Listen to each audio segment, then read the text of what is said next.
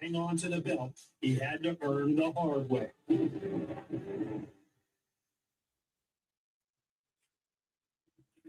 Welcome to the Blue Line.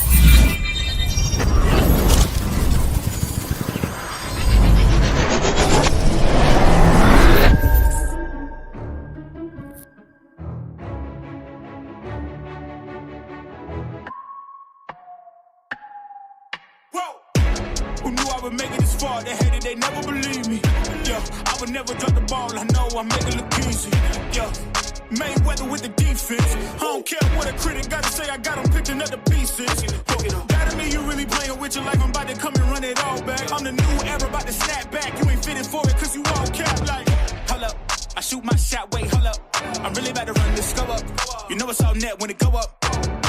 Ain't got no other plans, you don't need to understand, ayy. We on overtime, you don't need to understand, ayy. You just show them how to do it when you don't know what to say. Tell me how you plan to win if you plan to play the same. Moving fast, already gone, yeah, but you bringing me back. Try to double cross me, dog, just let me relax. Stop assuming what we doing, keep it moving, what we doing. Cause second get bigger, cause second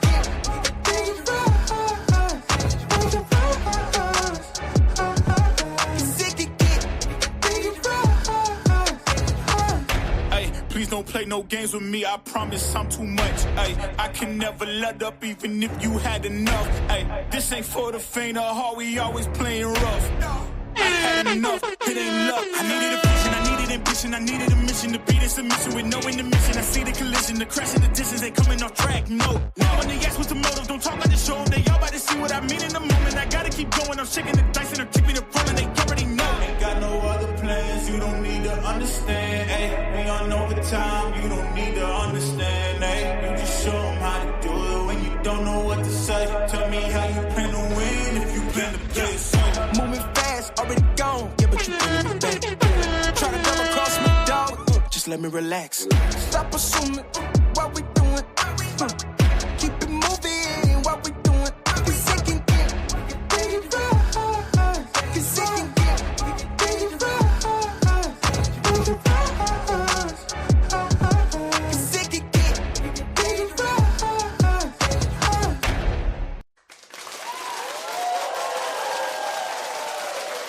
All right, ladies and gentlemen. I was having some technical difficulties a little bit earlier. I hope everything is working fine now. What's good with everybody in the building? You already know what it is. We catching a live, calling this thing down the middle, calling it how we see it. It is what it is. A lot of weight on the back end of the results of this fight right here. So we'll be keeping a close eye, not only on the results, but also obviously looking at how the fight is won tonight, right, ladies and gentlemen? This one for the 135-pound division IBF world title. Big conversation now that the division is opened up the way it has on the back end of Gervonta Tank Davis being tied up in his little personal issues. Now we're seeing another generation of lightweights coming to the table. We don't know what Shakur is going to do yet after he's done with Teofimo, whether he wins or loses. Does he come back? They say 140, et cetera, et cetera, et cetera, right? But more importantly, we have a new generation. Abdullah Mason, Floyd Schofield Jr., Lucas Body going to figure out the WBA conversation, just like Andy Cruz and Raymond Muratalla are going to figure out their business tonight on the IBF conversation, right? We've even got a backup for Shakur and Javier Herrera if Shakur Stevenson indeed is going to be tied up and doing a bunch of other things. So a lot going on tonight.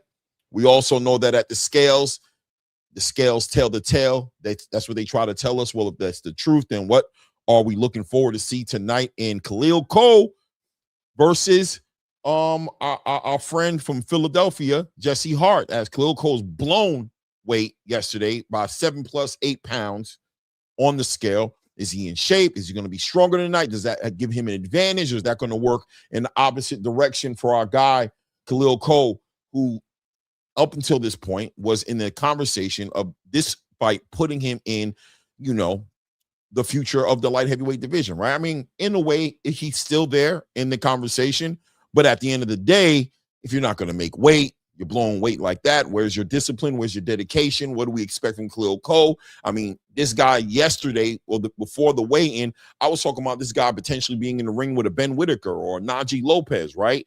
I was talking about this guy being in all the conversations. But look, man, they say the scale tells the tale. We'll see what happens on that tonight. We've got prospect smoke going on. I don't see Harley Madero on this card. That threw me off a little bit.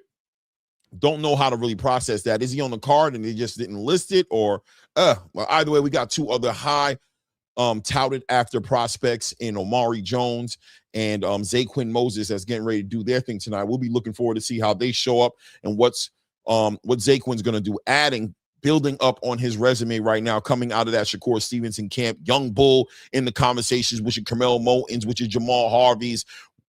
Speaking of 130-pound prospects on the map, did anybody catch Zuffa boxing last night? We'll talk about it tonight.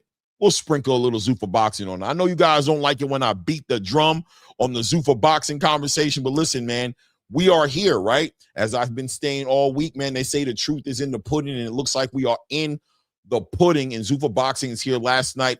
Launched their first event last night, man. What did you guys think? Throw it in the chat. Let me know. Did the event meet the criteria? Did it fall short?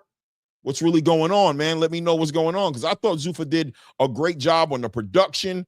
Thought the fights were competitive. Shout out to Robert Merriweather. Huh? Robert Merriweather? Whoa. Robert Merriweather looking like he could get into the conversation with the face of Zuffa Boxing. What talent. News coming out in the back end. We saw Jai Opataya do a somewhat of a face-off, right? Looks like he might be getting involved with the unification very shortly, and that puts the whole cruiserweight division into perspective. David Benavidez in May talking about fighting Zerto Ramirez. I think that one might be etched out, penned out already. So on the back end of a victory, David Benavidez, a unified champion in the cruiserweight division. Jai Opataya picks up another belt, unified. Can we see undisputed in the cruiserweight division? Rumors are circulating that Zuffa Boxing is talking to some of your favorite stars right now. On the back end of that, Bam Rodriguez may be coming over. Jesse Bam, yes, that guy, Mr. Pound for Pound, number 4, number 3 on the list right now. I don't know where he's at on the list, but is he talking about going over to Zuffa? We'll talk about all of that. Obviously, you guys know what's up. Put it in the chat. Let me know what you think about it. As you're stepping in the building, take a moment to hit the like button. Support the channel. Tell a friend to tell a friend to tell a friend. I keep on trying to hit this 3,000 subscriber mark. I don't know. I'm hitting a wall.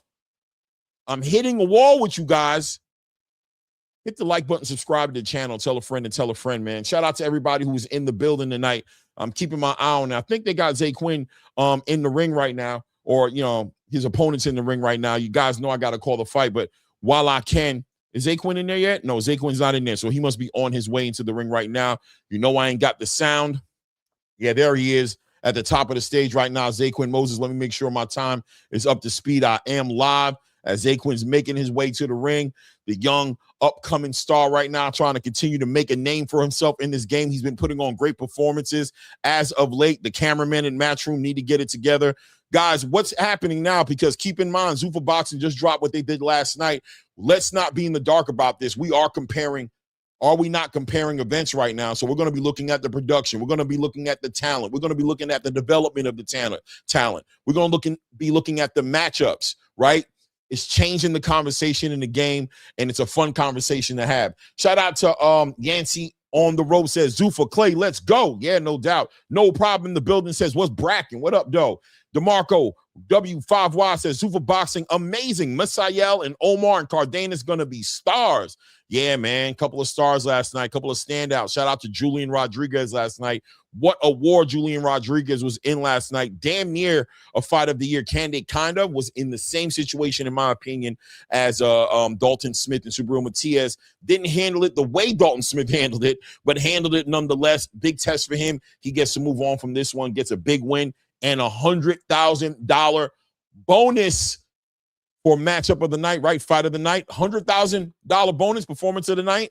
So Zuffa is definitely using a lot of the UFC tactics, incentivizing these fighters and putting on the best performances they can, giving them a reward at the end of a hard night's work. Julian Rodriguez walks away with that $100,000 and says, Dana, please, can I have some more? Yeah, Julian Rodriguez motivated. I definitely felt that, man. Shout out to Thomas Taylor last night, who was in the ring refereeing last night as well. Khalil World in the building says, hello, I'm here. Good evening, Queen. What's good with you? Toledo Trice, my guy, says Khalil Cole was bullshitting with the weight. Yeah, man. Khalil, man. Toledo, you got to let me know, though. Is this a good thing for him? Bad thing? What's going on? Is he out of shape?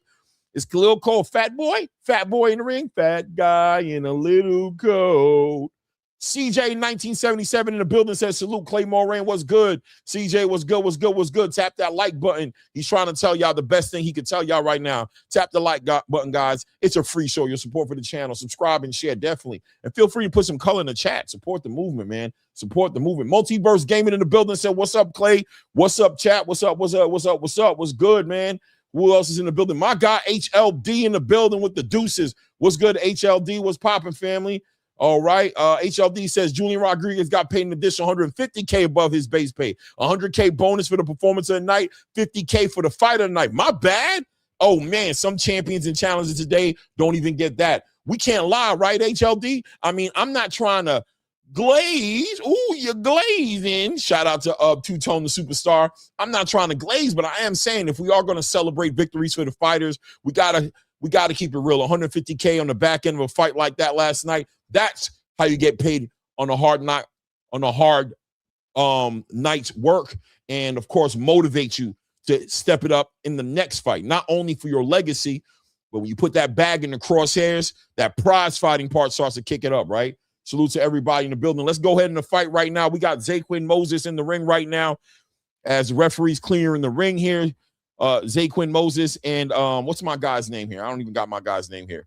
Bear with me here. I don't even know if I want to score this because I'm expecting a great performance from Zaquin Moses. That's who all the eyes are on right now. Both guys take the center of the ring right now. Zaquin Moses walking out in that not traditional southpaw stance, keeping that right lead hand in front of him right now, controlling the distance right now as Medina sitting in the high guard, waiting and trying to get the cadence of Zaquin Moses. As Zaquin keeps him busy with that lead hand, sticking him with that lead hand. It's that southpaw versus orthodox fight for the lead hand control, right? Zaquin Moses setting that up, shooting his first left hand there, keeping him at bay as Medina continues to try to time him out, maybe trying to slip that lead hand, but keeping that high guard. Responds with his own straight right hand right now as Zaquin Moses closes the distance himself, but back on that jab, back on that lead hand as Medina is continuing he's trying to get that timing down. Looks like his thing is going to be to try to shoot that straight right hand down the middle, but Zaquin definitely winning the jab game here.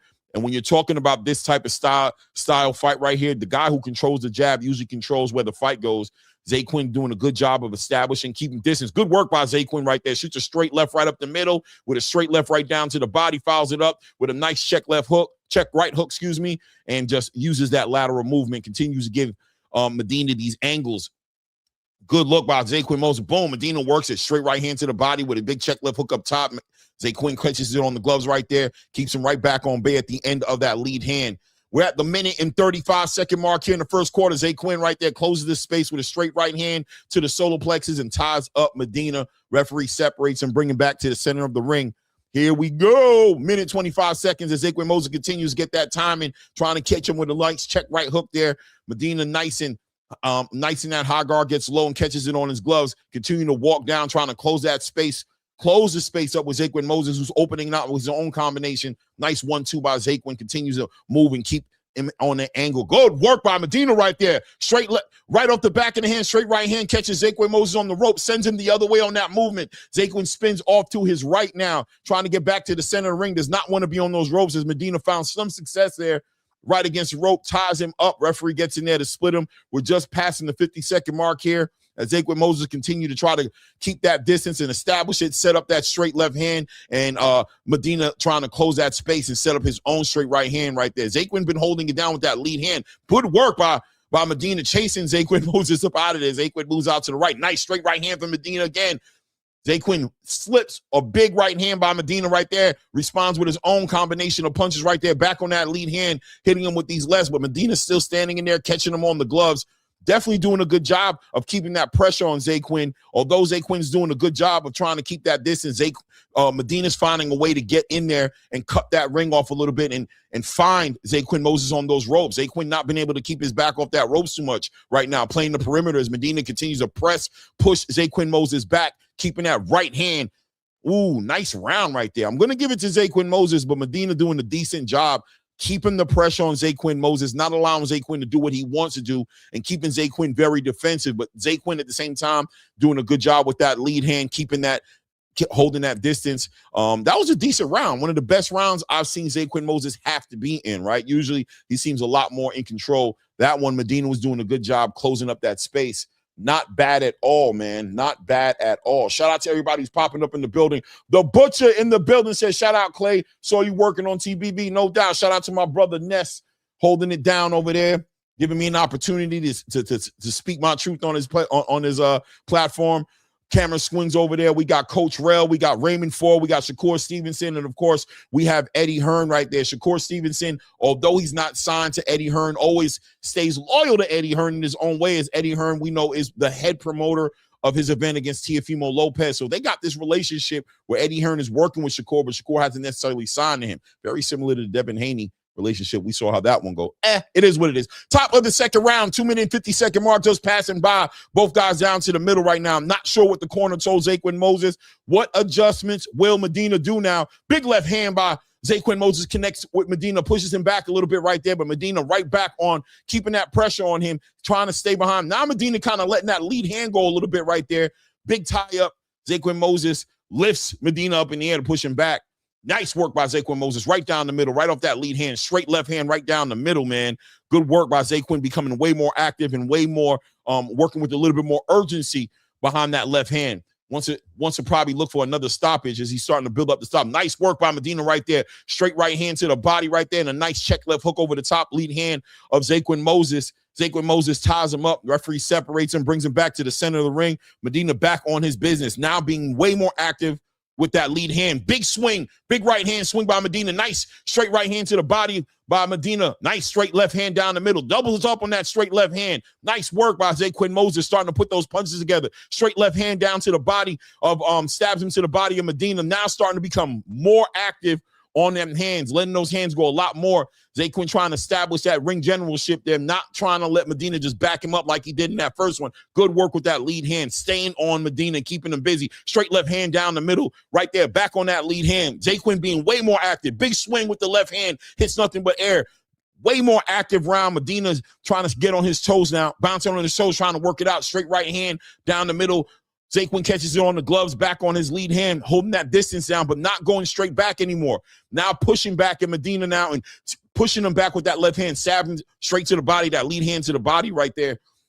But it's not deterring. Good work by Medina, catches Zaquin Moses on the ropes right there. Lets off 1-2 straight shots down the middle. Zaquin initiates a tie-up. Referee's giving us some instructions right now. I don't know if he's warning him for something. Maybe it was an excessive tying up. I'm not too sure.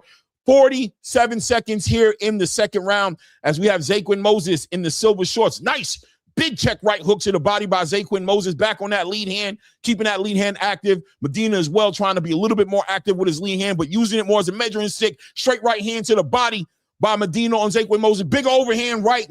Zaquin Moses catches on his gloves, trying to stay active with his, trying to establish that distance and stay active with his hands. We're passing the 22-second mark here in the second round. This one right here, a close round. Zaquin Moses doing a good job, though, of dealing with the pressure that Medina's putting on him, but still a lot of pressure, man. A good dance partner for Zaquin Moses. These are the fights that make the fighters develop in that positive way. When you start upping up the matchmaking here, Medina is a great dance partner. I'm going to give that round to Zaquin Moses, but once again, a good round by Medina as well. Now, with a more active lead hand, cutting off and slipping that Moses' own lead hand and stabbing him straight to the body with that right hand and able to catch him on the ropes a little bit less than he was in the first round. But when he's on the ropes, seems like Medina's winning those exchanges. So that pressure for Medina, I see where he's going with it on those exchanges. He's putting that pressure on Zaquin. Zaquin forced to tie him up, but that's what you do when you're pro. You don't let these guys just do what they want to do. Tie him up. Time up. Zaquin was also finding a lot more success with that straight left hand down the middle, doubling up at times on that straight left hand, getting right in between the guard of Medina, right? Decent work. Salute to everybody in the building, man.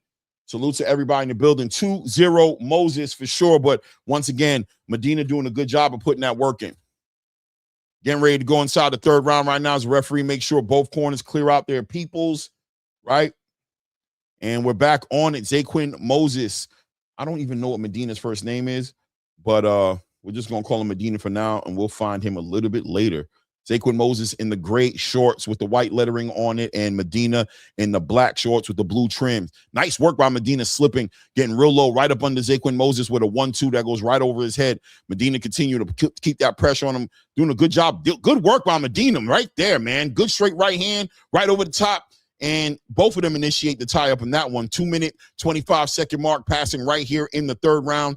And we've got Medina continue to apply that pressure. Way more active lead hand now. But like I said, just using it as a measuring stick, not really throwing it with any bad intentions. Zaquin with an active lead right hand that's keeping in the face. Nice. Walks him right there. Nice left hand by Zaquin Moses. Fast hands by Zaquin Moses. Laser. Short punches. Zaquin keeping very good. Nice work by Medina right there. Big straight right hands. 2 big right hands right there. Zaquin uses that lateral move and spins him out right there, turns him, and gets the fight back into the center of the ring. But once again, once Zaquin Moses is on those ropes, Medina is able to capitalize off that. We're at the 1-45-second mark here. Both guys run into a tie-up here. Looks like Medina's holding his head. A little bit of a headbutt there. Both guys with the headbutt. Referee checks Medina to make sure there's no damage, no cuts. Looks like it's okay. He's holding his eye. They clash their heads there for a second. Clock got stopped by the referee as he's giving some time right there for Medina to recover, I guess. I don't know. Is he checking his vision? What's going on here? Okay, referee kicks it back off. Let's go. Medina now with the axe. Nice. Straight right hand to the body of Zaquin Moses. Medina finding a home for that right hand to the body. That seems to be what he's like. Whoa, big shot from Medina right there. Comes over the top with a straight right hand and a big check left hook over the top. Oh man, he's coming with that Argentinian type energy. I'm feeling that Marcos McDonough kind of energy, that Gustavo Lemos kind of energy potentially coming from Medina right now, finding a way to be very aggressive in that close range, and Zaquin having to adjust and figure out how to deal with that. We're about to hit the minute mark there, but Zaquin keeping him right at the end of his punches there on the end of that jab right there, measuring and throwing the jab with bad intentions, but obviously setting up that big left hand right over the top of Medina's head right there. Both guys in the work. Beautiful work on that separation. Moses letting off the hands right there, connecting with a nice combinations right there. Straight left hands and, lead right hands and big check left hooks or backhand hooks, whatever you want to call it, on Medina right there. Good exchange right there. Zaquin showing that he's not going to let Medina bully him around the ring right there. Medina respecting him right there. And there we go. Off that lead hand, turns him, takes the fight right back to the center of the ring. 30-second mark right now as Zaquin Moses continues to operate behind that lead hand, and Medina trying to figure out how to get inside. But when he does get inside, he is effective. But Zaquin, for the most part, controlling this with that lead hand. Good work by Medina right there. Slips under that lead hand, straight right hand to the body, left up top, big overhand right, and Moses does the right thing, ties him right up as we're approaching the end of the third round right now. Good round for Zaquin Moses, who's very defensively responsible. Big straight right hands by Medina right there. Shoots another right hand to the body right there. Catches him on the break at the end of that round right there with another overhand right. Medina doing a good job of applying that pressure. He is doing a good job, but it is another round for Zaquin, though. I got to give that one to Zaquin as well. Virgil Wimberly, what's good? Salute to everybody in the building as we're stepping in the building. Hit the like button. Help support the channel. Subscribe to the channel if you haven't done so yet. We are on the road to 3,000 subscribers, trying to get there.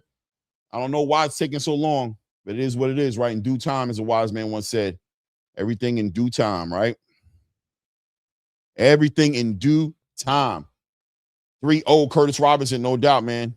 HLD says, nah, that was a Medina round. I ain't mad at you. A very competitive round, man. I'm definitely going to give it to Zaquin, though. Thought Zaquin was controlling it, but Medina, Medina doing a good job. Once he gets in that close range, he does a good job, sets it up with that straight right hand either to the body or the solar plex, and then he lets off a nice combination right there. But Zaquin, if you're looking even in that replay, doing a good job of just catching all those shots on his shoulders, on his gloves, and responding. Very similar to kind of like what Julian Rodriguez was going through last night against Kane Sandoval, right? Kind of similar in that situation. Very active, but for the most part, Zaquin Moses in control. Top of the fourth round here, 2-minute, 45-second mark going past here. And we've got Medina walking down. Zaquin Moses continuing to apply that pressure. Zaquin working behind that lead hand. Good work right there. Zaquin, not a knockdown. Is that a knockdown? Oh, they counted it. It's a knockdown. Okay, no doubt. Did he hurt him? He looks like he's trying to get his wits about him. Man, I missed it. I got to rewatch that. I didn't see. I thought he kind of like the momentum of his punching kind of threw him down. Well, it is what it is. Zaquin with a nice straight left hand by Zaquin. Nice work working behind that jab, that left hand. Big check right hook. Another nice hook, a right hook right there. Continue to work. Straight left hook down the middle. Oh, not straight left shot down the middle. Boom, big check right hook to the body. Good work. Nah, straight left hand right down the middle again. Man, left hook, straight left hand, bam. Zaquin starting to let his hands go right there, getting into a dogfight right now. Zaquin is letting them hands go. Oh, yeah, man. Zaquin definitely opening up right now. He is opening up right now on Medina. Good work, good work, good work, good work. Good work. Minute and 32 seconds here in the fourth round right there. Nice jab right there. Lead hand catches Zaquin right down the middle as Medina trying to take his time, cut that ring off, keep, boom, big overhand right.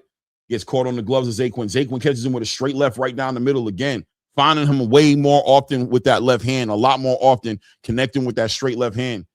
Back on that jab, continuing, but he has to get his back off those ropes.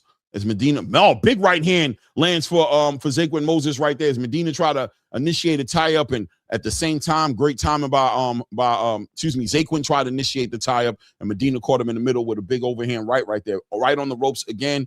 Zaquin ties him up. Referee separates him, brings him back to the center of the ring right now. We're about to hit the 47-second mark right now. Zaquin just doing a good job controlling Medina with that lead hand. I mean, when Medina finds his way in there, he does find some success, but for the most part, Zaquin just doing a good job establishing that distance. And I think what I like more about what he's doing is he's not getting out of range. He's staying in range, but at the same time, measuring it very well. Good work right there. Zaquin just gets out the way of a big looping right hand by Medina right there.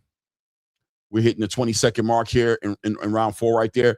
Big old left hook, nice straight left hand again down the middle, gets Medina, resets him as Medina now on his back foot a little bit. Zaquin stalking and walking down Medina now, who's trying to get his wits together. He's got his back on the ropes. The momentum has definitely changed. This round right here was the big momentum changer, without a doubt. Zaquin has changed the whole flow of this fight right now. Got a knockdown.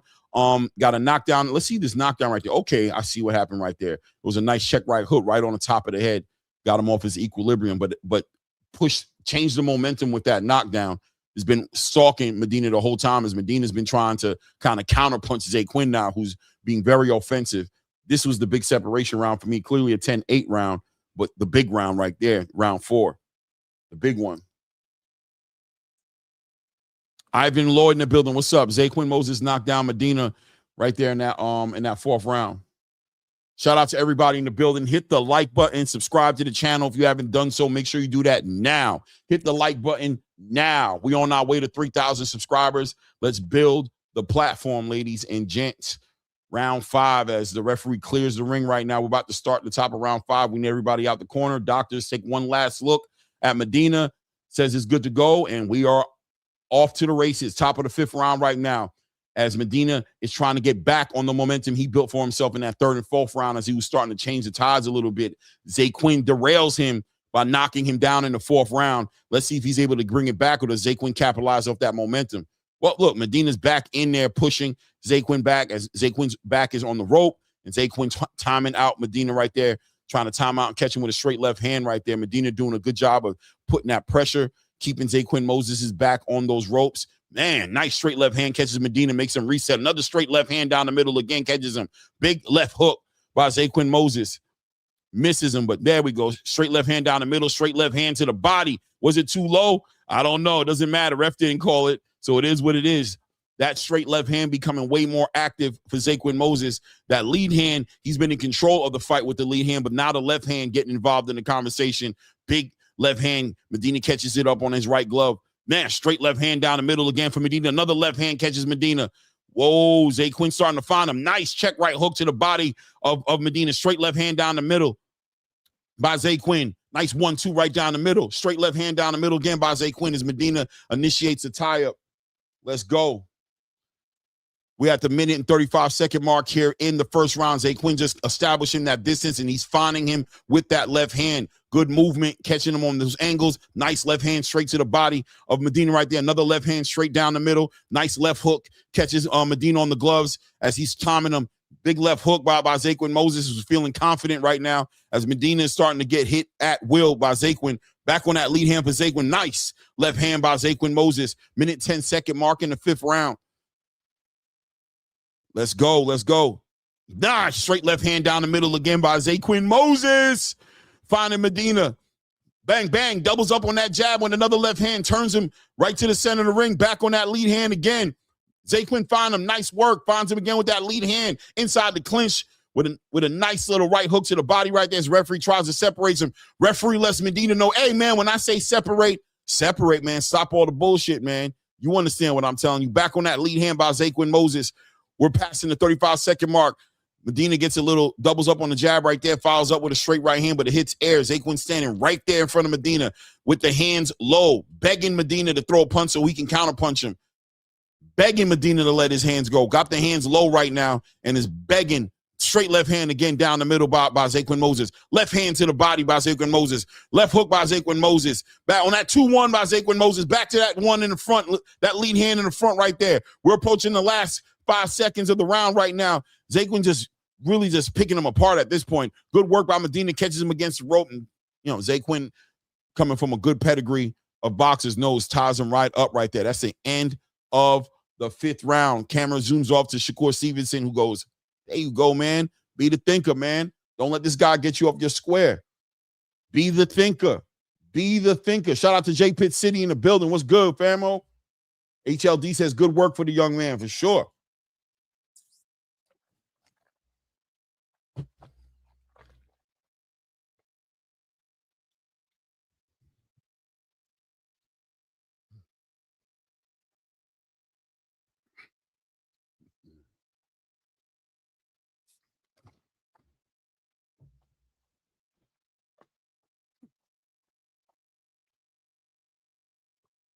Heading into the championship round, Medina getting those last instructions. Big shiner underneath that right eye. I wish I could hear what the corner's telling him, but this is the end-all, be-all. You expect to see Medina go for it now. If you still think you can win it, you can't think you're going to win it on the cards. At this point, you got to go for it. Zay Quinn Moses got to know what he's in there for. Zay Quinn going to continue to chase the stoppage. Just think about that. If there was a $100,000 bonus on the back end of a stoppage, you think Zay Quinn might step it up?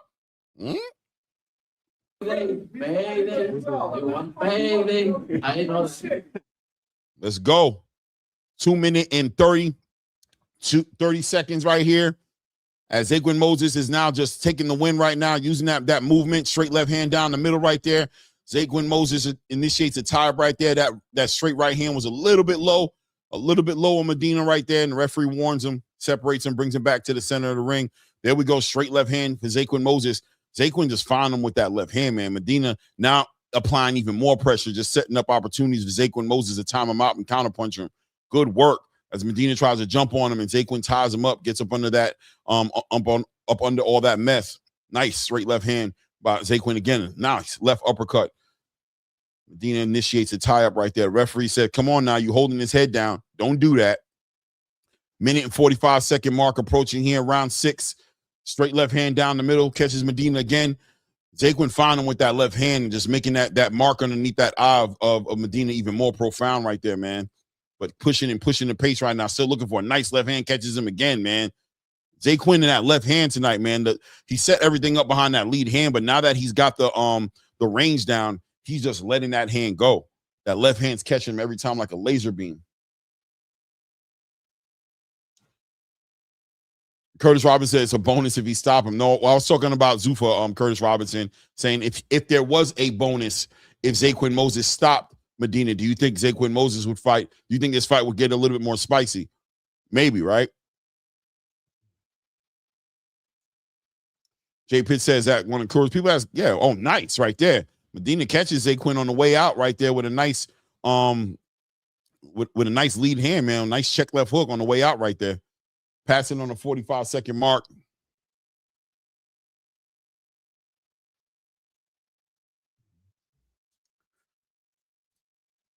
Yeah, we're cruising now. Zaquin Moses is working behind that lead hand and that straight left hand that's been going down the middle all night, catching Medina right now. As Medina's getting desperate to try to close the distance up there, but he's smothering some of his work when he gets in there close.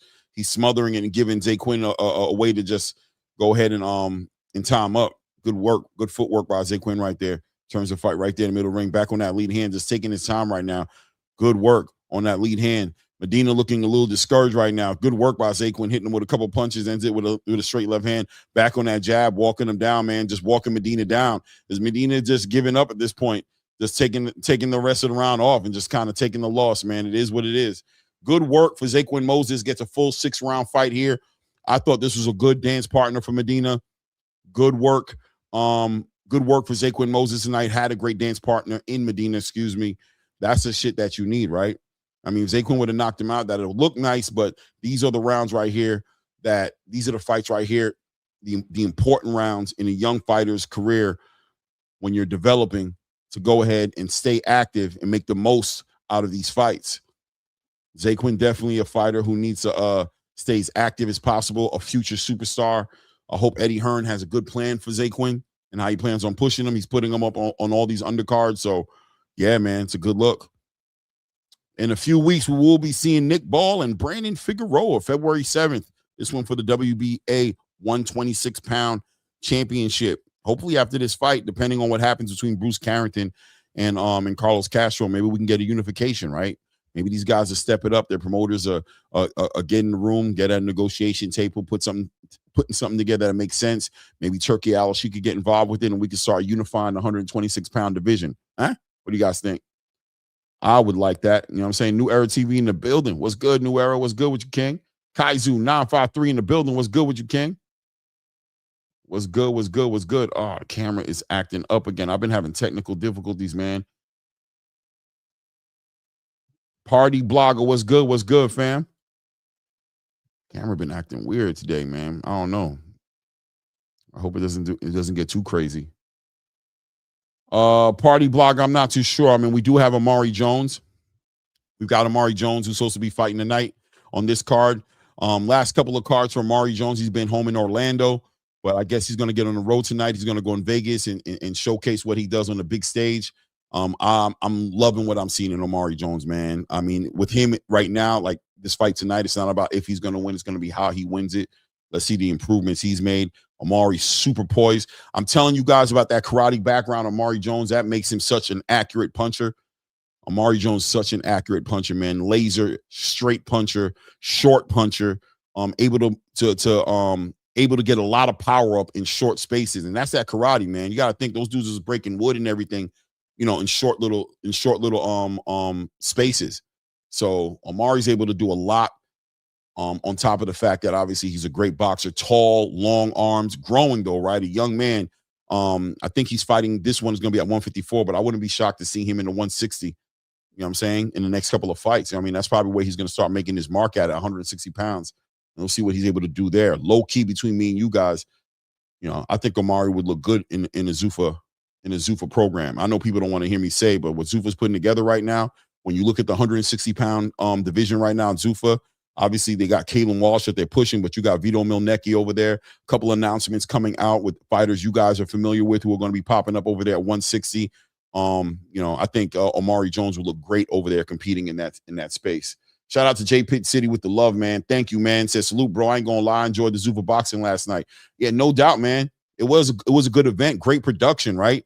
And you know, even guys, the post fight press conference was so telling. And that's one great thing about Dana White with these press conferences. He lets you know what to expect in the future. He lets you know what's going on with the company. He lets you know what he's looking at getting done.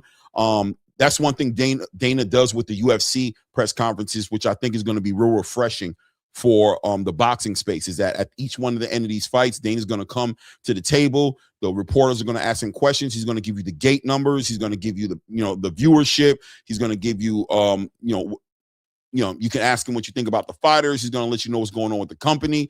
He's spoken about, he says he has so many things in the works right now, and that's why that first event was the way it was, right? That first event just delivered because he wanted to get the production company on the same page. He wanted everybody to get on the same page, and he wanted everything to work smoothly. Let's not make it too big. Let's get all the kinks out the way. And also, we've got so many things rolling out here that let's take our time with it so we can put it all together in the right way. But by the end of 2026, like he said, everybody's going to be talking about all the mega accomplishments he was able to handle inside of a year and put the perspective on what to expect in the next 3 to 5 years, right? This is a guy who's very excited about the opportunities being given to make his impact on a sport he loves, the sport that inspired him to get UFC open, right, which was boxing. Loved that, but couldn't get into the sport the right way because he ain't had to play. He didn't have the pull, the connections. He wasn't a member of the club. So he opened up his own situation, made it into such a big success that Paramount jumps out and shoots him $7.7 billion. Now, with the backing of Turki Al-Sheikh and the experience he's had in all these years building up the UFC, he wants to change boxing for the better. Let's see if he can get it done. I don't know, right?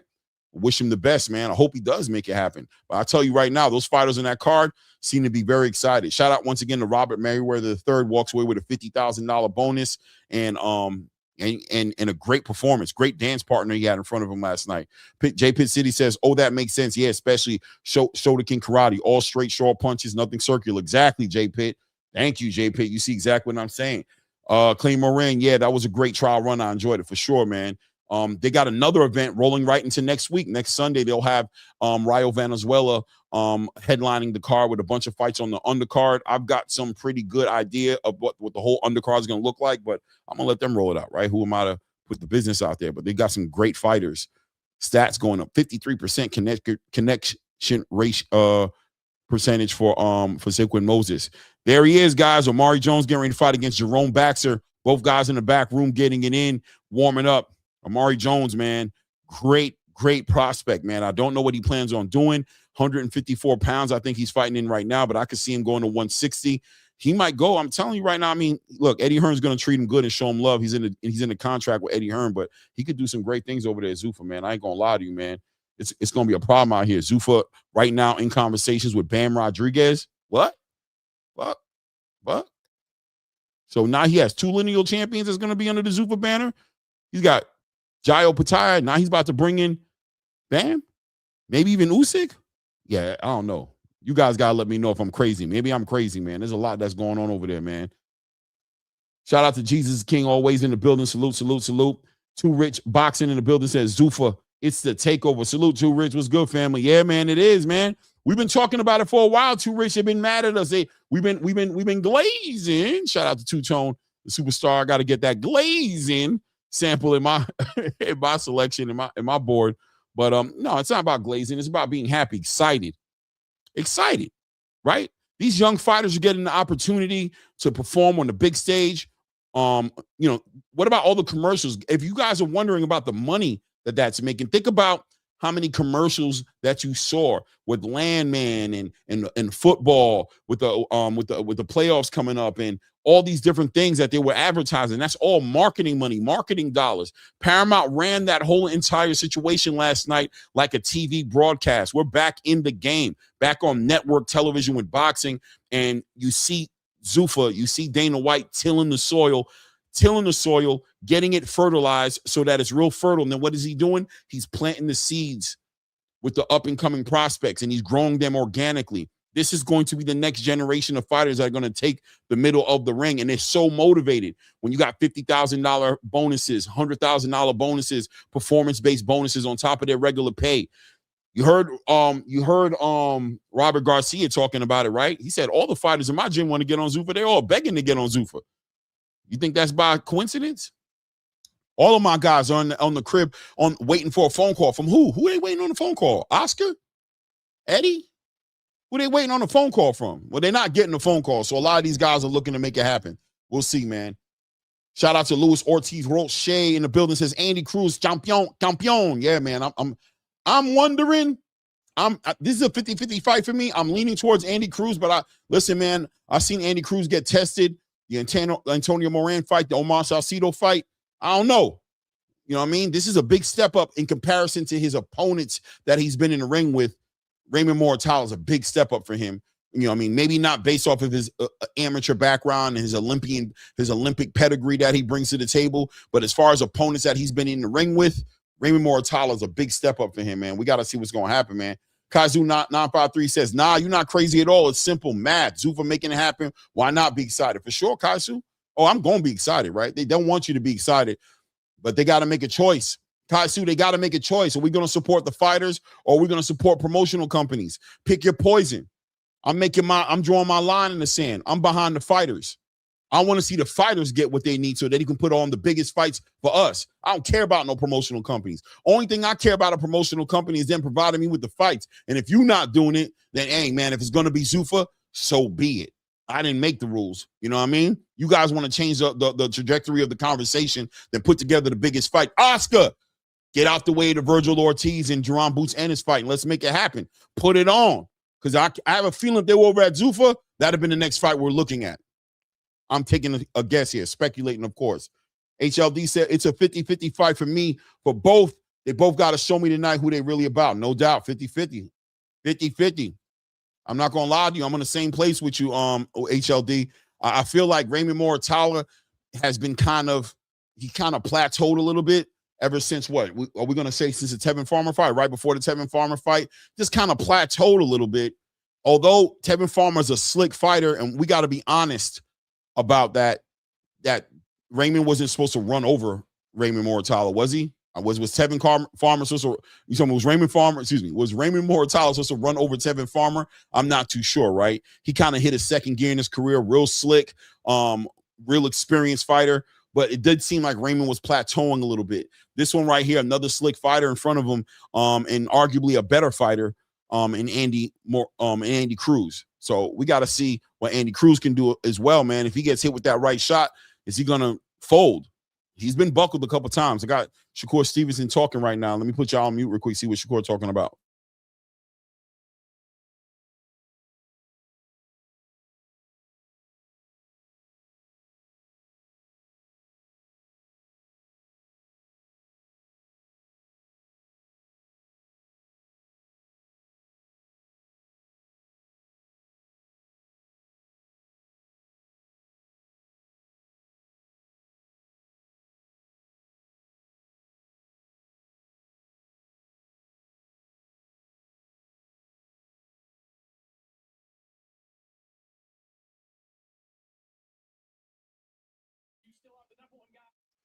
Yeah, Shakur talking about the fight between him and Teofimo Lopez.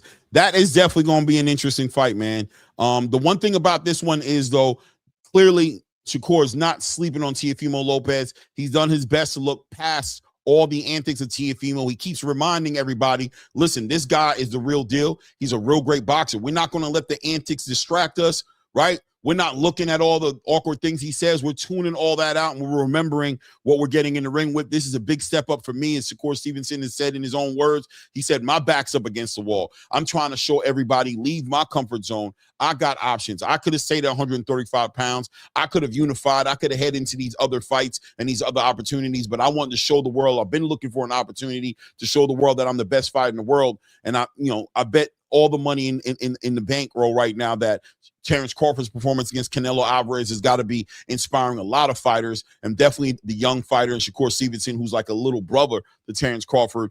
His back against the wall here against Teofimo Lopez, going into his backyard where Teofimo reigns as a lineal champion. He reigns as a WBO champion. He's acclimated to the weight class, right? And Shakur going out of his comfort zone to show and prove, and he's not in the dark at all about the challenge that's in front of him.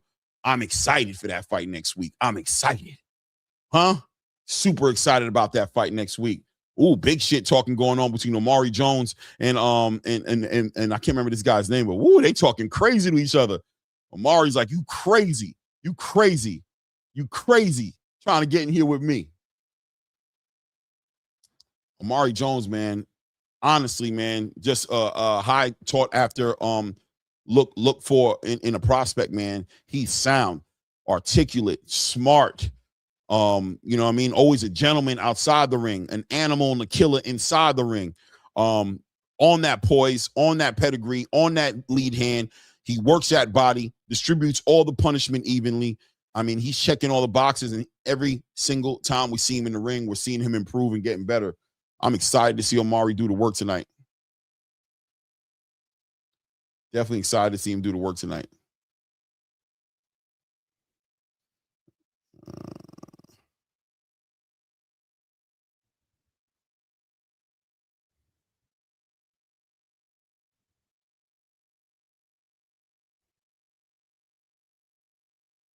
This camera is acting up, brother.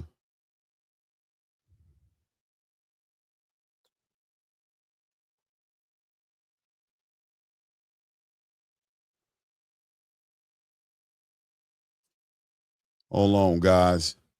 Let me get this together here. Reconnect everything.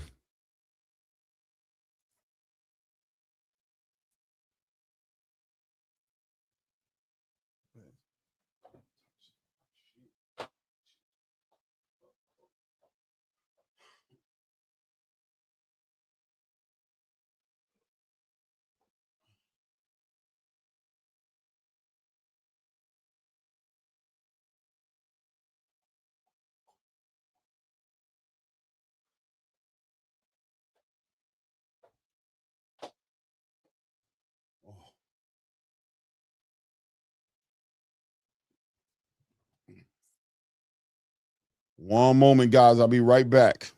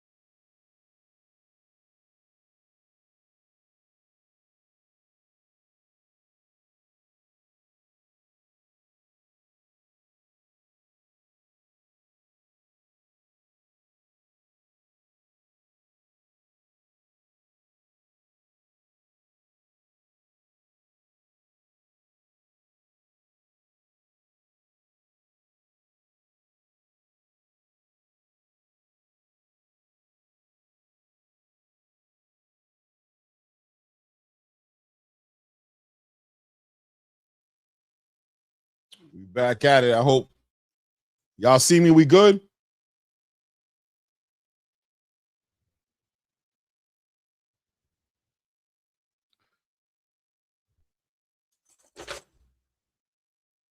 We good? Mic check, mic check. Y'all hear me? We good?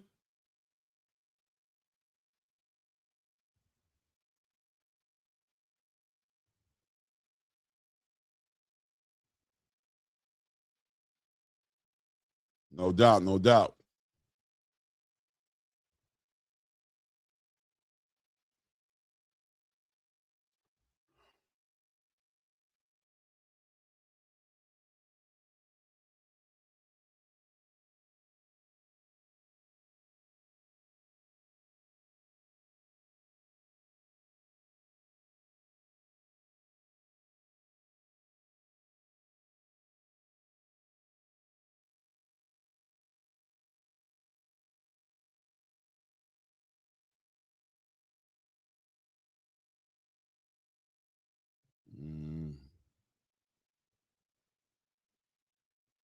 Hey, it's gonna have to be what it is, man. I think we good right now, though.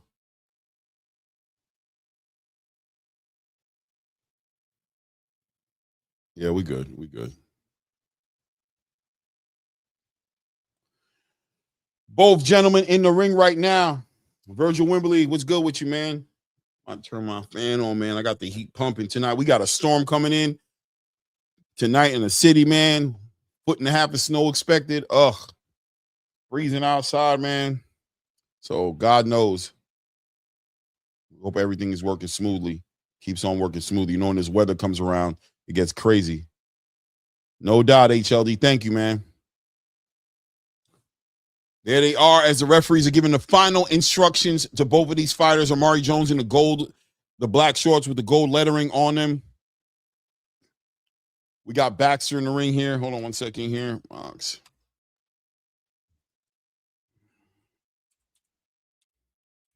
Referee's clearing the ring right now. Oh, come on. You want to do it? Okay, fine. Both guys in the center of the ring. Orthodox fight right here. Lead hand of Amari Jones right there. Continue using that lead hand to establish that distance. And Amari always shows so much power behind that lead hand. You could already see the big size difference in the ring right now as Jones backs her inside of the ring right. Excuse me, not Jones. As who's Amari fighting? What's my guy's name tonight, man? Oh my goodness. Oh my goodness. Jerome Baxter. That's it. Sorry. Jerome Baxter.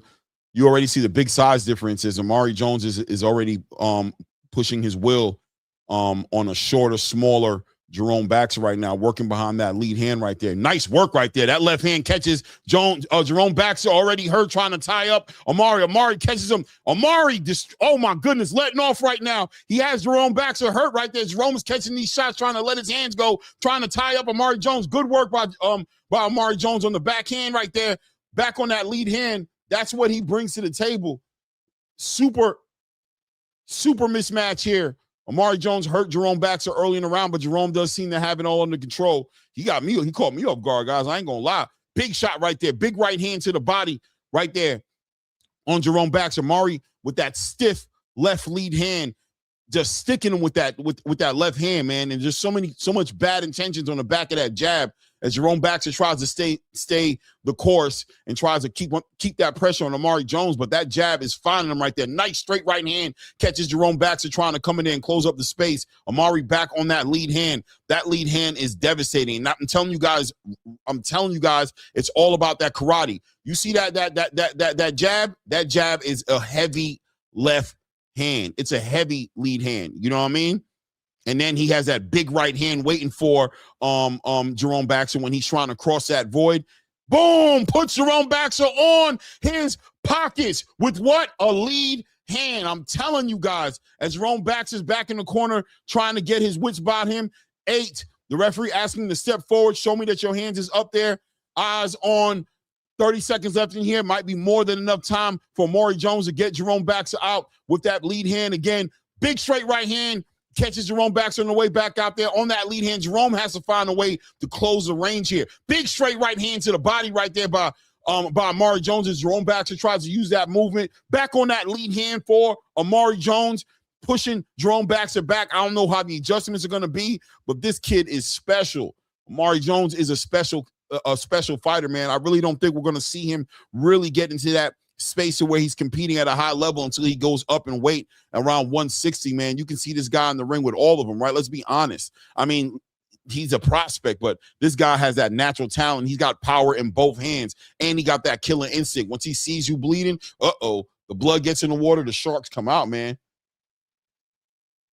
Oh, man. That is a beautiful jab right there.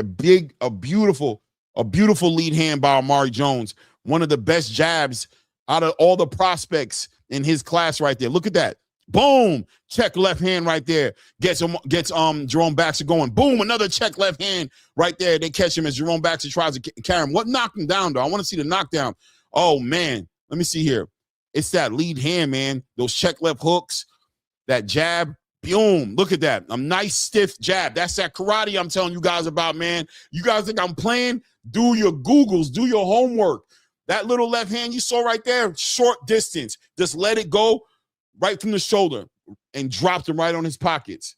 Can't play with that lead hand. Shout out to everybody in the building. Take a moment. Hit the like button if you're in the building. Subscribe to the channel. Amari Jones versus Jerome Baxter. Amari Jones in the gold and black shorts and Jerome Baxter in the black shorts with the white lettering and the white trimming right there. And that lead hand is the protein on the plate, the superstar of the night. The big star of the night in this fight is Amari Jones' lead left hand that's been fighting Jerome Baxter. And that straight right hand is going to start finding him as well, because behind that jab, nice right hand right there. Back on that jab, which is just authoritative. There's an authoritative energy about Amari Jones' left hand. Boom, beautiful work right there off that left hand. Now you're starting to see the right hand come right over the top right there. Jerome Baxter is really just looking like he's just trying to press it, but he's walking into so many bad shots. Nice straight right hand right there.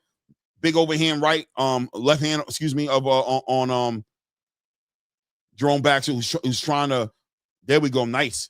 Look at did you see that jab, guys? It was so fast. Omari Jones' left hand is almost as lethal as Ryan Garcia's left hand. Think about that for a second. It's almost on the same level, right? The speed, the power. He's got a left hand in front of him that is dangerous at all times. Look at that check left hook right there. Gets right up under the athleticism. Big right hand over the top. Almost catches Jerome. You got to think it would have put Jerome to sleep.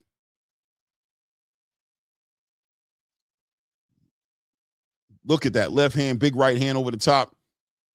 Jerome Baxter, look at that left hand popping his head back. That lead hand is popping that boy's head back. Big. Yeah, HLD, big size difference, man. I don't think nobody's going to give Omari Jones no issues at 154. I mean, I don't say nobody. I mean, obviously the big dogs, the Jaron Ennis's, the Xander Zayas's, you know, the Bakrams and all those guys. Obviously those guys, but I mean, as a contender right now, they gotta continue to make him up. He's on that same pedigree as Andy Cruz as far as being an Olympian, and as far as 5 fights into his professional career, you can already see this guy against a lot of the top fighters in the game. Not all of them. I mean, we're not trying to put him in there with Jerron and all those guys necessarily just yet, but generally speaking, it's going to take a high level of competition to really test this guy's grit, because he's really having his way tonight in the ring with Jerome Baxter. Eddie Hearn's got to be falling in love with the prospect he has under his banner right now, and Omari Jones, man. 20-second mark right here, coming down to the end of the second round right now. Feels like we've been in a damn 6-7 round fight, man. How much work Omari's put in there. Let's go. Let's go. Yeah, Curtis, for sure. That's a fact. That's a fact. That's a fact. End of the second round right there. I haven't even been taking score because I don't think there's no reason to take score on. I think it's clear as to what we're watching, right? Let's be honest. Guys, just make sure we're hitting the like button in here. Hit the like button if you're in the channel. Subscribe to the channel if you haven't done so yet.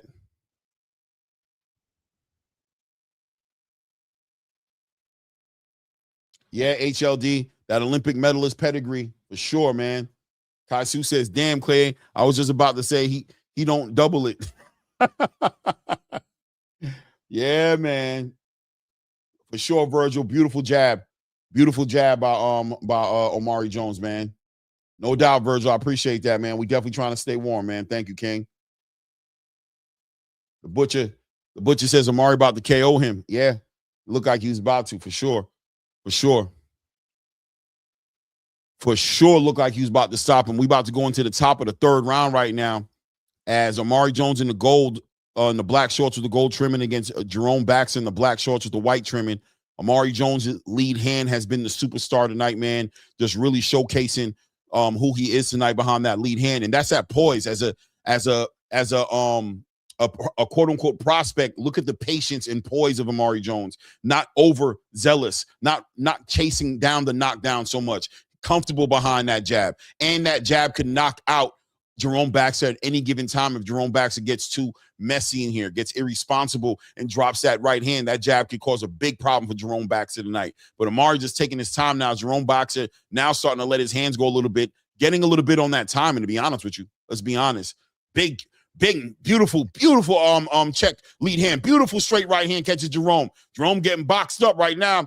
He's getting very working with urgency. Beautiful check left hook right there. Catches Jerome Baxter. Jerome Baxter looks like he's hurt a little bit right there, but he needs to be careful, man. He's dealing with a laser, with a sniper in Omari Jones, man. A sniper. Look at that left hand, man. That is the protein, man. That's the steak. That's the potatoes. That's the meal right there. That lead hand sets everything up. And the thing about it is he still has that backhand. He still has that right hand that could do the work at any given moment in the fight, but the lead hand is just enough, right? The lead hand is not boring. When he's connecting with it, he's hurting Jerome Baxter with those check left hooks. When he's stabbing him to the body, he's hurting him. A lot of bad intentions on that left hand, but that right hand hasn't even much got involved as much as big right hand by Omari Jones. Doesn't hit him with it, but you can see the danger in that right hand. Big right hand again. Nice work right there. as Jerome Baxter ties up Amari Jones here. About to hit the minute mark here in the third round. As Amari's just taking his time right here. And it's important that Amari gets these rounds in as well. Real important that Amari gets these rounds in. Getting those opponents like he's been doing in the first couple of rounds is great. Lets people know what he can do. But this is where the prospects get better. I keep telling you guys, we just saw a prospect in Zaquin Moses get those rounds in against his opponent. And here Amari Jones taking his time right now to just work it. Nice straight right hand right down the middle. Pops Jerome Baxter's head straight back. Back on that lead hand. Beautiful work here by Amari Jones, taking his time, being patient, being defensively responsible, and staying comfortable behind that jab, forcing Jerome Baxter to take risk every time to do something because he has to close that gap. And listen, man, Omari's making him pay that high club admission. Every time he comes to Club Omari, the admission is high.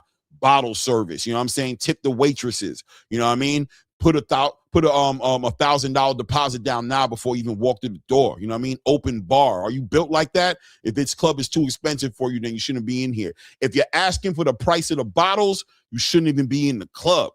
That's the type of club Omari's running right now for Jerome Baxter. And Jerome Baxter seems to be maxing out the cards. He's maxing all the cards out to get in the club. We're seeing Raymond Muratalla make his way into the ring right now. Raymond Muratalla with the serious look on his face since this whole entire week for this buildup, whether it was at the weigh-ins, whether it was at the press conference, he's had this look on his face of determination and focus. He doesn't think anything is funny. He knows the magnitude of this fight, the importance of this fight. Raymond Muratalla talking about potentially going to 140 from here. He wants to keep his title. He wants to leverage it. Maybe he wants to stay at 135 and get into the unification conversation. He's seen Gervonta Tank Davis is no longer in the conversation. So this is a big opportunity, wide open opportunity for Raymond Muratalla next fight to be his biggest payday fight. And he knows what's on the back end of this fight. And here we are watching Andy Cruz walk into the room, fitted down, swag up, shades low. Andy feeling himself tonight. It is what it is. J Pitt says, how long before they start calling him a weight bully? I don't know. HLD1 in the building says Jones is just getting his rounds in. He can stop this guy anytime he wants. Right, HL? It's that fighter development, man. He's taking his time, man. He's working on that lead hand, that jab. He's working on being disciplined. He's working on that ring generalship, finding that distance. He's working on getting that power up. Nice left hand. The left hand of Amari Jones has been catching Jerome Baxter all night. The right hand is not even in the game like it should be. So imagine when that right hand finally starts connecting, man. We at the 2-minute and 15-second mark here in the fourth round right here. Amari Jones continues to work behind that lead. Big right hand catches Jerome Baxter on his way in there. He is timing out Jerome Baxter with that right hand now. That's what he's looking to do. He's looking to hit him with that right hand. He wants to get him. No, big overhand. Big overhand right by Jerome Baxter right there as Amari Jones initiates the tie-up right there. That was the best moment in this whole entire fight for Jerome Baxter here in the fourth round. Amari just taking his time right there, listening to his corner right there, looking at the corner, taking his time, tying up Jerome Baxter. Jerome Baxter starting to get a little bit more confident now that he's connected with a significant shot. Does Jerome Baxter feel even more confident in taking the big risk and jumping across? Good work by Amari Jones there. Jumps in there with a nice check left hook, big overhand right, catches Jerome Baxter right in the back of the ear. Looks like it kind of shakes him up a little bit, but he's still there, standing in the front right there, taking his time. Amari Jones was able to make him chill just with hitting him with that right hand, makes Jerome Baxter take his breath right now and say, okay, hold on, let me hold on, and let me wait for it. Let me wait for it. Beautiful work. Jerome Baxter using that lead hand right now, trying to get to the body. He's trying to make his entry point off the lead hand to the body, and then come up top with a straight right hand. Great work by Amari Jones, cases him with a beautiful 1-2. Beautiful straight lead hand, and then a big overhand right caught Baxter. And we're seeing Baxter kind of get buckled from time to time as well. Jerome is getting buckled a little bit. Great work, good footwork by Amari Jones, bringing the fight right back to the center ring. Won't let Jerome Baxter catch him on the ropes right there. Jerome trying to use that lead hand as a reach, and as the old saying goes, if you reach, Amari Jones is going to teach, right? So as he's reaching, Amari hits him with that lead hand, gets him right together, man. We had the 30-second mark here in the fourth round here. Amari just using the perimeter right now, using that movement, just taking his time, having a good time in the ring right now, measuring. Nice work right there. Big check left hook catches Jerome Baxter, doesn't see it coming, followed up with a little bit of a right hand, big overhand right here. They mix it up. Amari ties him up. Jerome trying to get that separation in there. The thing about Jerome is he wants to close that range, but he doesn't want to smother his work. So he wants to establish an opportunity to let his hands go. He doesn't want to jump into Amari Jones's hands because he gets tied up, and Amari able to make him really pay for it when he's not able to capitalize. Another great round for Amari Jones, man. I don't need to score it, guys. It's 4 rounds and none, man. We're going into the championship rounds. Round 5 here. At this point, Jerome Baxter needs a stoppage to win this fight, clear as day or clear as night, on the clearest night. You know what I mean? However you want to look at it. What is the corner telling Jerome Baxter right now? If he's going to win this fight, he's got to go for it. How does Jerome Baxter close that space up, hit Amari Jones with something significant to change the momentum of this fight? And Amari Jones is comfortable working behind that lead hand. Couple of moments for Jerome Baxter in that last round right there. Did find Amari Jones, but Amari coming in with that. Although he's a prospect, he has this veteran energy about himself. That pedigree shows he knows what to do. He doesn't get shaken up. He ties him up. He holds him. He allows the referee to separate them, bring the fight back to the middle of the ring. Then we're back at the races again behind that lead hand, right? Beautiful work. Beautiful work by Amari Jones. Salute to everybody in the building. Again, hit the like button. Hit the like button. Top of the 5th round right here. Both guys in the middle. Let's get it. Amari working behind that jab. Still looking for an opportunity to connect with that big right hand to stop desperate at this point Jerome Baxter, who needs a stoppage at this point to win this fight. Amari working behind that lead hand. Big right hand catches Jerome Baxter right there and buckles him. Amari finds him, been looking for it all night. Now stalking, big check left hook as Jerome Baxter gets buckled a little bit. Back on his back foot now, trying to get out the way. Is he hurt? I'm not too sure. Working behind that left hand. Good check left hook. Big work, big right hand over the top again. Now Amari looking for that stoppage like he's got a sign, like he's got a big knockout bonus on the way. Big right hand, nice check left hook for Amari Jones as Baxter's trying to keep his hands up, keep an eye on Amari Jones and looking for that opportunity. Big right hand again, big right hand, big body, good body work by Amari Jones. Nice work, check left hook on the swing, big overhand right as Jerome Baxter gets knocked off his balance again. 2-minute mark here, plenty of time left in the round here, and Jerome Baxter still trying to find a way to keep his head off the line and not lose that range. He doesn't want to lose the opportunity to get tricked out of his opportunity to connect with something significant, but Amari taking advantage of a desperate Jerome Baxter who's looking to hit him with something big. Amari just using that leg, those legs moving around and behind that lead hand that's been the superstar of the fight all night long. That lead hand's been setting up Jerome Baxter the whole night for that right hand to connect. And now it looks like, boom, there we go. Look, timing as Jerome Baxter's trying to once again slow this fight down, connect to the body of Amari Jones and set him up for something big over the top. But Amari is just too smart, too much of a pedigree. Nice work by Amari Jones. Works to the body right there and gets Jerome Baxter right off of him. Minute and 10-second mark here. Amari just taking his time, working behind that lead. Knows that he's winning this fight clearly. Knows it's up to him to hit him with that big right hand. He's been taking his time all night. Big overhand right as Jerome Baxter goes ahead and ties him up. Referee separates him back to the center of the ring, back on that jab. Right there, the grand buffet has been open all night long for Jerome Baxter as he's been getting all-you-can-eat straight left hands all night long. All-you-can-eat buffet for Jerome Baxter, who's showing that he is going to use his little one-time fee, his little $20 he spent tonight. He going and Omari's ready to give him a to-go plate too. I'm going to give you something to go home with too as well. Go ahead. We're going to get you a little to-go plate. You can eat everything you want on this buffet. We got as many jabs as you want to eat. We got a little to-go plate for you so you can take it home and eat with your family later. Don't even worry about it, bro. Don't even think about it. We got you. It's open all night. Nice lead hand. Nice lead hand by Amari Jones here. We're down to the 10-second mark here in the 5th round as Amari Jones is just taking this one right here. Looks like Jerome Baxter is going to have to live to fight another day. Live to fight another day. Good work right there. Look at Amari showing the athleticism there. Showing the movement. He's checking all the boxes, ladies and gentlemen. Amari Jones is him. You want to see him tested. We don't want to go too far and give him all the credit in the world. He still needs to be tested on a big stage. But damn it, man, he's just checking all the boxes. Every single fight you put him in, he's showing the improvements. This fight right here, he's showing the patience. He's showing the poise. He's showing that jab. He's putting that jab on a big showcase with the lights on and everything, showing everybody. You know what I'm saying? That lead hand tonight been doing the work. But in this particular round, we saw Amari finally find him with that right hand. That right hand finally finding Jerome Baxter. And I thought we were going to see Jerome Baxter get up out of there. But, man, great work by Amari Jones with that dog and that grit.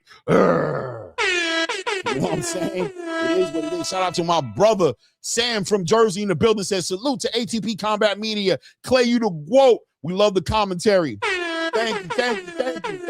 I appreciate it, man. Thank you for the love and the support, man. About 50 people in the building. Hit the like button. Subscribe to the channel if you haven't done so yet. Omari Jones in the black shorts with the gold trimmings. Jerome Bax in the black shorts with the white trimmings. And we are in the championship round, the 6th round. We seen Jerome Baxter put on his pockets already once in this fight. And we also seen him get hurt.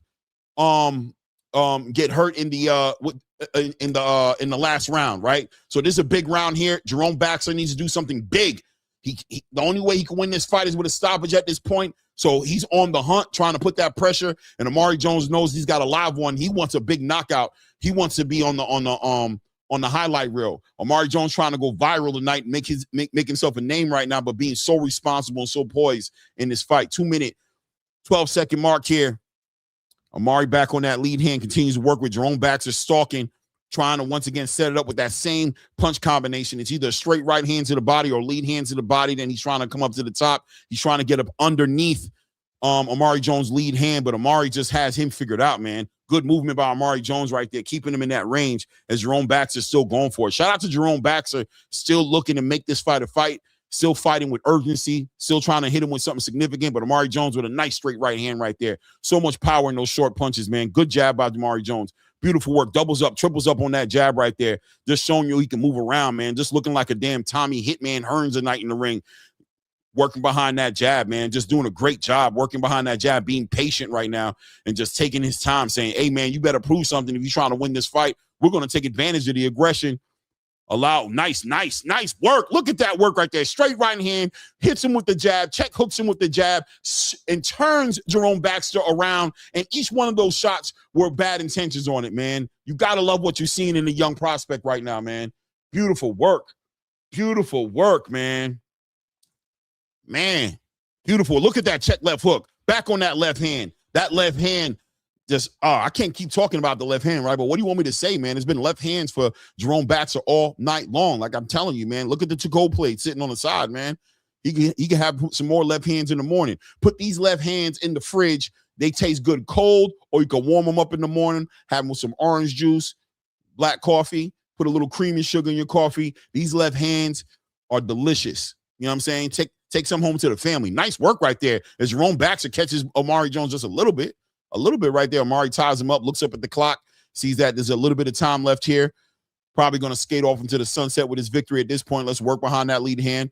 Let's go ahead and play that perimeter. Good work by Omari Jones. Now starting to bounce and use that lateral movement right there. Look, man, he's going to take this victory right here. Time up like a professional. Hold him up against the ropes right there. Take his time. Referee separates him. We pass the 10-second mark. It's about that time right now. Jerome Baxter, good try tonight. You know what I mean? But listen, the height, the reach, the power, the pedigree, too much for Jerome Baxter to deal with. Omari Jones just showing that there's levels to this game. You just don't come in here with heart, with a dream. You know what I mean? That's all good. You know what I mean? I'm sure you had a great camp. You put a lot of work into it, but at the end of the day, there's levels of this game. And when I'm on the top of my game, working like I am, training and getting ready for these fights, you ain't gonna fuck with me. Omari Jones is one of those guys, man. Shout out to Omari Jones. Am I lying, Sam from Jersey? Sam, it's a buffet, baby. All night long, Omari was like, these left hands is bottomless left hands. It's bottomless. You heard? Eat as many left hands as you want. Eat left hands. Take some side, you can take some side dishes, but the left hands is the protein.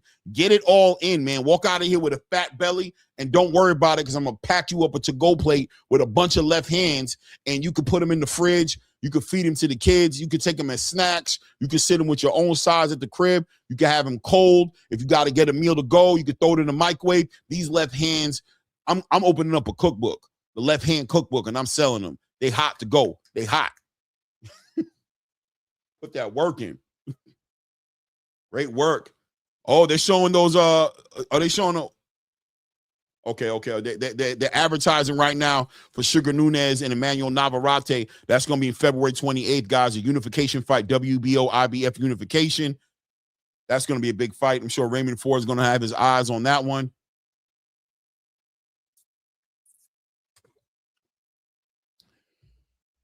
It is what it is. It is what it is. 55 people in the building. Take a moment, hit the like button, subscribe to the channel, ladies and gentlemen. Listen, man, we're going to call these fights. If we ain't going to do nothing, we're going to call these damn fights, man. If you love boxing like I do, then you already know we're not even looking at the crowd. We're not looking at the budget. I don't care how many views this gets. I don't care how many pay-per-views it sells. If it was a pay-per-view, I don't care about nothing but what we just saw in there, that young talent right there, Amari Jones, man, that development. I look forward to these fights more than I look forward to the main event at times. I love the main events. Let me stop playing. No, I don't want to play with you now.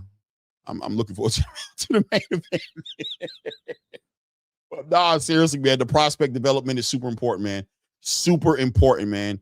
I'm all into the future of boxing, man. This is the next generation. These are the big stars. These are the future, quote unquote, pay-per-view stars. If pay-per-view still existing when these guys make it to the big show, whatever it is, Amari Jones, you're looking at right here, man.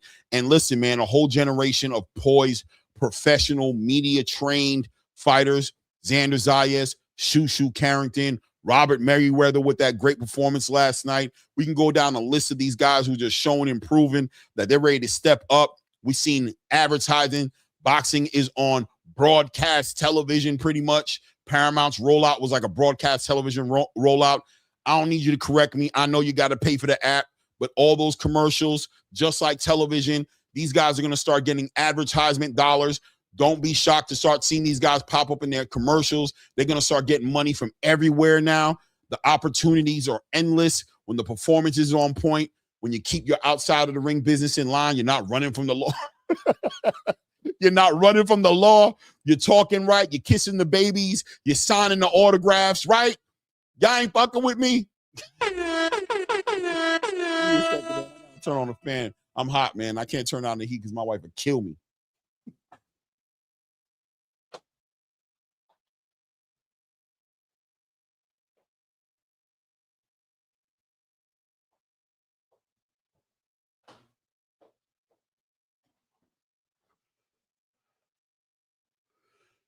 In the back room right now, we're getting ready to see Israel Madrimov against Luis David Salazar. Israel Madrimov coming off of a little bit of a layoff. We know about Israel Madrimov, man. We ain't got to talk about it, but if we're going to talk about it, let's talk about it. Little bit of a layoff. We seen him in a great performance against Terrence Bud Crawford.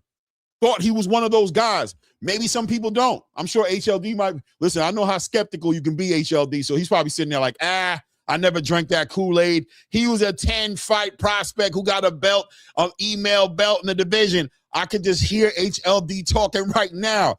But the reality is he was a champion. He went toe-to-toe with Terrence Bud Crawford, who ended this era of boxing as the best fighter of the era, man. Gave Terrence Bud Crawford more of a challenge than Canelo Alvarez did, arguably. But he suffered some setbacks. He had an upper respiratory infection, couldn't make it in his fight with Serhii Bohachuk on that big card. Try to follow it up with a nice performance against Virgil Ortiz, but rumor has it that he was dealing with an upper respiratory infection on the back end of one. That conditioning came into question. Virgil was able to put on that performance. One of those performances that Virgil had that puts Virgil in the conversation he's in today. But Israel Madrimov was a fighter with a lot of promise, over 300 plus from what I understand amateur fights. The pedigree is there. Now he took some time off from what I understand, had some surgery, got that fixed. Got over the upper respiratory infection clearly at the end of the day. And listen, we're going to find out if he's the truth right now as he's making his return. This one, from what I understand, if I'm right, a middleweight fight, right? So he's going up to the middleweight division, a division that's just recently opened up with Janabek popping on his performance enhancement drug test. We got Carlos Adames fighting in next week, defending his WBC middleweight championship against Ammo Williams. We got some vacant belts up there in the 160. So is Israel Madrimov got his eyeball on one of those belts? Probably. But listen, one fight at a time. And tonight he's got to get through a guy with the last name of Salazar before he can get in that conversation. But, man, let's see what Israel Madrimov can do. Erky, jerky, athletic, jumping around, great condition, great pedigree. Let's see if he can show and prove tonight that he's that guy, man. Shout out to HLD1. The building says Amari Jones will beat Jalil Hackett in 1 year. Ooh.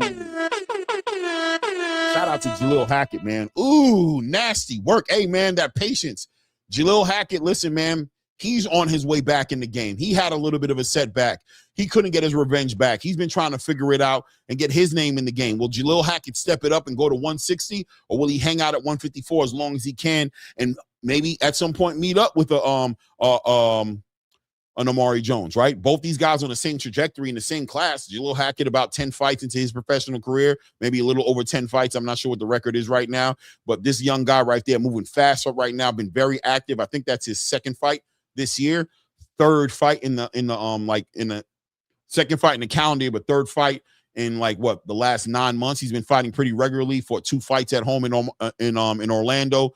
He's got a great fan base in Orlando. He's going to be a big star, man. He's on that trajectory. As long as Eddie Hearn can move him correctly and put him where he needs to be, Amari Jones is definitely on the road to doing something special in the game, man.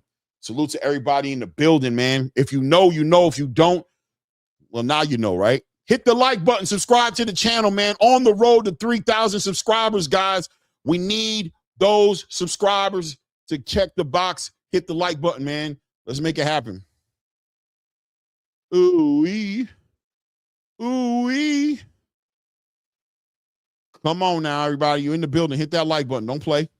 Don't play, man. Hit the like button. Shout out to everybody who's watching the channel here from Facebook. If you're on X, in the X space, on Twitter, you know what I mean? Obviously, follow me on Twitter, but definitely make your way over to the channel on YouTube. At least subscribe. You know what I mean? It is what it is. I don't know too many people who are calling the fight like me. I guess that's me toot my own horn. Shout out to Sean Detel. I know he does his thing, but ain't too many people out here doing it like me. You know what I'm saying? Shout out to Devontae 5907 in the building, says no. Okay. All right. What can I do, man? I can't force your hand, man. I can't force your hand, man. Ashton Kutcher in the building. Salute, man. Says Chief Clay. Salute, family. What's good with you, King? Let me see. Kazu says Kakachi fighting soon, too. He in the super featherweight mix for sure. Who's Kakachi getting ready to fight? He is getting ready to fight for real. Who's he getting ready to fight? I can't remember.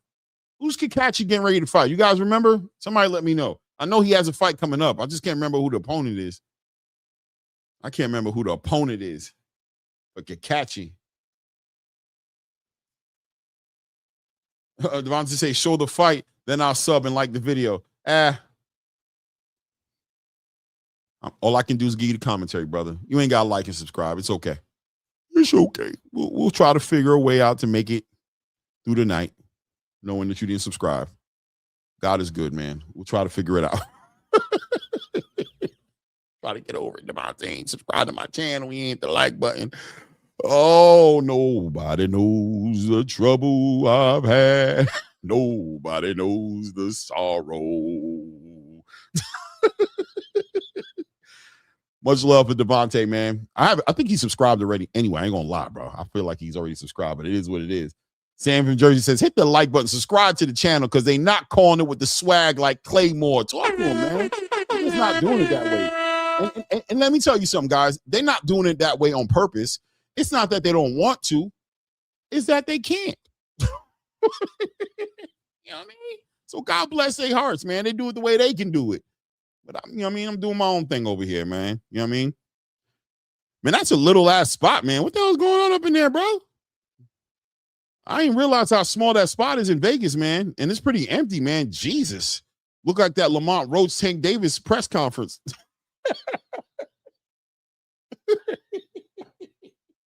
I'm laughing at myself, man. I'm laughing at myself, man. Bear with me, man. That matchroom. Hey, yo, that arena looked like that first Lamont Roach Tank Davis press conference, man. The one in New York. It looked like a bunch of people with cameras in there, a bunch of media in there, bro. What the hell? Oh, man. Morrow, Georgia in the building. Salute to Morrow, Georgia. Hey, Morrow, Georgia. Isn't that close to Decatur? I used to live in Decatur over there by Pantherville, man, on Clifton Drive. I feel like I'm familiar with Morrow, Georgia in that area, man. Shout out to Morrow, Georgia in the building, man. Salute, salute, salute. Edward Harris in the building says, Edward says, Javante always be the man. Nothing y'all can do about it. Okay. That part.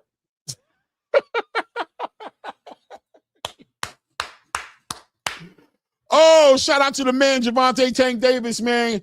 Shout out to the Javante Tank Davis fans, man. Hopefully he figures his situation out sooner rather than later. I'm hoping it's not as severe as it sounds like it is, and he can figure it out with his lawyers And listen, man, get back in that ring, get back in those in the conversation of those big fights that we want to see him in, man. Salute to that team over there. Hope they got those guys figure it out, man. Hope they figure it out, man. For Edward Harris's sake, I hope he figures it out, man, because Edward Harris is waiting on his guy to come out here and show us that he the man, that he will always be the man, that he's the real face of boxing, the #1 box seller, the stadium packer, right? The 90+% knockout ratio haver. You know what I'm saying? The swag, the swag of the swaggers, the explosive energy of none other than B-More's finest, Gervonta Tank Davis. Shout out to John. Y'all put a one in the air for Gervonta, man. Salute, salute, salute. Salazar making his way down to the ring. He is in the ring with that short little walk right there. We got Luis David Salazar, who's been on a bit of a win streak as of late. This one right here, 160 pounds. We are bringing Israel Madrimov back into the forefront of boxing, in front of the conversation. He's not at 154 like we thought he might be. He's moved up to 160 from what I understand. Is he going to campaign at 160, or this is just his comeback fight and he's just relaxing in a bit of a catch weight fight? And does he plan on campaigning at 154, right? Who knows? But one fight at a time, man. It is what it is. Let's see, man. Edward Harris says, so what you gonna do when the Tank Davis Tankamaniacs run wild on you, brother? We're in the building. Shout out to Edward Harris in the building. Israel Madrimov making his way to the ring. Salaikum salam to my Muslim brother who's making his way to the ring, man. Let's see what he's got. Let's see what he's got. Making his way. Man, gets on his feet right there, moving around. Hey, I can tell you right now, he's moving around. I'm already ready to see that irky jerkiness. He says, I'm back, baby. I'm feeling good. Take a deep breath for the crowd, Israel Madrimov. Oh, yeah, the lungs are clear. The lungs are clear. We feeling good. Let's get it. Let's get it. No doubt, Devontae. I appreciate that, man. Thank you, man.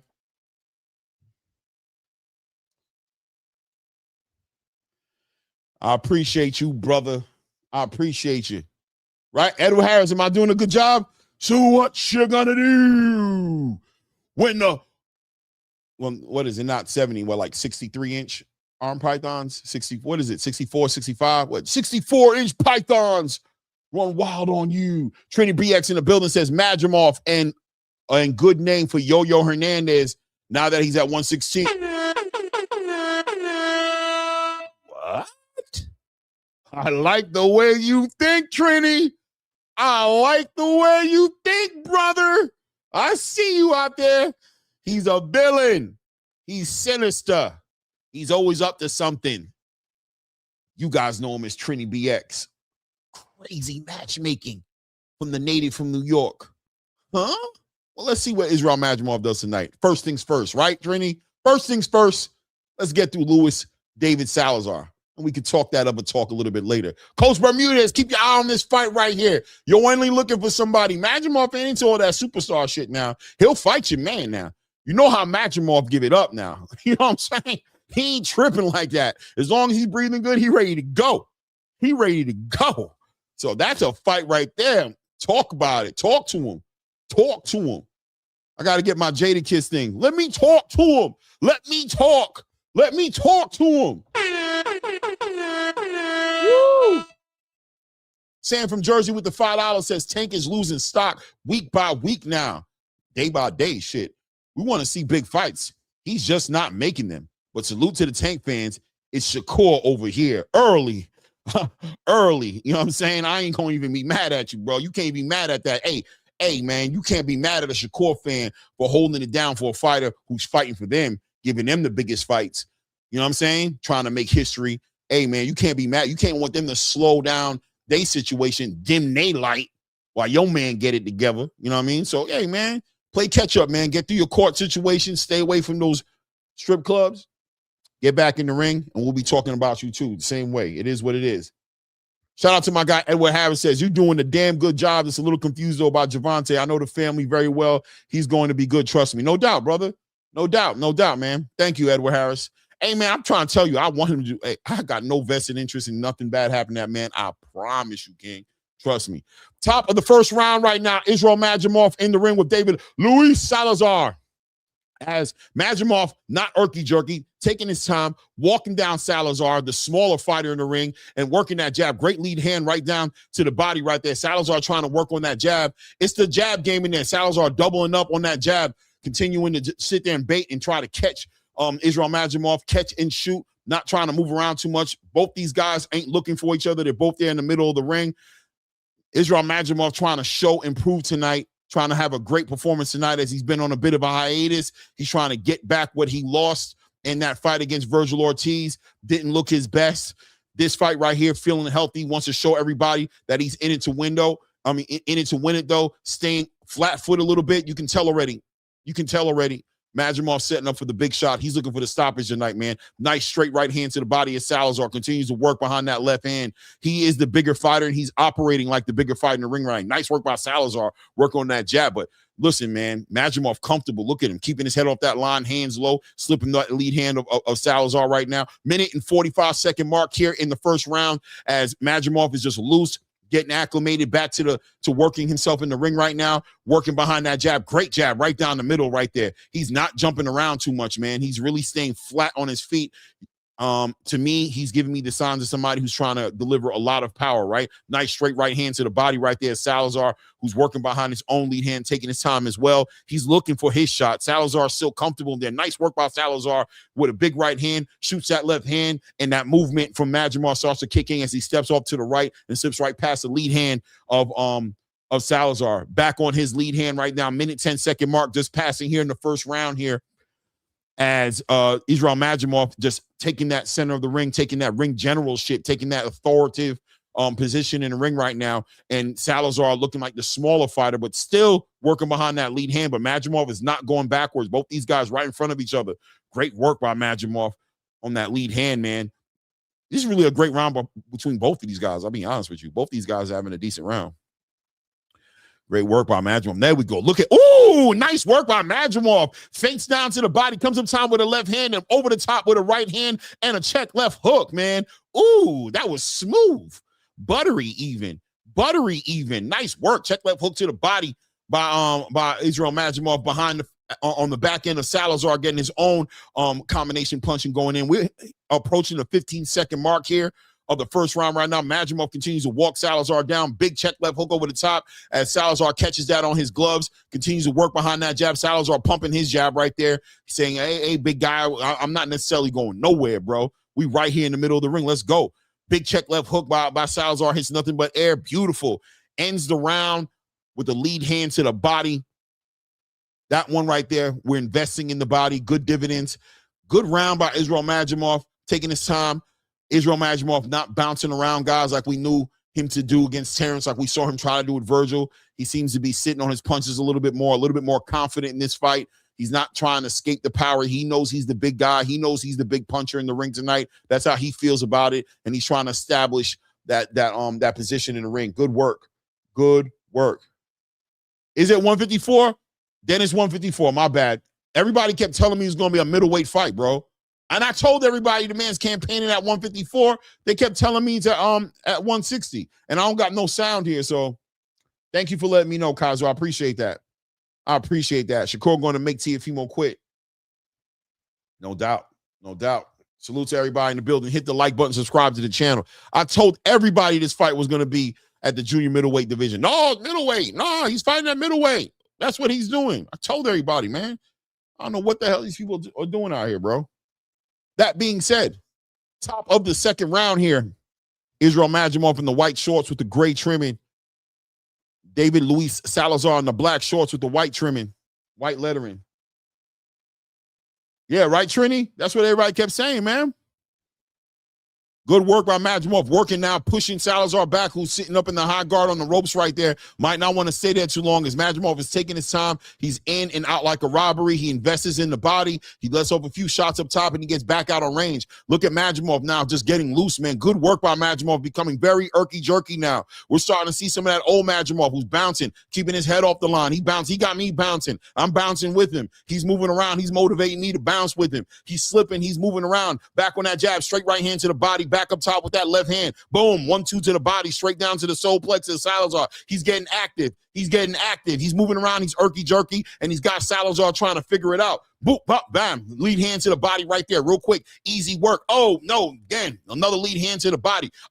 Minute and 45 seconds left in the second round. Oh, nice lead hand by Salazar. Boom. Look at the movement by Israel Majimov, man. Good work by Israel Majimov, hitting him with the feints, making Salazar think it's a mental, cerebral fight. Good there. Check left hook to the body, back up top with an overhand left. Oh, Salazar lets off his own big left hand by Majimov, hits him on the gloves, but moves Salazar backwards. Big left hand to the body of Salazar, continue to move him back. Minute 20 seconds as Israel Majimov is starting to push Salazar back. Great work, working him to the body. Good lead hand by Salazar right there, but doesn't move. Big overhand right by Salazar on the top over the lead hand of Israel Majimov, who slips another lead hand by Salazar. Good work right there. Good head work. Nice straight right hand to the body by Israel Majimov on Salazar. Continue to work in the middle of the ring. Salazar trying nice work right there. Continue to work him to that body.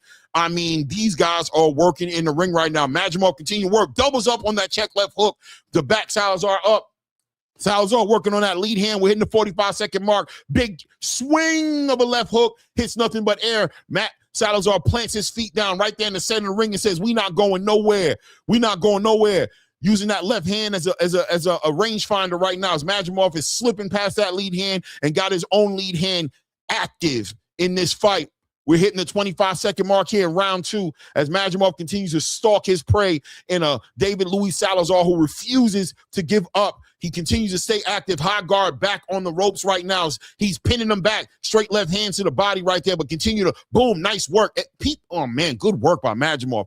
Closing that range, but getting out of range. Won't allow Salazar to time up. Big overhand right by Salazar, hits nothing but air. Big check left hook by Israel Majimov. Big overhand right by Salazar to end that round, hits nothing but air. Majimov starting to show levels, separation, great movement, irky-jerky, investing to the body in this round. When he gets Salazar against the rope, he's jumping in. Boom, boom, boom to the body, and we back out. We're not going to let you grab us. We're not going to smother our work. You're not tying us up. We're going to stay active. Back in again. Lead hand to the body. Check left hook up top. Straight right hand down the middle. Straight right hand to the body. Then we out, in and out like a robbery. Great work by Israel Majimov here. Easy round to score. That's 2 rounds up for Israel Majimov. Let's see what adjustments David Luis Salazar can bring to this next round, right? It is what it is. Shout out to everybody in the building. If you're in here, hit the like button. Support the channel. Subscribe to the channel. Do it now. Don't look at me. Do it now. Hit the like button. Subscribe to the channel. Tell a friend to tell a friend. Easy. And feel free to refresh the super chat. Let's get it in. Top of the 3rd round. Let's go. Majimov back on the irky and jerky. He's moving his head to the left and the right. He's feinting. He's feinting to the body. He's feinting up. I can see it. He's setting up the big straight right hand. He's feinting down. He wants boom, boom against the ropes. Look at the work. Look at the work by Majimov. Look at the hands. Majimov letting off the combination. He's working into the body. He's coming up top. The feints are working. Why? Because Majimov established himself in those first 2 rounds. The first round specifically, when he was stabbing him to the body with the bad intentions, when he was hitting him with the straight right hand to the body, even though he was hitting him on the gloves, he established intention. Now the feints are starting to translate as he's going and he's moving and he's using his movement to move to the left and he's moving to the right and he's feinting down. And what's happening? Salazar is biting. So now Majimov's trying to work him, set him up. Let's walk him into some shots right there. Great left hook to the body by Majimov right there. Great straight right hand by Majimov right there. Give him the respect. Salazar on the ropes can't do nothing but put his hands up because he don't know where the punches is coming from. He don't know. Is he coming through my body? Is he going up top? I don't know. Oh, my God. Minute and 45 seconds here in the 3rd round as Majimov continues to establish that ring generalship, pinning his opponent back to the ropes with that lead hand. Feint into the body. Look at the feint to the body. Look at it. Look. Watch. Feint to the body. Feint to the body. Salazar trying to figure out lead hand. Nah, another lead hand to the body. I'm stabbing you to the body, brother. You got to keep your hand low. Doubles up with that jab. Straight right hand to the body. Big overhand right. Oh, check left hook by Israel Majimov. Oh, 1-2 to the body of Salazar. Investing in there. We're going to get dividends.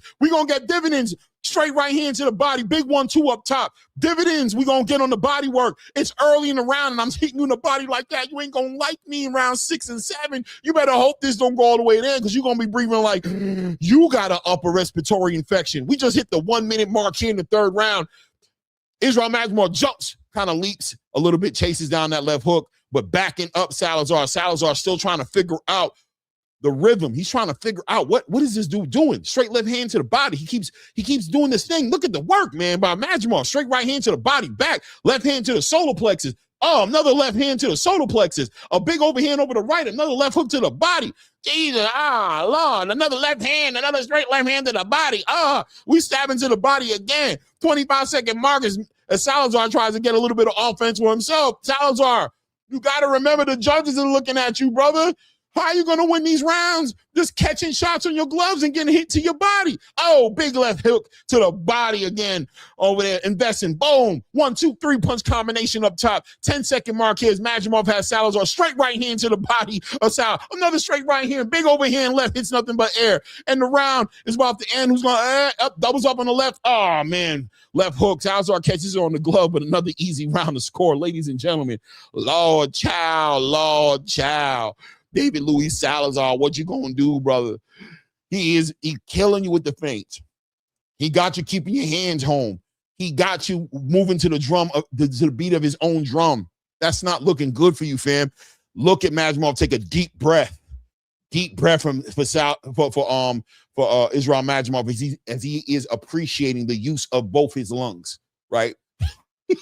He's appreciating his lungs right now. He's remembering some other days. Look at the work here. Sean. Nice left hook to the body. Hit him right on the liver, right up underneath that right arm. Doubled up on the jab. Straight left hand. Another left hand to the body.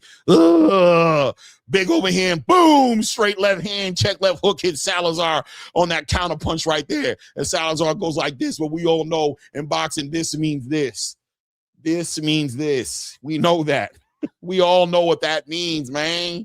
Come on, man. Shout out to M Capital talking to Bill and says, I like your energy, brother. No doubt. Salute to you, man.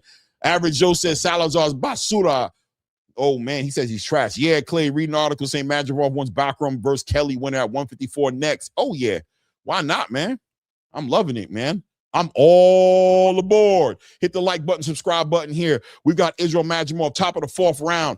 Salazar's trying to invest in his body right now as well, trying to stab him to the right hand, work behind that jab. Good work by Salazar, man, getting off some nice punches right there. Nice check left hook. Nice straight left hand by Majimov, who's back on the erky-jerky, trying to get up under that lead hand. Got the hands low, inviting David Luis Salazar in to join the party, keeping his hands low. Say, come on, you got me. You see me. I'm open. I'm being defensively responsible. My hands is to my side. I don't know what I'm doing. I'm just going to get hit in my face. Throw a punch, brother. Salazar's like, I know a little bit better than that, King. Let's take our time here. He's like, all right, man. All right, man. Well, back to the regularly scheduled program. We're going to keep that lead hand in your face. We're going to stab you, that lead right hand in your face. We're going to stab you to the body with that straight left hand. And, we're going to do what we do. Straight left hand right there, right down the middle. Catches Salazar right there.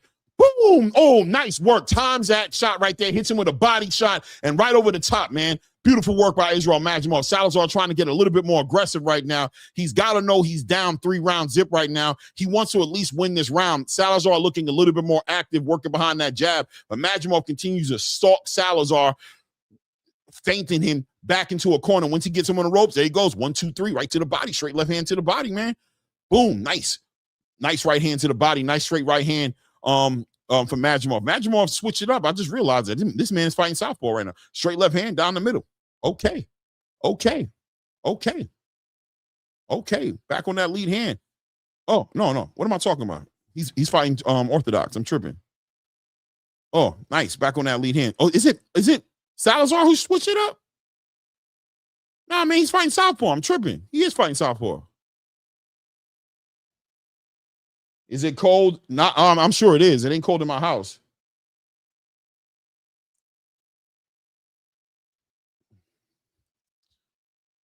Nice straight left hand right down the middle. Has Salazar pinned up in that corner right there, trying to figure out big left hand over the top for Israel Majimov. Working behind that lead hand. That right hand is finding him tonight. Hands low, baiting in David Luis Salazar right now, trying to get him to get to engage. He wants to time him. He wants to hit him with a straight left hand. Nice tie up by Salazar, holding Israel Majimov. Referee warns him, says, take my instructions. When I say stop, I mean stop, man. Shout out to RC in the building, man. Salute. And only if Kelly wins boots. Been up next for Bakr. I've been waiting on him to take it, no doubt. End of the fourth round right now. That was the best round that David Luis Salazar's had.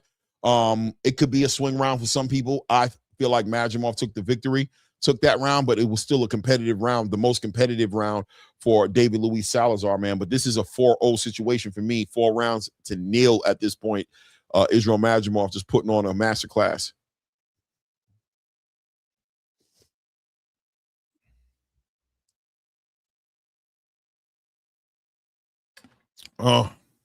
Hit the like button, subscribe to the channel.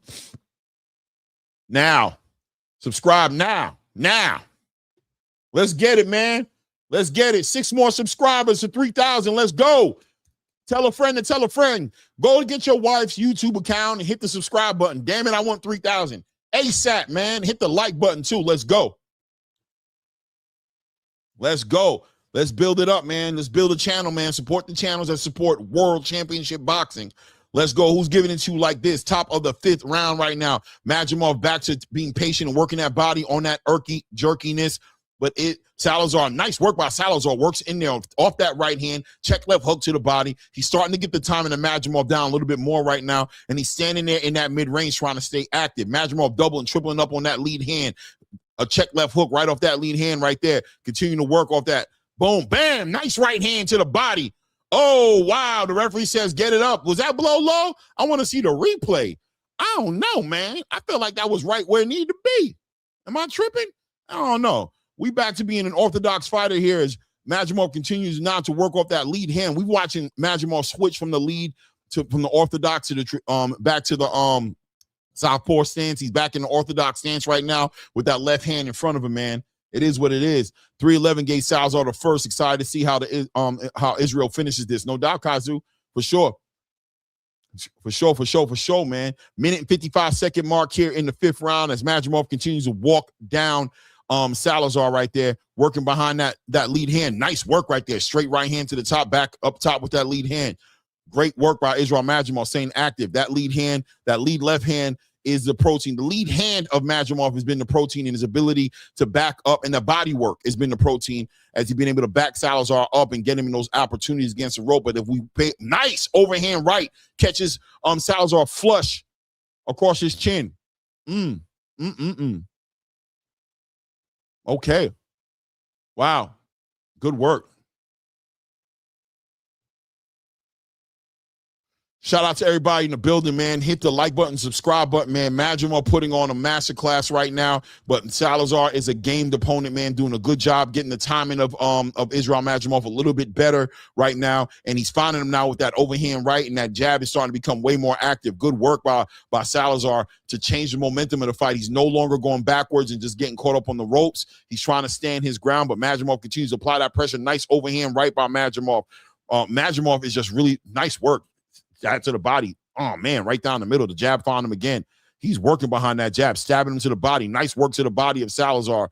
Salazar trying to keep this fight in the center of the ring. Good work by Majimov. 2-3 punch combination. Ends it with a straight right hand to the body. Another right hand to the body. Back ends it with the lead hand up top. Great work by Majimov. And now the feints are starting to kick in, right? That's the game plan of Majimov. Stay active with my punches so my feints can kick in. Once the feints start to work, now I can walk you into the shot I want you with.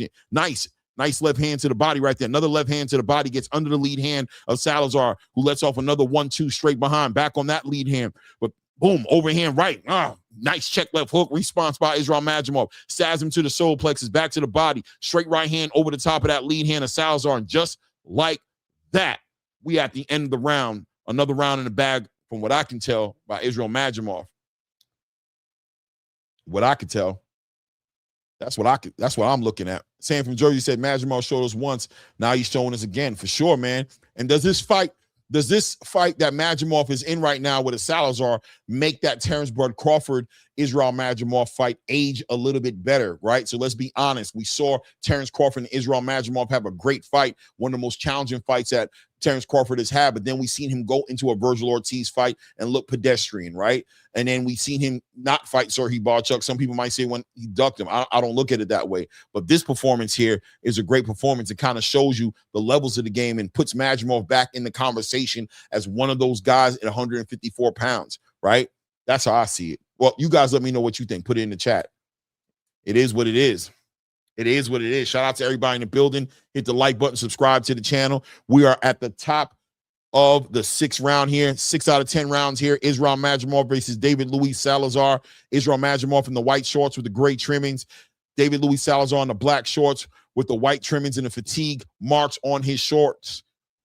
Nice work by Madrimov, who's now working behind, trying to continue to work behind that lead hand, stabbing Salazar to the body. Nice work, doubles up, level changes, straight right hand to the body, left hand up top, finding Salazar, who said, get the, what, boy? Hit him with his own lead hand right there with some bad intentions. Nice lead hand to the solar plexus right there. Nice, as Salazar's timing him up now and trying to hit him with some check left hooks as Madrimov is trying to feint down to the body, but open up something up top so he can land a significant shot. Nice work right there. Big overhand right by Salazar, ends up being tied up by Israel Madrimov.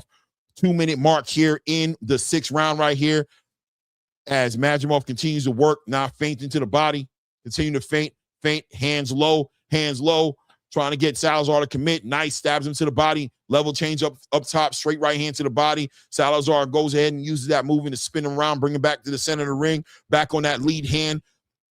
Nice work, straight right hand to the body, back up top with a left hand. Salazar lets off his own combination, punching right there. Nice left hook, right hook to the body by Salazar to Israel Madrimov. Tie up, initiated. Referee separates him. They're back at the center of the ring right there. Big overhand rights as Madrimov is starting to get some markings over his left eye now. I wonder if Salazar seen that, wants to capitalize on that. Nice lead hand to the body right there. Gets right up underneath the lead hand of Salazar and ties him up. The referee separates him as Israel Madrimov starting to show some irritation up underneath that left eye right there. You got to give props to Salazar, who's been catching him with those right hands. He's been finding him, but it hasn't been enough to convince these judges. I don't know. Oh, referee warns Israel Madrimov with the shoulder check. We hit the 1-minute mark here in the 6th round right now. Nice round for Salazar. Find him with that right hand now. Good work, but Madrimov still staying active and finding him to the body, and that lead hand is active. But Salazar having a good round right now, holding down the center of the ring, letting that right hand go a lot more. And it doesn't look like it's hitting him a lot per se, but you can see the remnants of what's going on as that left eye of Israel Madrimov is starting to show that irritation. You're starting to see the bruising. The contusions are starting to bruise up right there. Big overhand right by Israel Madrimov right now, who's become way more reserved. And guess what, guys, ladies and gentlemen? Madrimov keeping them hands up a little bit more. Keeping them hands up a little bit more now. Back on that lead hand. Salazar's jab becoming active. Nice. Walks Madrimov into a straight right hand. Good punch combination by Madrimov right there. Hitting the 10-second mark right now as Salazar's gotten the respect of Israel Madrimov now standing his ground in the middle, and Madrimov being way more careful about the way he enters into a melee with David Luis Salazar, man. Good round right there. I'm gonna be honest with you. I'm gonna give that round to David Luis Salazar, man. I'm giving that round to David Luis Salazar, man. Matter of fact, I think it's an argument that David Luis Salazar is taking the last 2 rounds. So 6-round fight right now, 4 rounds to 2. We got 4 rounds left. David Luis Salazar can still take this to a draw or obviously knock out Israel Madrimov. You guys let me know what your scorecards are saying if you are taking scores. But I got the first 4 rounds going to Israel Madrimov, and those last 2 rounds arguably can go to David Luis Salazar. The last round definitely goes to David Luis Salazar on my scorecard. Shout out to Marib Salam in the building. What's good with you, King?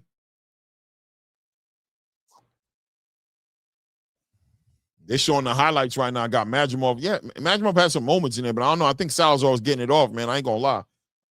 I ain't gonna lie to you, man.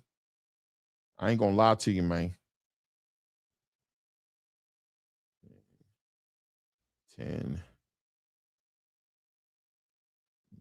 1, 2, 3, 4, 5, 6, 9.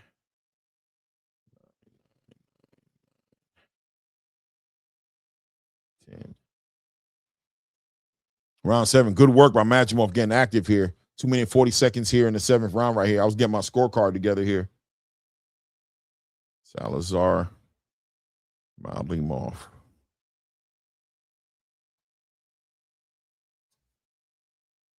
Good work, Salazar working. Oh, nice overhand right by Majimov. Kind of hits him in the back of the head a little bit right there. But I don't know, man. Referee warned him. You can't do nothing about those shots right there.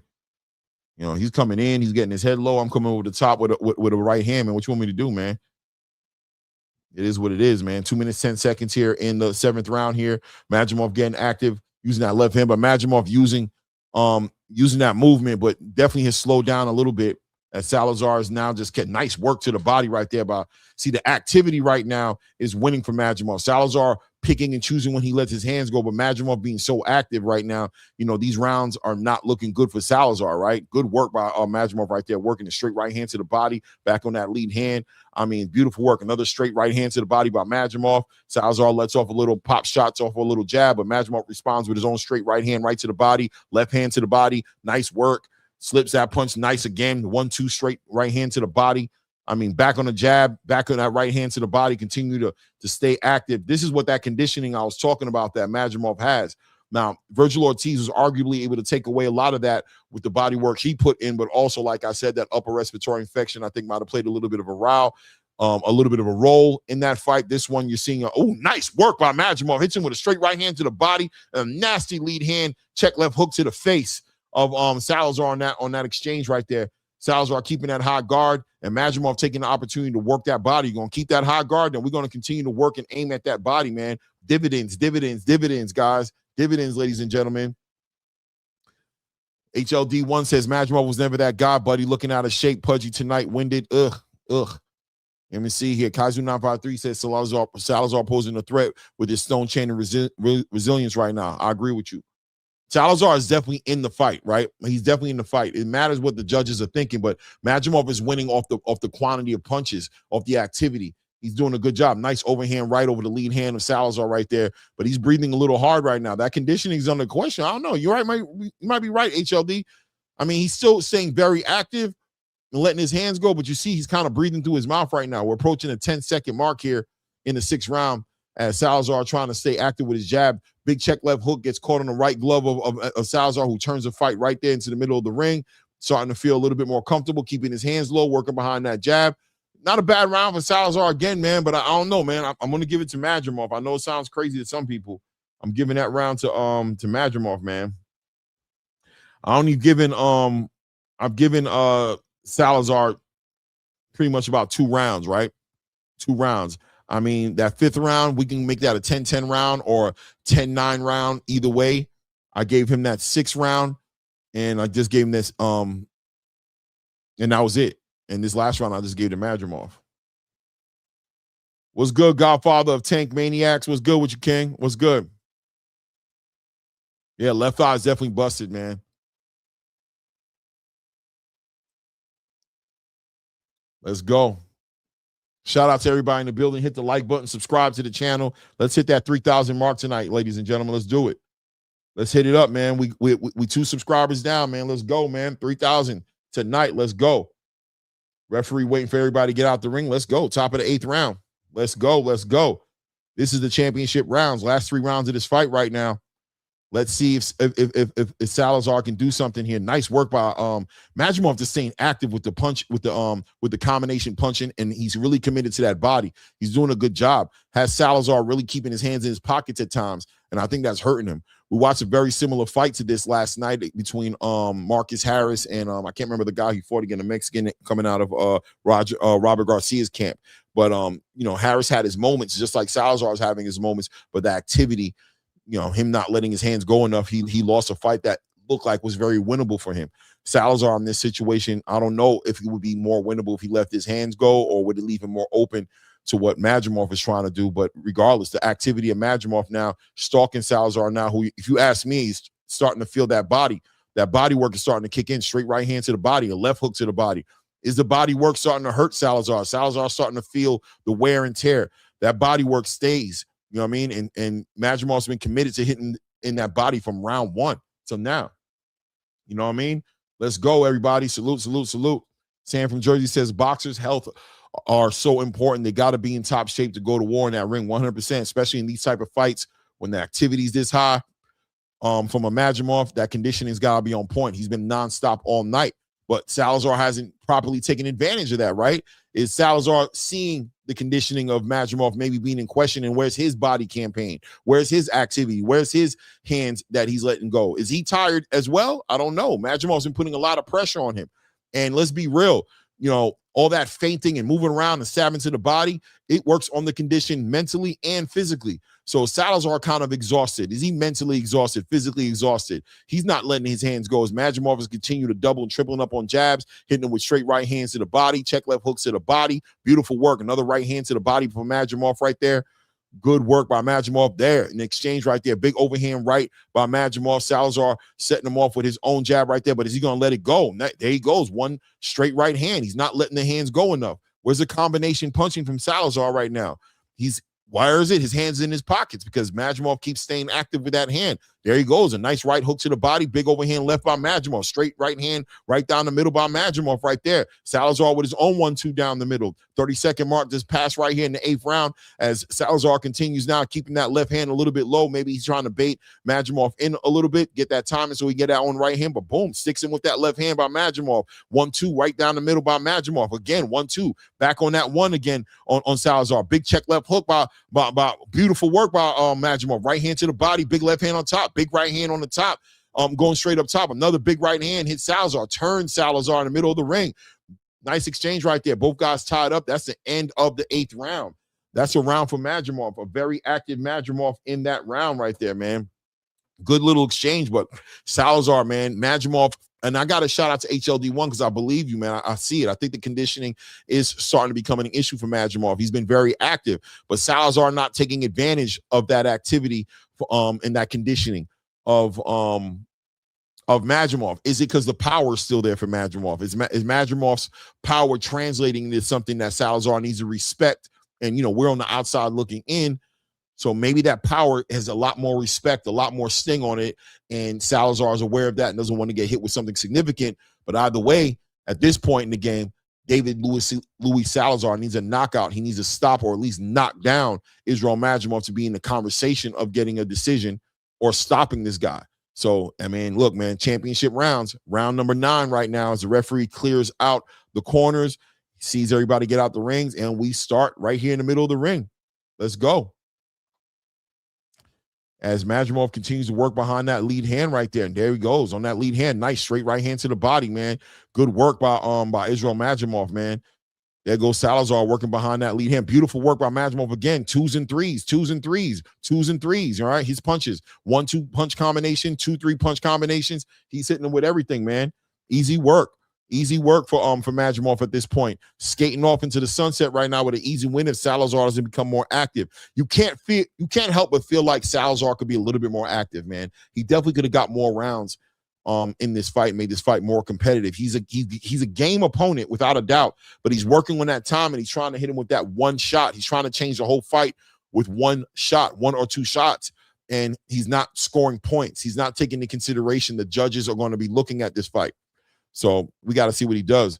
Good work right there by Madrimov. Big overhand right. Yeah, I'm Cap Talk. Yeah, he's sturdy, but he could do better, man. He could do better, man.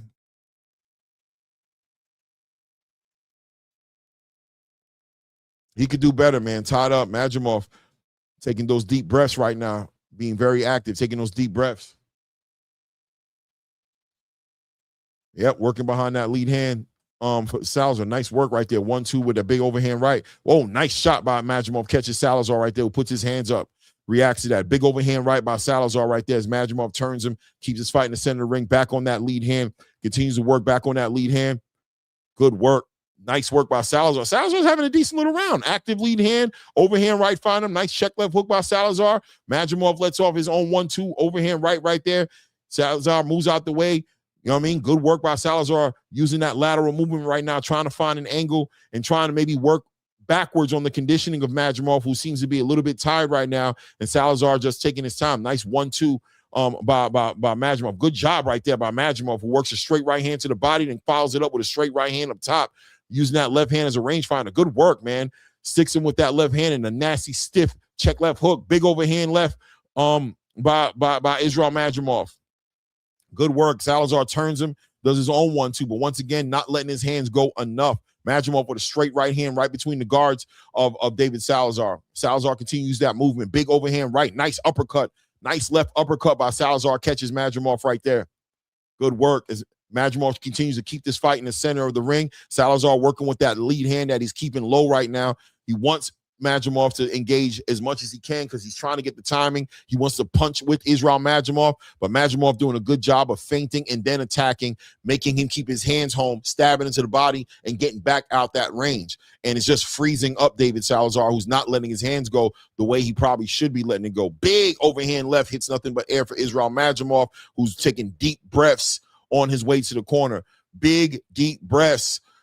Mouth open by Israel Madrimov, whose conditioning is starting to kick in a little bit. He's been very active in this fight. The conditioning kicking in. Can Salazar take advantage of that? Is a tired Madrimov, does a tired Madrimov leave an opportunity for David Louis Salazar if he can catch it up a little bit, hit that second, third gear, let his hands go a little bit more? Can he take advantage of this Israel Madrimov?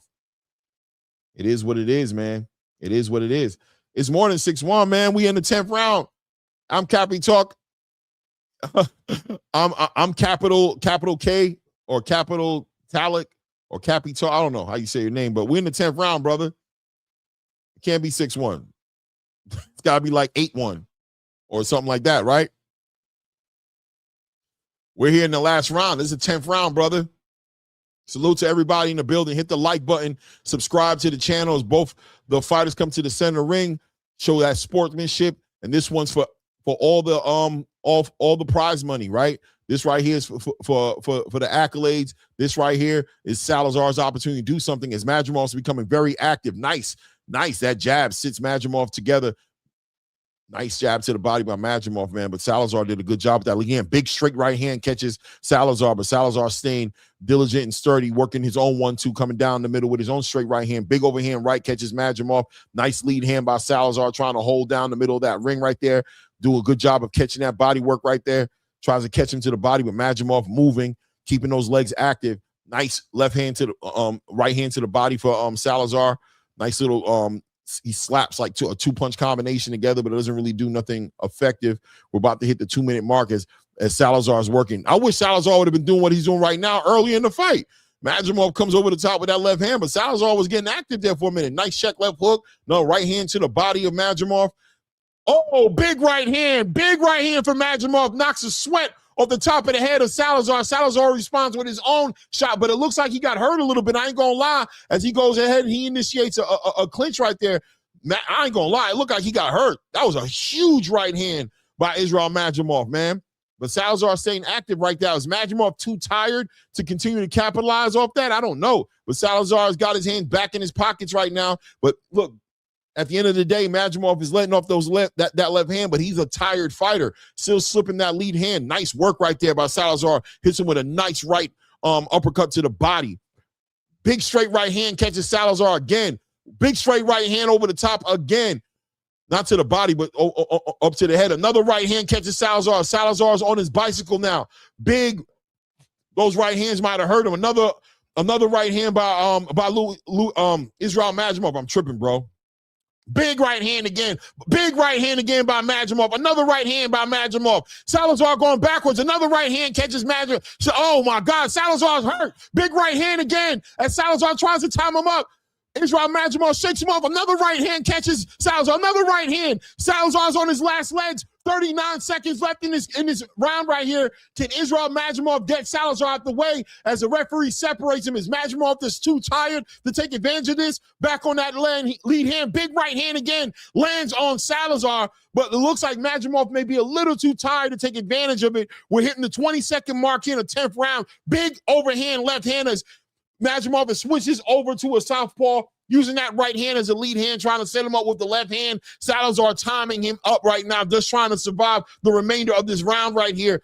Madrimov tired, but big right hand. That's the end of the 10th round. Wow. Big round for Israel Madrimov. Thought that stoppage was going to come. Was the conditioning in question for Israel Madrimov? but he let it all out. He put it all out there in the ring. Salazar tried to make it happen, got hurt with a big right hand early in this round. And then after that, Madrimov was just timing him out, finding him with those right hands. But look, Salazar survives that round, but Madrimov ends this round with a bang, man. I'm super interested in seeing him in the division, man. It is what it is. Like I said, Average Joe says, laugh my ass off, like I said, by Suda. Oh, man. The community is diabolical and ruthless. The community is ruthless, man. Shout out to David Luis Salazar, man, for putting in the work. Great dance partner for Israel Madrimov. Madrimov goes the full 10 rounds with a gamed opponent, was able to finally hurt him with a big right hand, and was able to continue to hurt him as he was able to find him with the right hands coming right between the middle of the high guard of David Luis Salazar. Listen, David Luis Salazar was leaving that left hand low. He was trying to bait in Israel Madrimov. And look, Israel Madrimov got the timing right and was able to take advantage of that left hand that he was keeping a little bit low and come right over the top of that left hand with a nasty straight right hand. And it just set him on Bambi legs. Early in this round, we saw him get hurt, man. But look, it is what it is, man. We're going to the judges on this one. I think we all know where this one is going to go, right? It is what it is, man. Great fight. Shout out to Gilbert Vasquez. Yeah, great fight for sure. HLD1 in the building says Madrimov is food for the cream of the crop. Always was. Hey, man, we'll see. We'll see. I hear you. Here we go, man. Big fight coming up in a couple of weeks here between Clarissa Shields and Franchon Cruz DeZern. This one, a second fight, a sequel right here. Big money fight as Clarissa Shields locked down her $8 million deal, which she's not shy to tell everybody about. She's the $8 million woman, and she's trying to put on the big show right now against a gained, more experienced Franchon Cruz. It is what it is, right? Kazu has a 9-1, Madrimov clean sweep, enjoyed it. Hey, instead of hate, I'm appreciating. Hey, Kazu, tell the truth, right? I ain't gonna hate, man. I got it the same way, man. Maybe at 8-2. Maybe at 8-2. You know what I mean? Maybe at 8-2, but I'm not mad at a 9-1 at all. I'm not mad at a 9-1 at all, man. Boom! We hit the 3,000 subscriber mark. We hit the 3,000 subscriber mark. Hey! 3,000 subscribers. Salute, salute, salute to everybody in the building, man. Feel free to continue to hit the like button. Continue to subscribe to the channel as we've hit a milestone. We hit a milestone on that ATP Combat Media with Claymore Rain. I appreciate the support. I appreciate the love, man. Let's continue to move forward, man. Let's make it a 3001, a 3002. Let's lock it in. Because a lot of you guys be subscribing and then you unsubscribe like 2-3 days later. You be mad at me about something I said. So let's get it up to 3002 or 3. That way that 3000 that 3000 can be sturdy. You know what I mean? Shout out to everybody in the building, man. Easy win for Israel Madrimov. I don't know what the scorecard said because I wasn't listening to the sound. I'm too busy running my own damn mouth. So it is what it is. But easy win for Israel Madrimov. Big return for Madrimov, who upgrades his record to, what is this one? What is it? 11-1? Is he 11-1 now? No. What is he? 12-2? What is he? What's the record now? Yeah, 12-2. I don't know. I got to look it up. Let's see what he got. Let's update this and see what Madrimov gets on this one. Oh, they don't have it in the books yet on BoxRec. Louis David Salazar. I was calling him David Luis Salazar the whole damn time. Oh, that's his name, right? David Luis Salazar. Am I tripping? It is what it is. Shout out to everybody in the building, man. Shout out to Jalen 4175 in the building. How you doing, Jalen? Good to see you in the building, man. Salute, Queen. Shout out to everybody in the building. Hit the like button, subscribe button. Man, shout out to Israel Madrimov, man. Makes his return.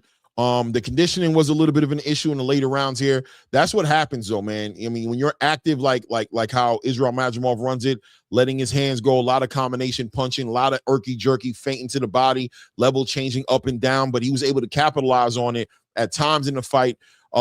David Luis Salazar just keeping his hands home just a little too much. And I kind of understand it because you got to get that timing down with Israel Madrimov, and it's hard to get that timing down because that jerky, that cadence is hard to keep up with. So listen, man, it's not an easy fight. Oh man, what? That conditioning is good enough. He did a damn backflip in the middle of the damn ring. So the conditioning wasn't that bad. Hey, yo, imagine, hey, the condition wasn't that bad. That man did a crazy backflip in the middle of the ring. Hey, man, it is what it is, man. 11-2-1. Okay, 11-2-1. 11 wins, 2 losses. Yeah, 1 draw. Okay, there we go. There we go. I appreciate that. Sick mother sucker. I appreciate that. There we go. Listen, man, 108 punches landed, 244 thrown, 44% connection ratio, percentage ratio. Good work by Majimov tonight. Guys, we're getting ready to go into the co-main event here. This one right here, Khalil Cole blows weight on the scales by 8 pounds, ladies and gentlemen. What do we think about that? How does that translate in this fight? Is Khalil Cole going to be out of shape in this fight, or is this going to be an advantage for Khalil Cole being a bigger, stronger guy? Last fight, we saw Khalil Cole with a very active lead hand. That jab was a big game changer for him. Got his lick back on a loss he had taken and dominated and stopped the opponent he was working on just off of an active lead hand. This one right here was supposed to be a big fight for Khalil Cole. We thought he was going to take this fight on the back end of a victory. He was going to put himself in a conversation of, making a huge fight next, as we got a whole new breed of light heavyweights in the division. You got David Morrell, you've got Najee Lopez, you got Ezra, you got himself in Khalil Cole, David Benavidez getting ready to go up to the cruiserweight division to challenge for a cruiserweight unification, cruiserweight unified championship, challenging Zerto Ramirez, who's holding 2 other sanctioning body belts up there. And we don't know if David Benavidez is coming back, even though he said he will. That's a huge jump, 175 to 200 pounds. That's 25 pounds. There's a good chance that he doesn't even come back. So the light heavyweight division open for some new kings in there. Obviously, we always have to acknowledge Dmitry Bivol, who's also planning on making his return to the division, and Artur Beterbiev, who's there as well. But both guys long in the tooth, so we're not expecting them to hang in the light heavyweight division that much longer. Big disappointment seeing Khalil Cole blow it on the scale. I mean, if you have plans for Khalil Cole doing something big in the light heavyweight division, you had to be disappointed in what he did on the scale. But nonetheless, Jesse Hart still takes a fight. From Jesse Hart's point of view, begs the commissioners to make this fight happen, as rumors have been circulating that the commission was talking about scratching the whole fight because Khalil Cole came in way too heavy. It's one thing to be 3 pounds, 3 pounds over the weight limit, but 7, 8 pounds over the limit is diabolical. Big disrespect by Khalil Cole to the sport. Big disrespect to Jesse Hart, who's taking this extra personal and wants to prove it tonight that you don't play with Philadelphia. So listen, guys, we got Greg Hackett. Salute to Greg Hackett. Home team. Greg Hackett in the corner of Jesse Hart tonight, I believe, is a lead trainer in the corner. So it's going to be an honor to call this fight and watch Greg Hackett coach his fighter, Jesse Hart, into a victory if he can do it against a gamed opponent in Khalil Cole. So a lot on the line tonight, man. As a community, we're invested. You know how much love we got for Greg Hackett, man. He's home team. You guys follow Greg Hackett. You watch Greg Hackett break down fights on his channel, one of the fastest growing channels in the space. So Greg Hackett tonight on the big stage, co-main event with his fighter, Jesse Hart. We're going to show some love for Greg tonight. Let's be real. We're rooting for Jesse, right? We're rooting for Jesse. It is what it is, man. Kazu says, I'm disgusted at Khalil. Honestly, I would have took that fight if I was Jesse. Screw that. I wouldn't. Nah, Jesse needs this opportunity. Keep in mind, Jesse Hart, on the back end of kind of not getting that opportunity against David Benavidez, as David Benavidez put him on the burner so he could fight David Morrell. So Jesse Hart, who's trying to get in the conversation, in the light heavyweight division conversation, this is his opportunity on a big victory, could take Khalil Cole's spot, right? Could take his spot, could be in the ring with a Najee Lopez or any of those fighters that I mentioned, a Caleb Smith, a David Morrell, all these fighters that are there. That puts him in position. Now, David Benavidez holding that WBC title. Who knows if Khalil Cole would have been able to fight for a a vacated belt or an interim belt of some sort in the division, and would have put him in a position, right, to capitalize off David Benavidez moving up in weight. This is a big mistake by Khalil Cole blowing that weight. I wonder how Eddie Hearn's looking at him. You know what I mean? Shout out to Teat, said fighters like Jesse Hart can't turn down fights. 100%. 100%. Jesse needed that cash for family problems. Marab Salam says 2-3 pounds is unacceptable too. Yeah, it is, but 7-8. If 2-3 pounds is unacceptable, Marib Salam, what's 8 pounds? Diabolical. Yeah, Kurt Robinson said Jesse Hart out of Philly, 100%. Jesse Hart got a family to feed. That's what he said, no doubt, man. But Khalil Cole knew better, 100%. Kurt Robinson, 100%. This right here has a lot on the back end of it. Became a way more interesting fight on the scales as Khalil Cole missed pounds, 7.8 pounds on the scale. It got a little physical on the stage right there. Jesse Hart upset at the whole entire situation. It got active on that stage. Khalil Cole not trying to hear it. We got Coach Rell in the back running the mitts for Jesse Hart. I mean for Khalil Cole. This fight right here, a very interesting fight right here because Khalil Cole has a real big relationship with the Bozy and his team, right? You're watching Coach Rell work with him. There's Greg Hackett in the back working the mitts right there for Jesse Hart. Look at Greg Hackett. Shout out to Greg Hackett. Greg Hackett in the back working the mid work for Jesse Hart right there, getting him ready right there, making sure he got that eye of the tiger. Let's go. Up high, let's go. Greg talking to him. Greg getting him excited, talking to him, letting him know, man, you got to show him not to play with Philly. Not in Philly right now as Greg Hackett's getting him ready. Shout out to Greg Hackett, man. I don't know who I'm a bigger fan of right now. I think Greg Hackett's standing out as a guy we celebrating, right? If you got love for Greg Hackett, put a 1 in the damn chat, man. Stop playing games, man. That's home team, man. That's a content creator space right now. A leader in the creative space. Greg Hackett, a leader in the content creation space right now. One of the best doing it right now. Huge following on the YouTube game, man. Always dropping jewels. Always showing you and talking to you guys about how these fights are going down. And we get to watch him actively work in the corner tonight as a lead head trainer of Jesse Hart, man. Shout out to Greg Hackett, man. That's one of us up there right now, man. Let's go, Greg, man. Let's go, Greg. Mohad Salam says undisciplined, unprofessional, unacceptable. Every unword in the dictionary. No doubt, man. Let's go. Stand up. Let's go as the fighters are being introduced into the ring. Y'all hold the line one moment right now. Jesse Hart working his way. Jesse Hart coming in first. He should have came in last of the stream, but give me a second, man. I'm going to go do a quick little bathroom break. You guys hold it down for the kid.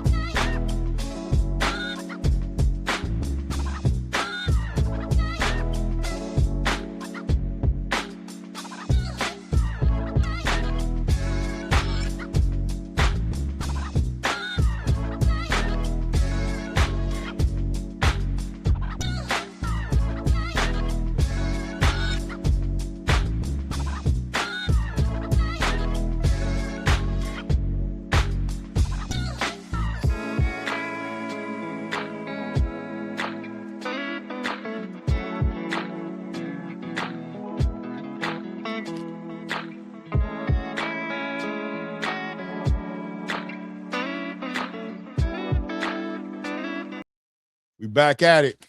Khalil Cole just made his way into the ring.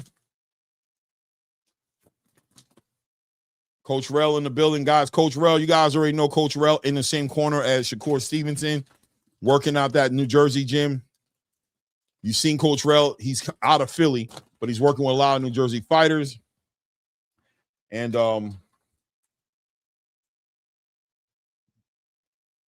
bringing Khalil Cole up into this match right here.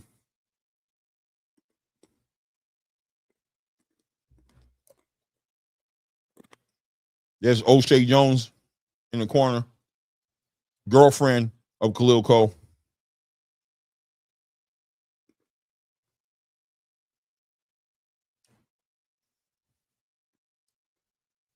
Shout out to J. Hoshem Wagner in the building with the $10 supporting the channel, man. Appreciate you, King. Thank you for the support. I appreciate you, man. Thank you, man. Subscribe, like the channel. Let's get it. Big fight here.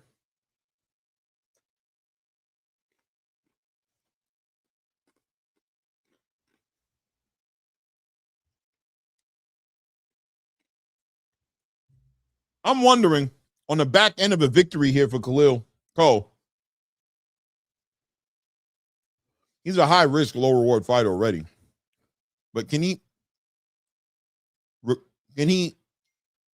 heal up from the anguish of blowing the scale like this and still be in a conversation of the biggest fights happening in the light heavyweight division? I don't know.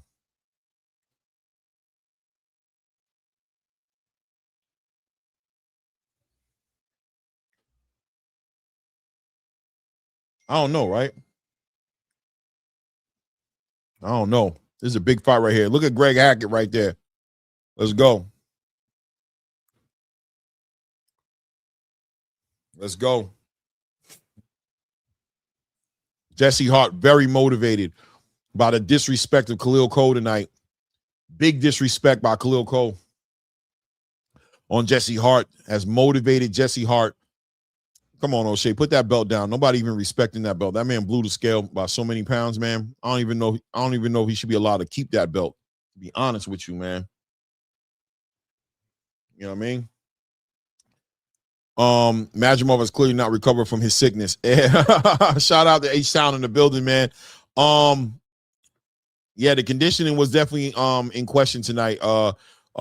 H-Town for sure. That's a fact, man. So you're probably you're probably throwing shots at my whole theory about that of him being sick, but without a doubt, man, I can't deny it, man. The conditioning was definitely in question. But listen, he was able to execute, had a great night, made it happen, almost got a stoppage in it. We're gonna celebrate him still. Shout out to my guy, a talk of San Diego in the building, said Hackett got some guns. No doubt, man.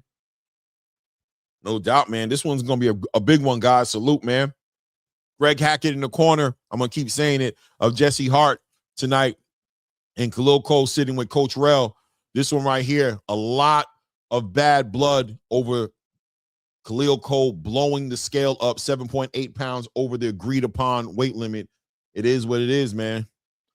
Here we go, top of the first round, as Jesse Hart steps to the middle of the ring, working behind that jab. In the looks like green and black shorts, or green like gold and green shorts, I don't know. And Khalil Cole on the yellow shorts with a little bit of green on there, lime green gloves for Khalil Cole. Is Jesse Hart going to test the conditioning of Khalil Cole? Is like I said, we don't know how that weight, 7.5 pounds over the weight class, is that an out of shape Khalil Cole? Khalil Cole looking like he's working behind that jab. Good jab by Khalil Cole, just keeping that hand right there in the front, standing right in front of Jesse Hart. And Jesse Hart is trying to work behind that jab. Is Jesse Hart going to want to pick up the pace in here, test the conditioning of Khalil Cole? We're going to see some good body work. He's working behind that jab. Nice straight right hand by Jesse. Hart catches Khalil Cole flush right there as Khalil Cole ties up, as Jesse Hart really ties up Khalil Cole. Back on that lit hand right there, trying to use that jab. Now, when he throws that jab a little bit, I don't know if you guys see, he's doing that bow and arrow effect that Devin Haney was doing. Is Khalil Cole going to be able to capitalize off that and catch him with a nice lead check left hook, right?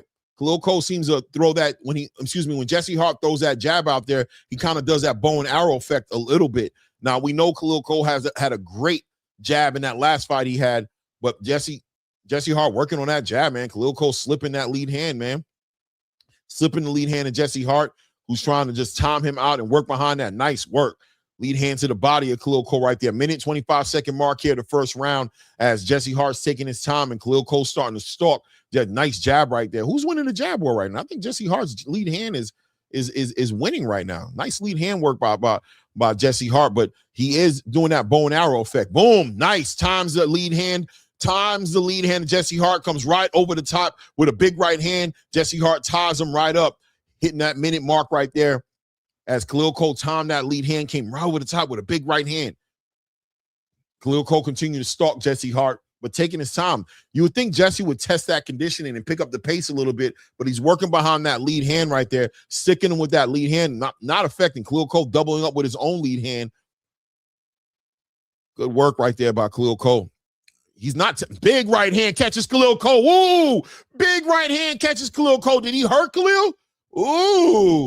Ooh, Jesse talks a little shit to him.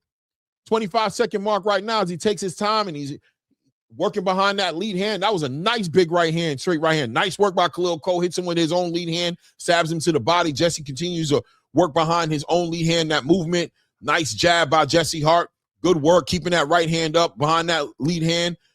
Ties up Khalil Cole just a little bit right there as the referee separates him. Fighters come back to the center of the ring after that separation. Khalil Cole trying to take his time right there. That's a Jesse Hart round for sure. We're going to give Jesse Hart that round. 1-0 Hart, man. Big, nice overhand. That was the star punch of that first round. That right hand caught Khalil Cole. Looked like it buckled him a little bit.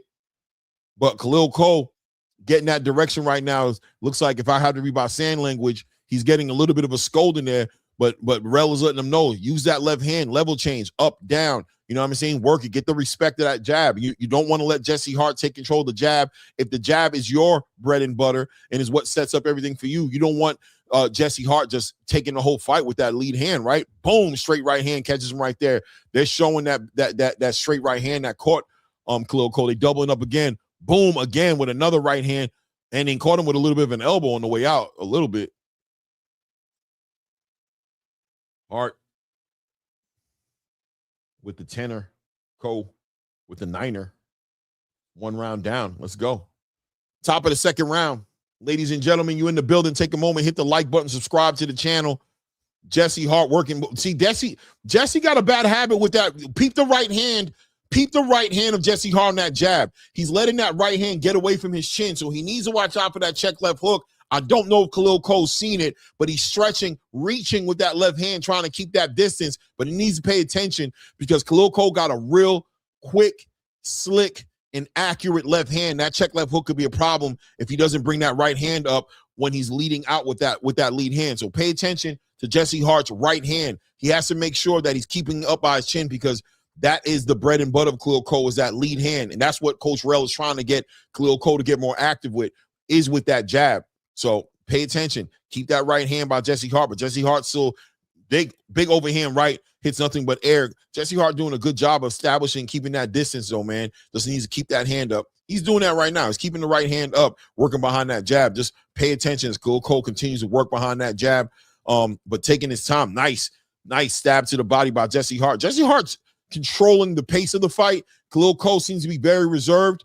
Gets up underneath the lead hand of Jesse Hart, but Jesse Hart doing a good job, man, taking his time. Khalil Cole not that active. I wonder if the conditioning is going to be in a question. Is Khalil Cole pacing himself? Does he know the conditioning is an issue? But he's not letting the hand go like he needs to. 1 minute 30 seconds here left in the round. Jesse Hart doing a good job controlling that distance. Khalil Cole stalking Jesse Hart, but Jesse Hart just being active and staying with his lead hand, with an active lead hand. Nice work right there. Khalil Cole shoots his own left hand straight down the middle right there, but Jesse doing a good job of establishing the distance. You know what I mean? Working behind that jab. Khalil Cole trying to feint him. Nice straight right hand catches Khalil Cole again. Nice straight right hand as Jesse Hart is operating behind the idea of being the counterpuncher here. He's using that left hand, but he's not letting that right hand go until he sees Khalil Cole commit to something. He's not going to be first with that right hand, but that lead hand is going to be active. If he sees Khalil Cole cross that line, he's going to double up, stick out that right hand, stick out that lead hand, and then right there he tied him up.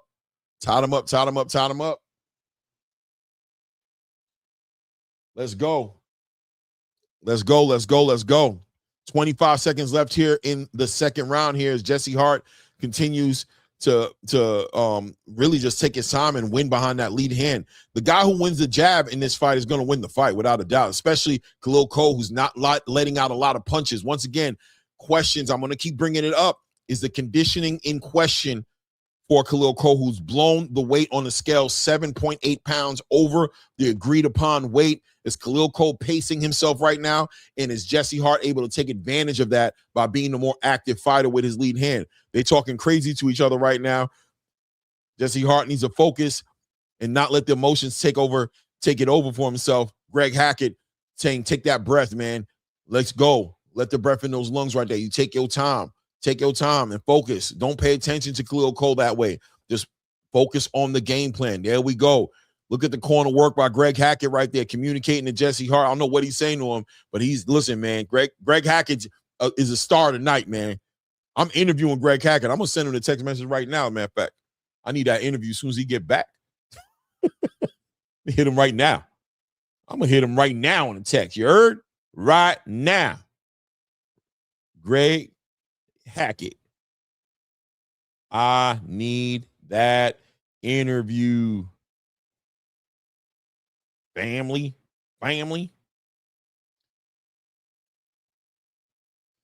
Looking like Teddy Atlas.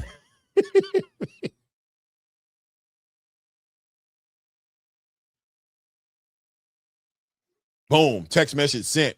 That's hitting his phone right now. I need that interview as soon as he get back. Top of the third round right now. Jesse Hart working behind that lead hand. Same game plan, man. Now it looks like he's trying to implement it right. Oh, nice work. Khalil Cole sticks him with a nasty jab right there. Good work by Khalil Cole. Now stalking the prey.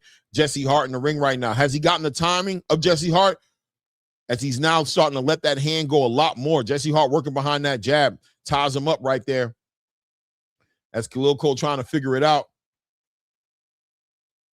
2 minutes and some change here left in the third round. Jesse Hart works and letting his hands go. Nice work. Nice right hand to the body. And that's why I need to see that body work a little bit more, man. Khalil look a little soft in the middle right now, man. We got to touch that body up and see what that 7.8 pounds is about, right? When we start investing in that, Khalil Cole beats on his body and says, the body's on point, bro. Bring it in, man. Stalking Jesse Hart, who's taking his time. Good work. Boom. Oh! Khalil Cole slams Jesse Hart on his back. Diabolical. He went to the streets. He went to the streets on him. He slammed him on his ish. Diabolical. Oh, yo. Khalil Cole gets slammed on his side. Oh, my God. Oh, my God. Nasty work.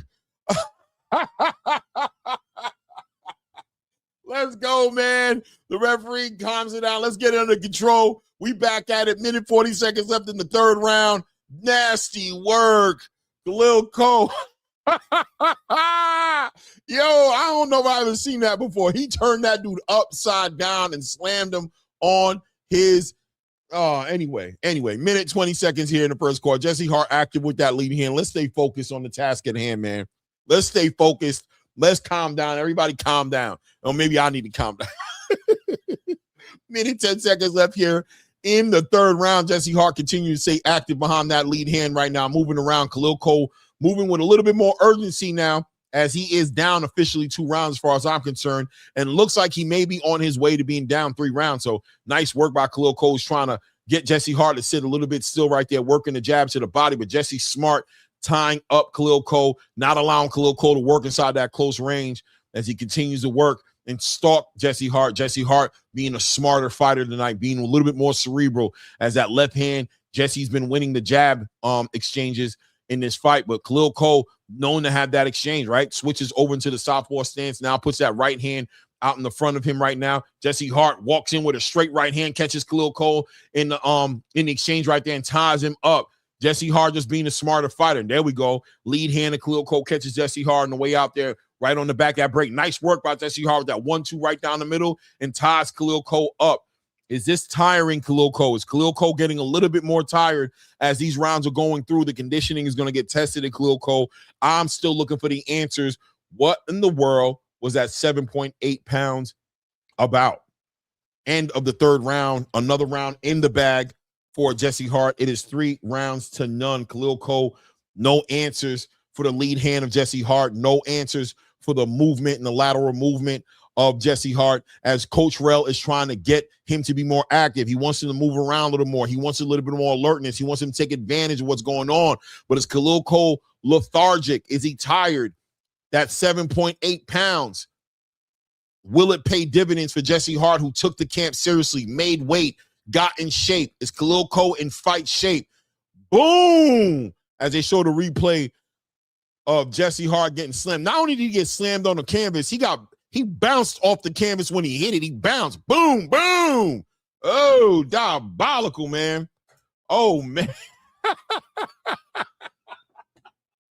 Hey, yo, he slammed him up. My guy bounced on the canvas, bro. Boom, boom. It looked like a finish move, bro. I thought Khalil Cole was going to get on top of him and get the 3 count. 1, 2, 3. You know what I'm saying? Anyway, top of the 4th round. Let's get into it. Let's go. Let's go.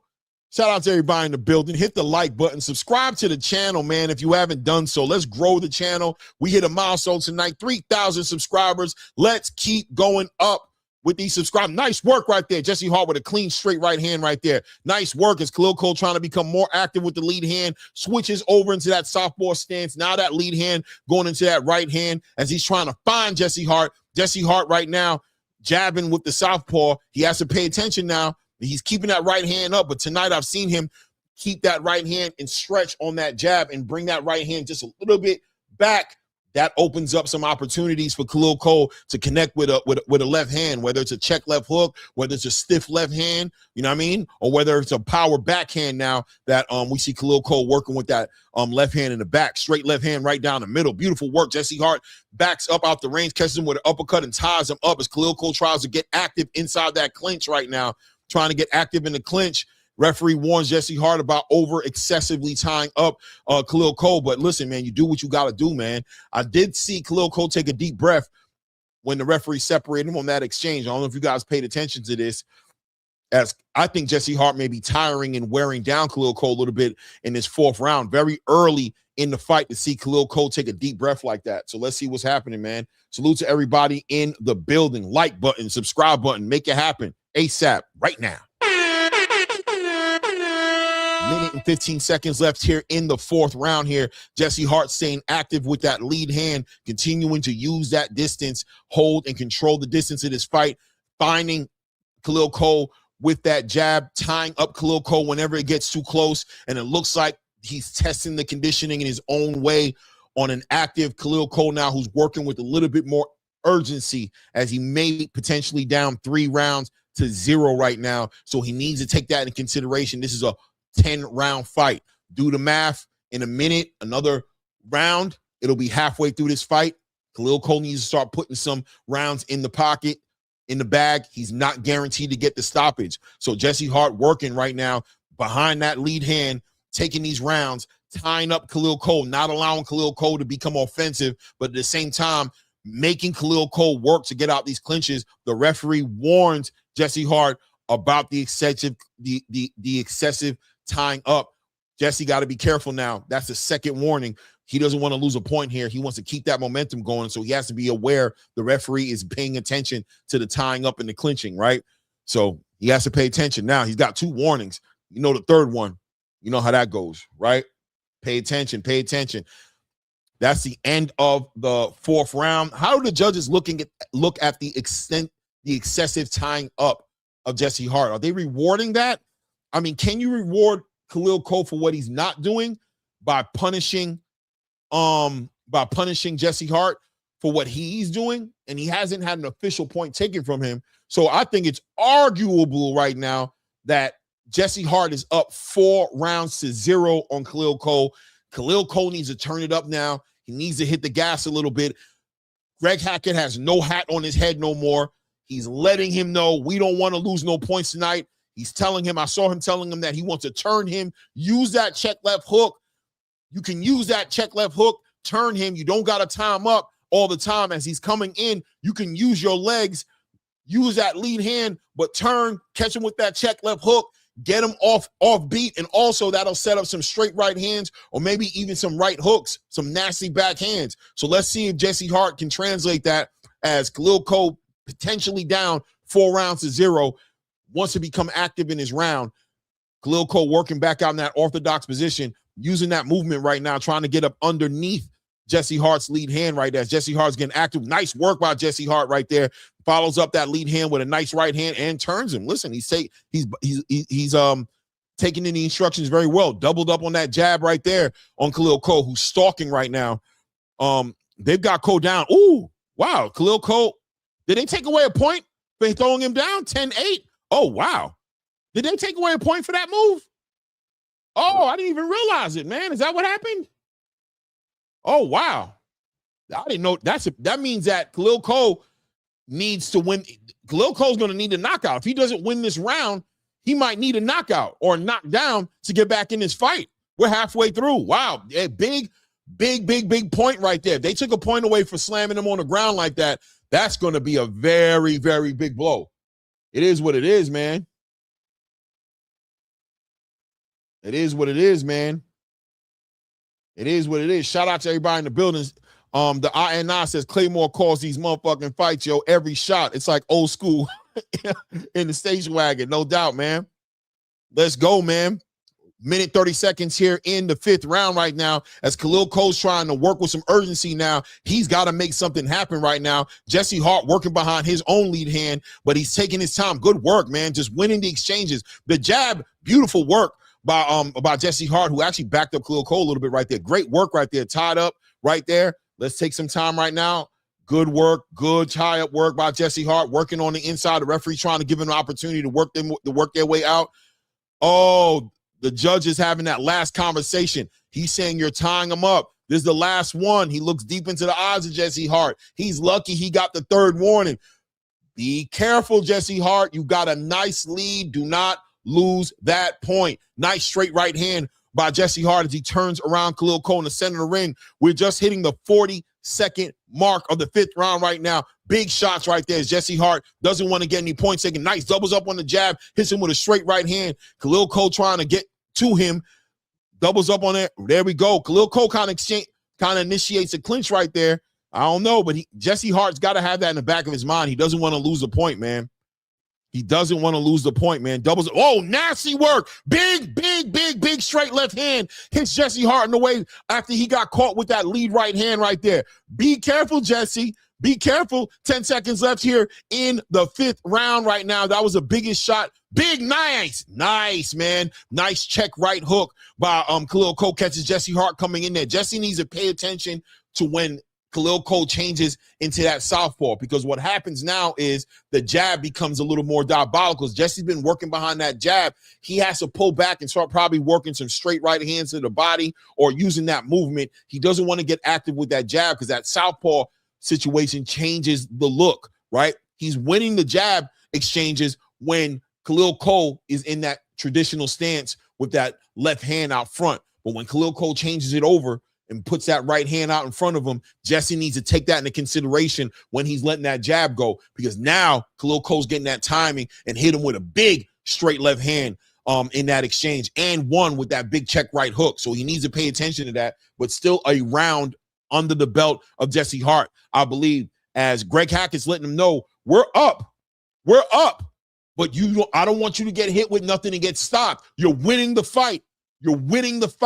Don't get too crazy. Watch it with the clinching, but we are protecting the lead right now. Let's play our game. Don't fall into Khalil Cole's game. Play our game, right? It is what it is. Top of the 6th round, 2 minutes, 45 seconds left on the clock as Jesse Hart is staying active with that clinch, active with that jab, and you see Khalil Cole comes right back out in that southpaw stance. He has that right hand in front of him. He found the success he was looking for. Oh, he switches back over. Now he's back into the orthodox stance with that left hand out in front of him. And this is what Jesse Hart wants, right? Let's see if Jesse Hart can capitalize off it as he's becoming more active and putting some bad intentions in the back of his hand. The way Jesse Hart's fighting, you would think he's on the comeback, right? He doesn't even care about he's protecting the lead. He's being active. Double up on that jab. Cole gets underneath that lead hand, ties him up. The referee's trying to get them to work it out. Referee's trying to allow them to work. Good work right there. The referee separates him. Khalil Cole got active. Nice work. Khalil Cole hits him with a nice check left hook to the body. Big overhand right as the referee separates them. They're getting close to each other. Jesse Hart has to be careful. Big left hand by Khalil Cole. Gets under it. Jesse Hart ties him up. Jesse Hart with a knot. Khalil Cole with a nice check left hook. There we go. Nice 1-2 to the body by Jesse Hart on Khalil Cole. Khalil Cole now stalking Jesse Hart. Is the condition of the Jesse Hart going to be an issue as he gets low and jumps right into tying him up? They're working in there. Referees allowing them to work in there. Good work by Khalil Cole on the inside. Good work by Jesse Hart on the inside. Nice overhand right. Catches Jesse Hart real quick in there. Nice left hook to the body. Nice left hook up top by Jesse Hart. Working. Oh, he looks like he's hurt. Jesse Hart looks like he's hurt. I seen that right leg do the stanky leg. Is Jesse Hart hurt? I don't know. He looks, oh, what's going on? What's going on? The legs of Jesse Hart don't seem to be there. Straight left hand to the body. Jesse Hart looks like he might be hurt a little bit. Did he hurt his leg? Did Cole hit him with a shot? The legs don't seem to be there. I don't know what's going on, man. I don't know what's going on.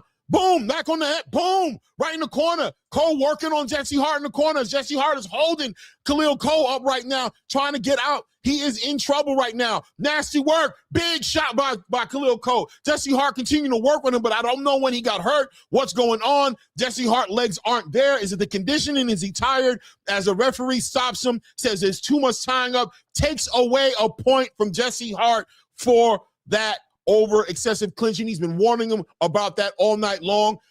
He loses a point over that. It automatically turns around into a 10-8 round right now. Unless Jesse Hart wins the round, then it might be, what is that, a 9-9 round? So let's see how that translates. Jesse Hart doing okay, but this is a big round for Khalil Cole. Nice straight left hand catches Jesse Hart as Jesse Hart continues to clinch him and tie him up right there. 20 seconds left in the 6th round, man. We're a little past the halfway mark, and Jesse Hart seems to be either hurt or the conditioning. I don't know what it is, but he's excessively clinching. Already has lost a point for clinching in this one. Nasty work as he turns him around. Nice punches by Jesse Hart, who's trying to time it out. It's the end of the 6th round, man. I'm gonna have to do that one a 10-8 round, man. I ain't gonna lie, because I think Khalil Cole won the round and the referee took away the points. So Khalil Cole makes up for the points right now. I still feel like Jesse Hart is comfortably ahead here, but Greg Hackett putting that motion there, trying to talk to him, wake him up, get him together. I don't know what the instructions are. The referee comes over into the corner and gives Jesse Hart, I'm assuming, a warning, letting him know we're not accepting the clinching. We're taking away the points. You can't be tying this guy up like that. I don't know what that's going to translate into. Is Jesse Hart tired? Did he get hurt? What happened? When did Jesse Hart, right there, you see his leg kind of shook. What happened right there? Oh, there it was. It was the left hand hit him right behind the ear. The left hand hit him right behind his right ear, man. That shook him up, and he ain't been the same since. Trying to stay active. He got hurt. He got hurt. Woo! Right here. Woo! We at the top of the 7th round, man. Khalil Cole seems to be good. Listen, I was wondering if the conditioning was going to be an issue. He paced himself out. Did Jesse Hart blow his load by being as active as he's been with his lead hand? Has he recovered from getting hit over that right ear? Let's find out. Big 1-2 by Jesse Hart right down the middle. 2 minutes, 35 seconds left here in the 7th round as Jesse Hart working behind that jab. Great round for Khalil Cole. Let's see if Khalil, nice, caught him with a nice left hand. Caught him with a nice left hand. Big work by Khalil Cole. Getting active now. Back in that southpaw stance. And this is where he's found his most success tonight, is when he's in that southpaw stance. He's been able to connect with some significant left hands that caught Jesse Hart. Once again, I told you guys, watch the right hand of Jesse Hart. He has a tendency to keep that right hand low. Look at it. He doubles up on the jab, and where does the right hand? Down by his chest. Khalil Cole able to time that and catch him with those left hands. He has to be careful. He has to be careful.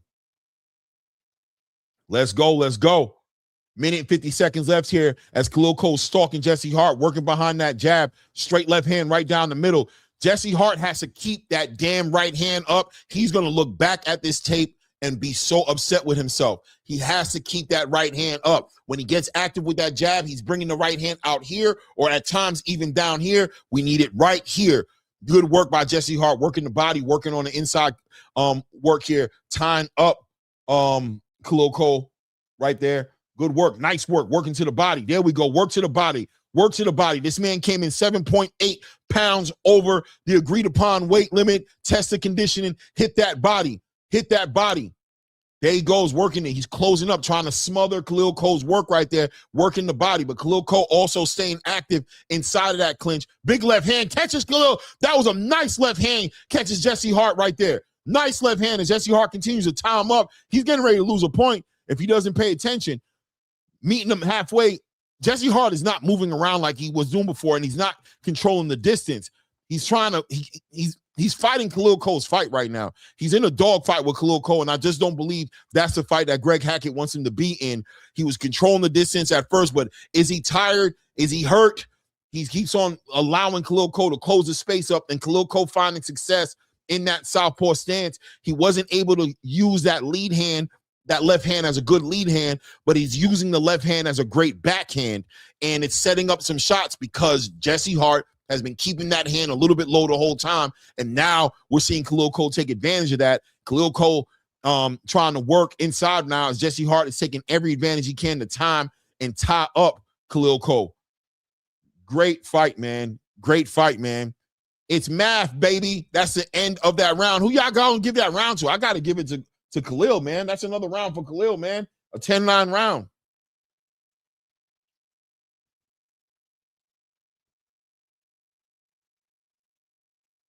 Brother was right, because KO'd. Derrick Lewis got KO'd, was running out of gas by being the more active fighter for 7 minutes. Yeah.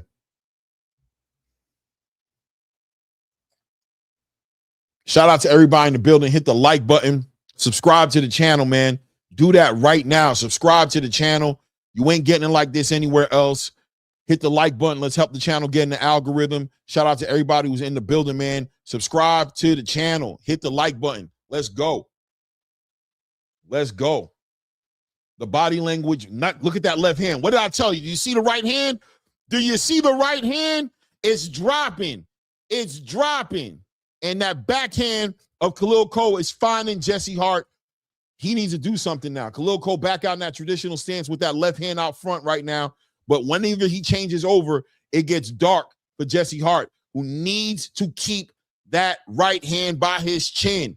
He's letting that right hand is too far away from him. And every time he lets that left hand go, the right hand goes here. It goes here, right? It's not here, right? It's a little, even right now, it's a little bit low. Look at the right hand. The right hand's a little bit low on Jesse Hart, who's now biting on the feints of Khalil Cole. He's trying to get his own feints going on, but Khalil Cole's not thinking about nothing coming back from Jesse Hart. He's stalking him right now. He's keeping his own left hand, and boom, there it is right there. Right hand in the front, back in that southpaw position. The left hand is the backhand now for Khalil Cole. Jesse Hart needs to pay attention, and he knows it. He seems nervous, and he needs to raise that right hand. If he knows what I know, if he's looking at what I'm looking at, he needs to raise that right hand. Nice work. Straight right hand down the middle, catches Khalil Cole on that exchange right there.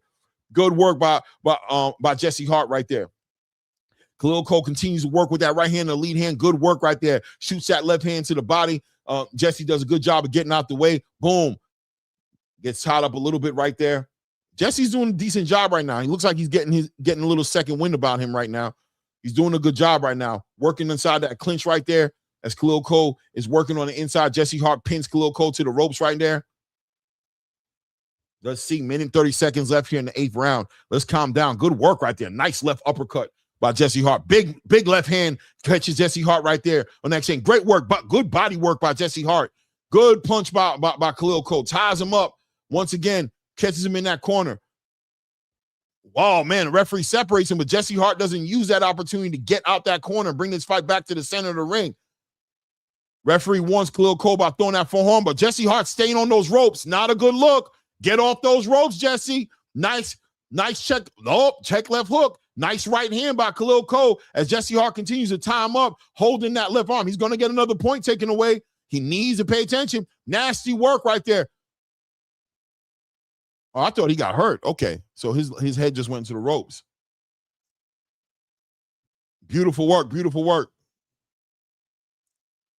Nice work by Jesse Hart. Jesse Hart taking his win right there. Nice straight left hand. Big overhand right by Khalil Cole. Tries to catch Jesse Hart there. Doubles up on the jab. Good body work on Khalil Cole. Jesse Hart's finally starting to get into that second gear, ladies and gentlemen. He was hurt. It took him a while, but he's doubling up on that jab, and he's investing in the body. Good work. Hits him with a nice right uppercut to the body, right through the right underneath the arm, the left arm of Khalil Cole, pushing him back into the ropes. He's kind of big work right there, trying to separate them. Needs to get off those ropes. Straight left hand right there. Well, the referee's trying to keep them separated right now. Without a doubt, Jesse Hart's conditioning is being tested. I'm going to give Jesse Hart that round. I don't know what the judges are going to give into, but I'm going to give Jesse Hart the round. I'm going to give Jesse Hart the round.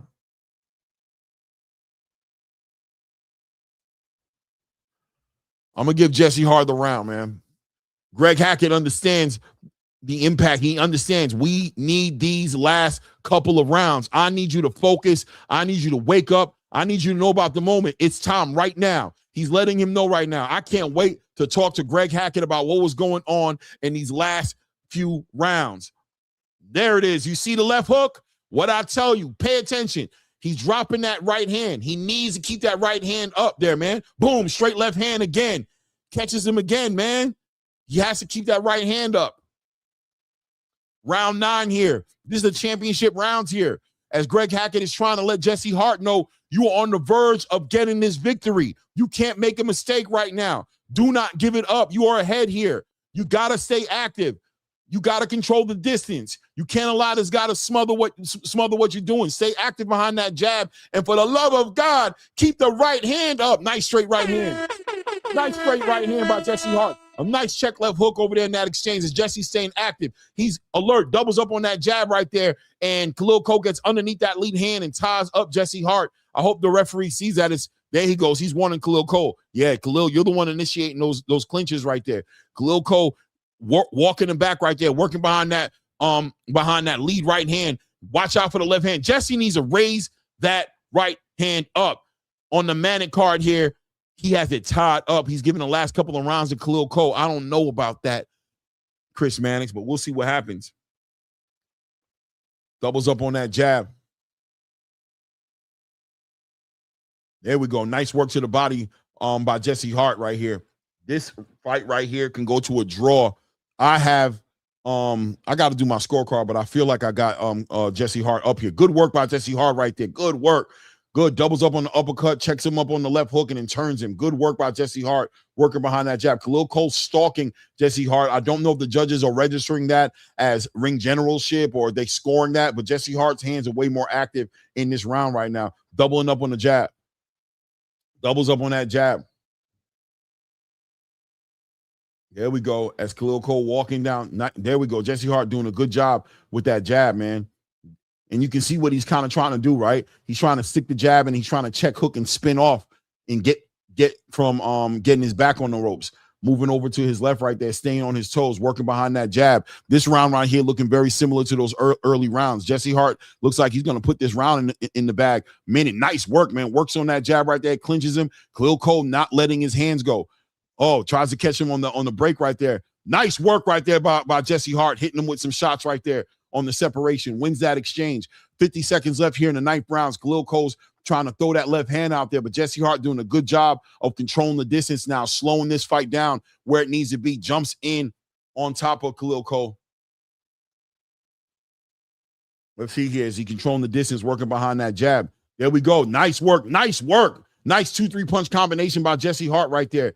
Good work right there. Working on that, working behind that jab. There we go. Jesse Hart doing a good job of efficiently slowing this fight down, working behind that jab. Has Khalil Cole slowed down? Did he turn up in those last couple of rounds and try to get Jesse Hart out? Did that hurt his conditioning a little bit as he slowed down a little bit? 10 seconds left here in the 9th round right here. Jesse Hart, I think, takes this round comfortably right now. Just needs to play it safe right here. Do not allow him to hit you with nothing bad. That back left hand, pay attention to it. Raise that right hand for the love of everything holy. I wonder if Coach Rell is seeing Jesse Hart's having a bad habit, keeping that right hand low. But that was a Jesse Hart round right there. 10-9 right. 10-9 round for Jesse Hart. We're going into the 10th round right here. I have to believe that Khalil Cole's corner is telling Khalil Cole to fight with some urgency. The fight can be close. It may even be coming down to a draw. Maybe Khalil Cole may be up by 1 point, but Khalil Cole can't gamble on that. He has to go for the stoppage. He has to separate himself in this round right here and leave it out there. He's breathing, but hey, bro, if the conditioning is there, let your hands go. Jesse Hart at the same time needs to think the same way. Win this round. Control the distance. Don't go to knock out Khalil Cole. That's not what your MO is. Score, move, turn Khalil Cole. Keep that right hand up, and let's go. It's the top of the 10th round. Let's go. That's where he finds his success at, Cap Quest. When he goes in that southpaw, that back left hand, He's not winning the jab with the left hand, but when he has the left hand back there, he's been able to hurt Jesse Hart tonight. That's why he's operating in the southpaw. He's finding the success when he's able to smother the lead hand of Jesse Hart with his own right hand. He's able to set up shots with that left hand. Don't let that go over your head, Cap Quest. That's how it works. Kazu 953 said, I swear if Mannix gave Cole the 9th round, he a dummy. Big dummy. 2 minutes and 27 seconds left here in the 10th round right now as Jesse Hart is tied up Khalil Cole. Looking over, I guess it was a little bit of a head clash right there. As the referee, I don't know, he didn't take a point. I guess he's letting the judges know that I don't know about the head clash. I don't know. Anyway, Jesse Hart working on that lead hand, stabbing him to the body. Khalil Cole tying him up. Let's go. 2 minutes left here in the 10th round. Good work by Jesse Hart, working behind that jab. Good combination punching by Jesse Hart, working behind that jab. Khalil Cole needs to work with some urgency right now and try to find out. Good work right there as Khalil Cole hits him with that lead hand with a nice check lead uppercut to the body. Big right hand, big check left hook for Jesse Hart on the way out there. Khalil Cole turns with it, doesn't get hurt, but Jesse not letting him take this round from him. Khalil's going to have to press it. Minute 30 seconds left here in the 10th round right now as Khalil Cole's trying to press it. Straight left hand hits into the ropes. Jesse Hart sees it coming from a mile away. There we go.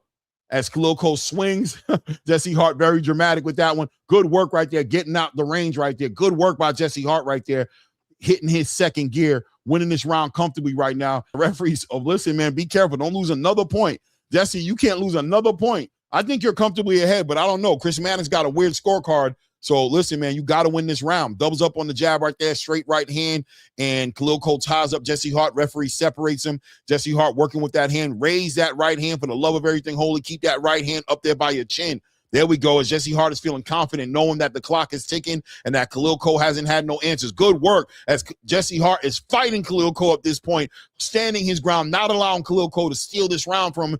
Big round for both of these guys. We don't know what the judges are thinking about. You got to win this round. This round could dead ass be the winning, the one that moves the needle. As Jesse Hart bounces up, raising his arm to the crowd, works inside that clinch. Nice right hook to the body. As Khalil Cole tries to body to body on Jesse Hart. Jesse Hart doing a little bit of showboating now. Nice work right there behind that jab. Big right hand to the body right there inside that clinch. Good work inside on Jesse Hart. Hits him with another big right hand on that exchange. We're about to close this round out. Has Jesse Hart done enough to take this as he walks around with his hands up, bouncing around, taking this victory, basically saying that I got this one in the back? Has Jesse Hart taking this victory? I gave him that last round, ladies and gentlemen. I'm going to score right now my calculator. I've got Jesse Hart winning this fight. Chris Mannix seems to believe that it came down to the last round. Let's see what the judges say on this one. Let's see what the judges say on this one. Guys, you're in the building. Hit the like button. Subscribe to the channel. Subscribe to the channel. Let's do the math here. Let's get the mathing right here. Greg Hackett did a great job with Jesse Hart. Jesse Hart getting hurt a little bit early in that, what was it, the fourth round. He got hurt, didn't have his legs up under him. Khalil Cole worked up a little momentum, won like 1 or 2 rounds after that, was able to bag some middle rounds, but was able to dominate early in this fight and take a lot of those early rounds. At least the first 4 rounds, took those rounds, and then lost a point. Jesse Hart lost a point for excessive clinching. Khalil Cole lost a point for slamming Jesse Hart on his back.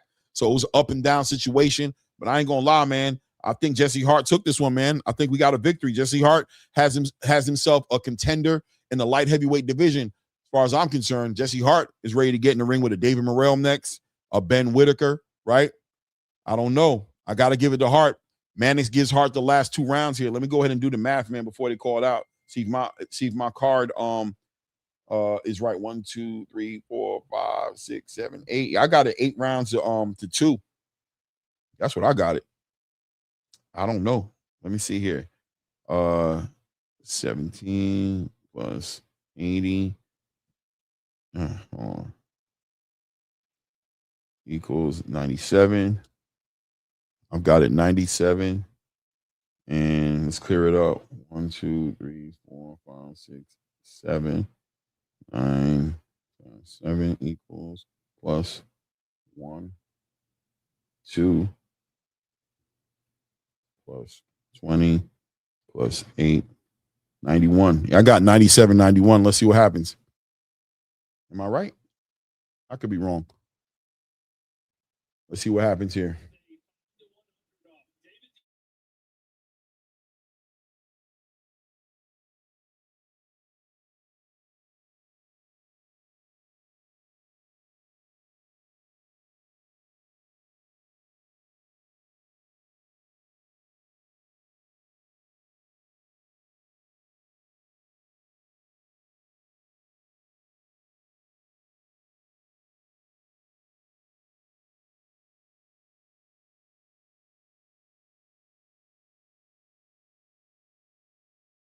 Oh, it's a robbery. That's a bad decision, man. That's a bad decision, man. They gave it to Khalil Cole. That was a horrible decision. That was a horrible decision. That was a horrible decision, man.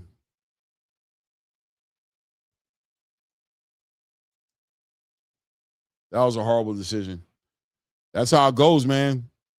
You know, Khalil Cole, obviously the hometown favorite. He's the matchroom fighter on the matchroom card. He's the one that Eddie Hearn has a lot invested into. Even though he blew the scales, you got to take it. You got to treat Khalil Cole like he's a champion, right? Because he's a matchroom fighter. You got to treat him like he's a champion, and you got to make some things happen. But yeah, I think Jesse Hart beat him. I believe Jesse Hart beat him tonight. It is what it is, man. It is what it is. You guys, I had him winning comfortably. But listen, at the end of the day, the body language, Jesse Hart being on his back foot, all the excessive tying up, was that influencing the judges to believe that Jesse Hart was doing that because he was losing the fight. He may have been trying to work the conditioning of Khalil Cole, but the body language, you got to think about how the judges are looking at it. Obviously, there's always the political part of the conversation, but at the end of the day, you're in the backyard of your enemy, and you got to make a statement. You have to separate yourself. You got to make it happen. So Khalil Cole walks away with the victory. Does he keep his name in the conversation of the light heavyweight division as far as the top light heavyweights in the division? He blew the scale tonight by 7.8 pounds. So he gets a victory inside the ring, but how does his actions on not making the weight reverberate through the space, right? How does the space see it? How do other fighters see it? A fighter like Khalil Cole, a lot of fighters in the division are going to use any excuse they can not to get in the ring with Khalil Cole. So has he put a big red marker next to his hand, right? Next to his name, to where fighters can get away with not even fighting him. So let's see what he does. And what's the reason behind him not making the weight? Is he too big for the division? Can he not make 175 anymore? What's that all about? Is he better up just going up to the cruiserweight division? Putting on the 25 pounds and fighting at 200 pounds? I mean, time will tell. I doubt we'll really find out what happened in real time unless we get a good journalist in front of him, right, to let us know what happened. But, hey, man, he walks away with that win. I don't think he won that fight. I feel like Jesse Hart won it, but it is what it is, man. SOB TV, Jesse won that fight. I ain't mad at you. Yo, with the highway robbery, diabolical, no doubt. Assalamu alaikum to my brother Fly Frequency. Says Khalil literally threw 3 to 5 punches in the last 2 rounds. Yeah, and that's another thing. Jesse Hart won the championship rounds. He won the last 2 rounds. So it's kind of hard to make an argument for Khalil Cole, man. He had one moment in the 4th round where he hurt Jesse Hart. Jesse Hart took maybe a round or 2 off, a lot of clinching. Maybe he was hurt getting it together. But once he got it together, I had him winning the last 3 rounds. You know what I mean? So I don't know. It is. He says, I'm going to blame Greg's shitty corner instruction. Team Norman, motherfuckers. Nah, shout out to Greg Hackett, man. He did a great job in that corner. A lot of intensity. He wanted, he knew that Jesse Hart was in the conversation. He knew that he could win the fight, but I think Greg knew the whole time that they're going to steal this from you. If you make this look close, if you don't do everything right, they're going to take this from you. You can't win this fight by 1 or 2 rounds. You have to dominate. This has to be an 8-4. This has to be an 8-4 round fight. You know what I mean? A 8-2 7-3 situation, right? Like we can't have it be a 6-4 situation. right? We need to win this decisively. And I think Greg realized that even in the earlier rounds, when, around round 5, 6, 4 or 5 even, he knew like, yeah, you're winning this. You got the first round in the first 4 rounds in the bag, but this guy's about to take this from you, because Greg started seeing that, the language, the body language wasn't translating right. But I want to put words in the mouth of the great Greg Hackett. I'm going to work on getting an interview from Greg, get him up on the channel, and see if he can give us some perspective of what was going on in his mind, especially in that 5th round when he got hurt, and of definitely in the championship rounds, and ultimately what he thought about the decision as well, right? Let's be real. Shout out to my brother Adel Choice in the building. Walaikum salam, rahmatullah barakatuh to my brother Adel Choice, who says, I stopped watching NBA, NFL, other sports because of outcomes like this. The politics, right? The politics, right, Adel? I hear you, brother. I appreciate the love, man. Thanks for putting some color in the chat, man. Shout out to everybody in the building, man. Take a moment, hit the like button, subscribe to the channel right now if you haven't done it. Bob the Virtual also says, this is why we're going to keep stealing these fights. Wow. Diabolical, man. Diabolical, man. Hey, man, you can't be mad, man. You got to pay attention to the fans, man. The politics of the sport, got to act right. We can see this shit's coming from a mile away. This man blew weight 7.8 pounds over the scale and got a robbery decision tonight in front of a lot of people's eyes. You know what I mean? Some people might say the fight was close, and how can a close fight be a robbery? But I think it was pretty much, I feel like this was definitely a clear victory for Jesse Hart. Thought he did what he had to do to win this fight, but who am I?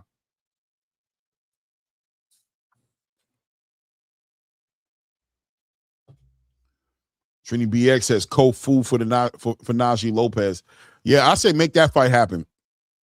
I would have said that if Khalil Cole would have made weight tonight, won this fight decisively, that he could look at Najee Lopez and says, you need to do some work to get to me. But I feel like Khalil Cole blowing the weight and winning a fight that I think most people feel like he lost, he's not outside of Najee Lopez's reach anymore. Right? And he's a matchroom fighter. So if it's not going to be Najee Lopez, then it's going to be Ezra, right? We'll see what he does on the upcoming Moses Atalma, Jermaine Franklin card. See what Ezra is able to do. But his next fight is going to be a big fight, clearly. You got to think that Ezra Taylor is looking to put on a great performance against Willie Hutchinson. When is that fight happening? That's going to be a big fight and a way more significant fight in a Willie Hutchinson for Ezra Taylor than this fight, Jesse Hart with Khalil Cole, who arguably, and I'm being nice, lost the fight, right? Let's see here. Yeah, he's going to be the co-main event. Ezra Taylor will be the co-main event against number 11 ranked light heavyweight Willie Hutchinson. Ezra Taylor looking great right now, 13-0. That is a legitimate fight right there. It's a Frank Warren fighter, but that fight right there, Khalil Cole, Ezra Taylor, that looks good to me. I'm ready to see it. Let's get it done. Looks good to me. If not Ezra Taylor, Najee Lopez, what say you? What say you, ATP?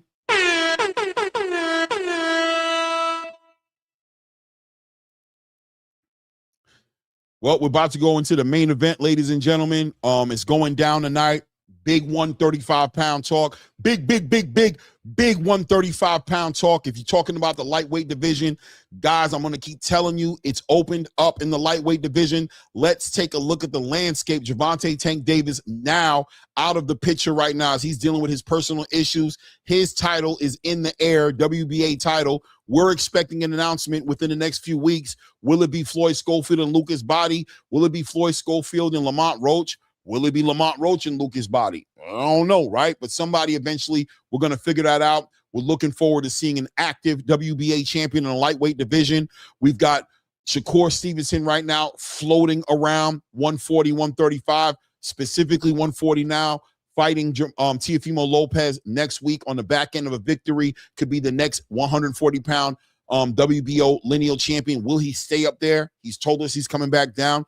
Doesn't make a difference one way or another, because we have Javier Herrera, who's holding an interim WBC title at 135. We've got Raymond Muratalla and Andy Cruz tonight trying to figure it out in the IBF championship. And of course, we got the youngest bull in the game right now, Abdullah Mason, shook up the world with a fight of the year candidate against Sam Noakes, became the youngest champion in boxing right now, but currently the current WBO lightweight champion. This fight right here is a needle mover in that division.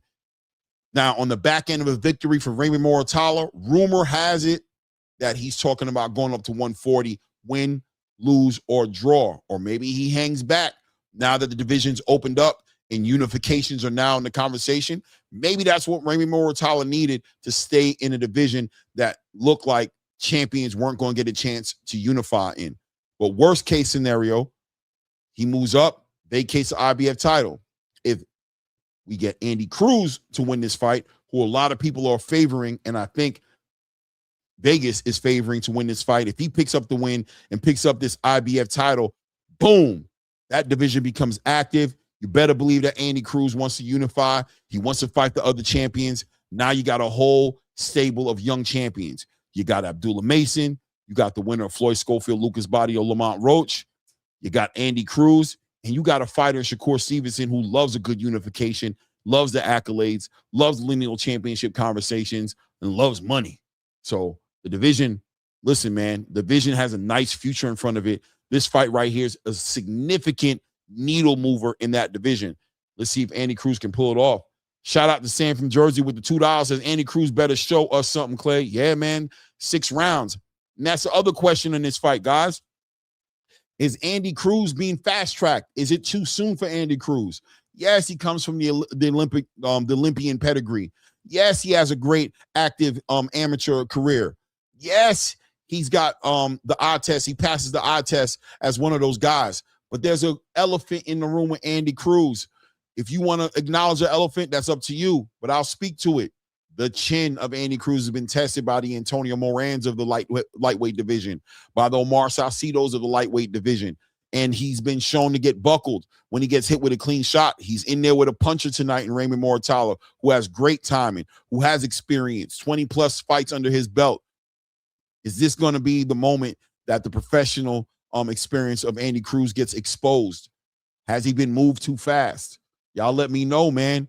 A lot of juice behind this fight. Big needle mover in the 135-pound division. Shout out Kazu says, I think it's too soon for him, honestly, but we're going to see in a few moments. You ain't lying, man. We've been talking about the proof is in the pudding, and you already know my saying. Looks like we all in the pudding right now. Let's see what he does with it. Eddie Hearn talking right now. Let's see what Eddie Hearn's talking about. You know, clearly he's talking about that Jerron Boots Virgil shit, but let's see what's going on. Hit y'all on mute and figure out what they're saying.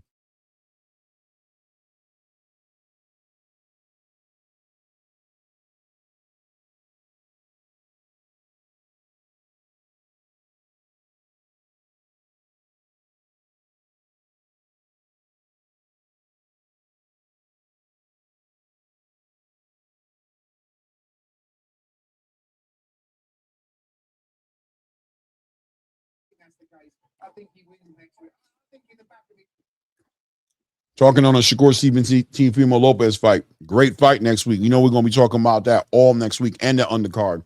Great card. Shakur Stevenson, Teofimo Lopez, Keyshawn Davis, Jermaine Ortiz, Shushu Carrington, and Carlos Castro. What are the fights on that card? Carlos Adames and Ammo Williams. What are the fights on that card, man?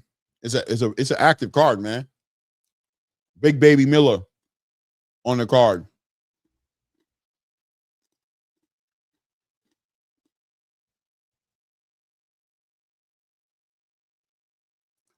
Hit the like button, subscribe to the channel.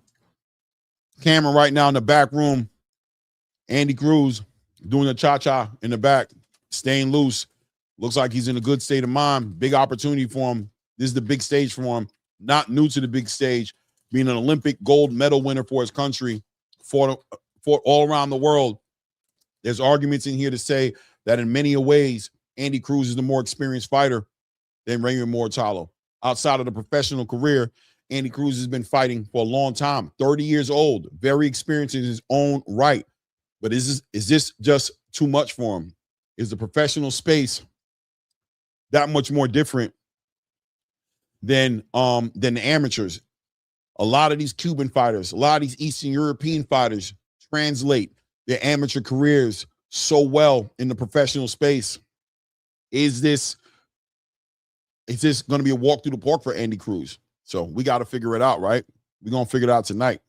Shout out to J Pitt City with the $5 supporting the channel. Says, if Cruz wins, Keyshawn got to get back. You can't lose to someone 4 times and not fight them in the pros. I agree with you, but I also got to tell you guys, Andy got to come find Keyshawn. Keyshawn don't got to fight Andy, because there's an argument there right now to say that Keyshawn has bigger fish to fry at 140 with this fight and his victory over Jermaine Ortiz. He could legitimately be in the conversation for fighting a potential winner of a Teofimo Shakur. That's one conversation, but also be part of making some big fights with a Richardson Hitchens, or even going up to 147, as Devin Haney has said that he's willing to give him an opportunity as well. Does he look back and fight an Andy Cruz who's going to be 7 fights into his professional career with an IBF title? Does he go down there to fight Andy Cruz with a rehydration clause, or does he force Andy Cruz to come up to 140 if he wants to make that fight happen? Obviously, that's up to Eddie Hearn. That's up to the team of Andy Cruz. But there's an argument there for Keyshawn Davis to say, why should Keyshawn come down and fuck with an Andy Cruz when he got so many big paydays and bigger fights that he can make where he's at? Let's take all that into consideration, right? Salute to everybody in the building here. Sanford Joy said Ray Davis and Angelo Reyes will be in rare form. Let me see if J Pitt said someone's gonna duck the smoke out of all of them. Hey man, that's part of the game, right?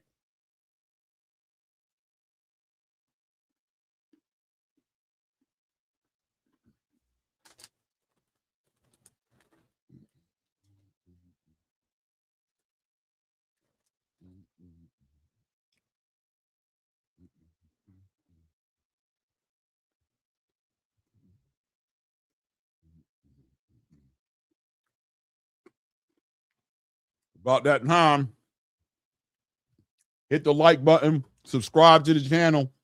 Let's go.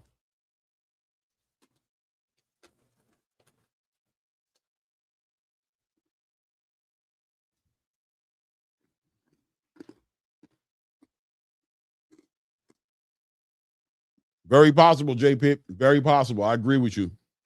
Why? I'm gonna tell you why. Because of Robert Garcia and Bozy Ennis.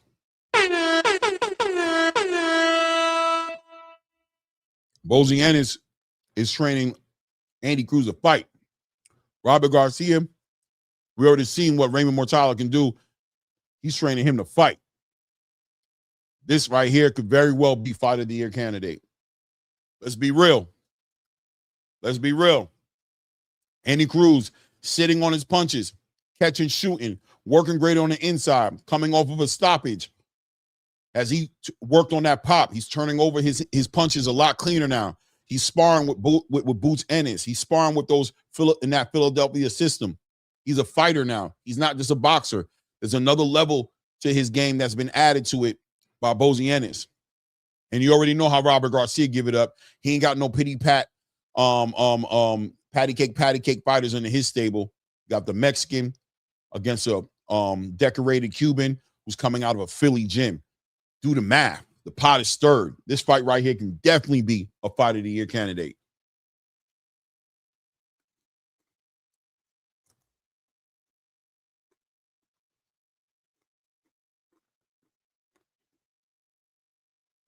There it is right there. Both fighters coming in 5'8", came on the scales, 134.6 for Raymond Muratalla, 134.4.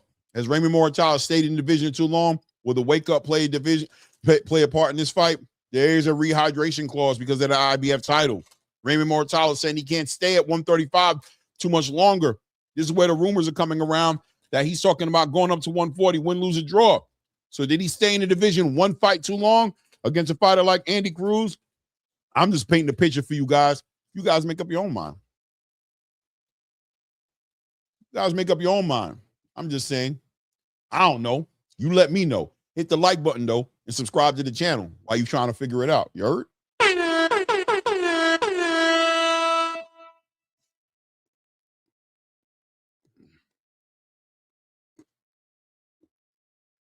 Let's go.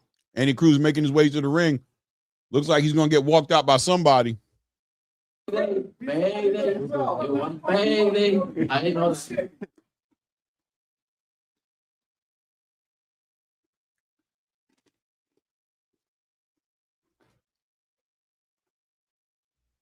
Cam from Jersey says, is 135 and 140 divisions that's running boxing, Clay? Because it looks like 147 and 154 and even 166, 68 are falling into the abyss. No, but I understand what you're saying. To be honest with you, it's such an interesting year for boxing. All these divisions are kind of floating right now, and they all just waiting to catch fire. They're all bathed in gasoline. 126, crazy. Looks like he could just jump off. If Shushu could pull off this win and become a champion, maybe we see some big unifications with an active champion who's looking to actively unify. 130, very interesting division. Ryoto Susumi. You got some Japanese presence in that division with some high pedigree. Look at, oh man. Ayo, Andy Cruz dancing his ass. Well, Andy Cruz like to dance, bro. He like to move around.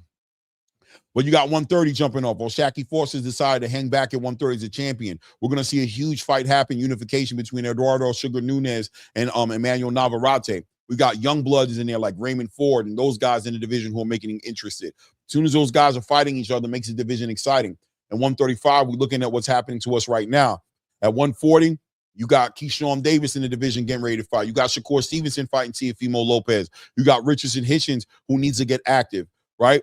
You got a new star at 140 and Dalton Smith, who just had a great performance in Sabril Matias. As soon as those guys start fighting each other, it can get crazy. And 147, if Keyshawn Davis goes up to 147 and fights Devin Haney, if some big fights start to marinate, we start to get Tiger Johnson, Brian Norman Jr. activated in division, Raul Coriel. We watch those guys move around at 147. There's a lot of room for things to happen at 147.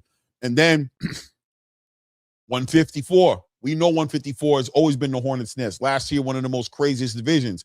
But we got to get people like Oscar De La Hoya to step their game up and get out the way of progress and allow Virgil Ortiz and Jerron Boots Ennis to fight. Allow Xander Zayas after this unification to pursue another unification. There's so many things going on there. And 160 quiet, kept, but a lot of things brewing on the low there as well. We just watched Amari Jones come up with a great performance at 154. Looks like he's ready for 160. Xander Zayas can go up to 160, right?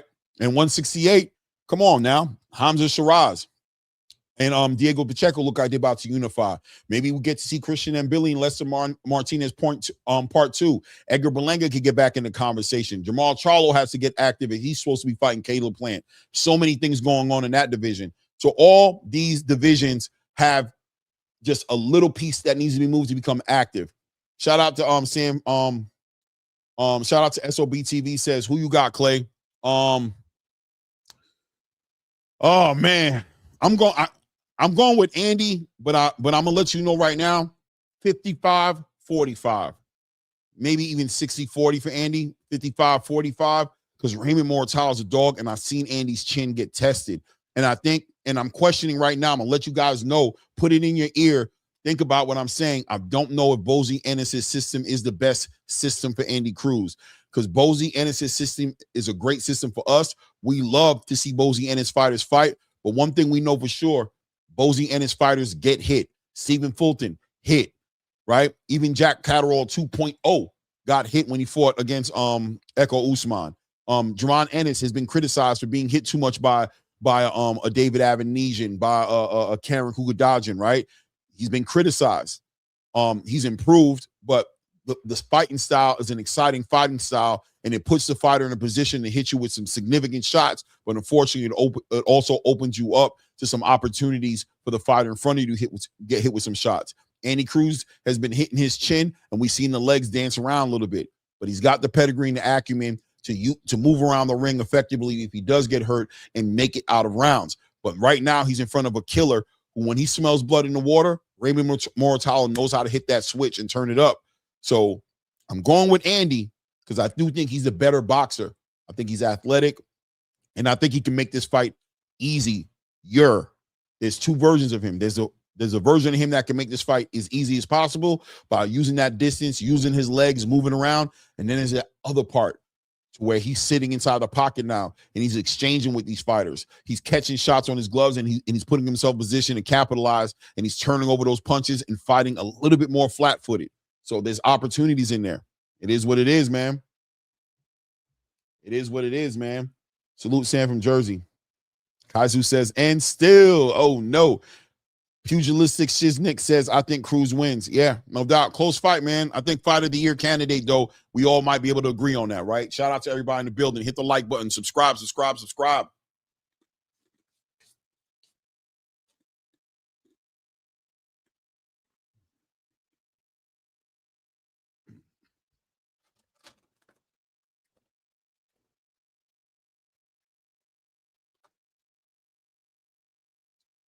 Subscribe to the channel for the love of God.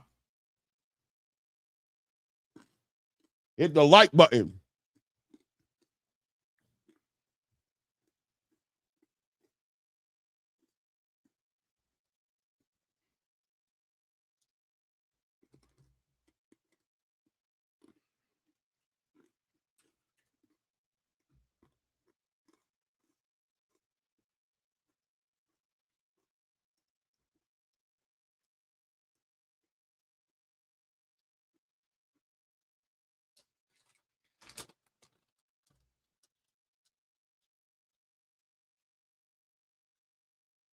Hit the like button, ladies and gentlemen. Subscribe to the channel. Let's go.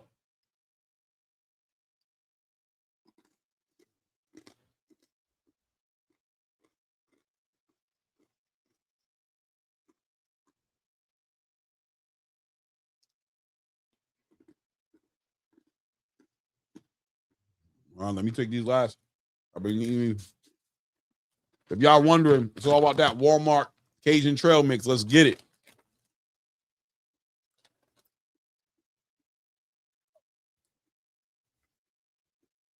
Both fighters have received their last instructions. I'm ready. Let me hit this water.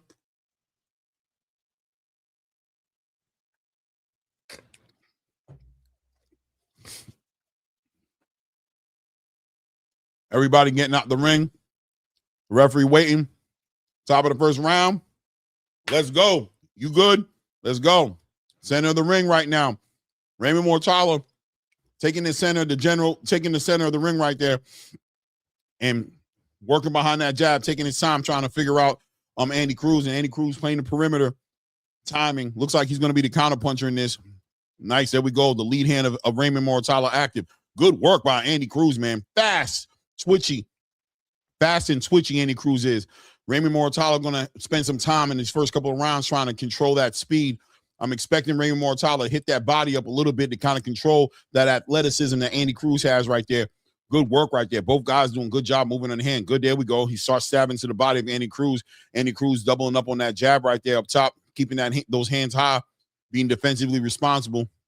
Raymond Muratalla doing a good job of cutting that ring off and keeping Andy Cruz right there, not following Andy Cruz, but cutting off the ring, and that's something he has to be careful of. Good lead hand to the body by Andy Cruz right there. Good timing right there. Big overhand right by Andy Cruz. Good work right there. Catches Raymond Muratalla again with an overhand right. Nice work. Stabs him to the body. Andy Cruz looking real good in here, working with that lead hand, stabs into the body right there. Raymond Muratalla continues to apply that pressure, and Andy with a good jab right there.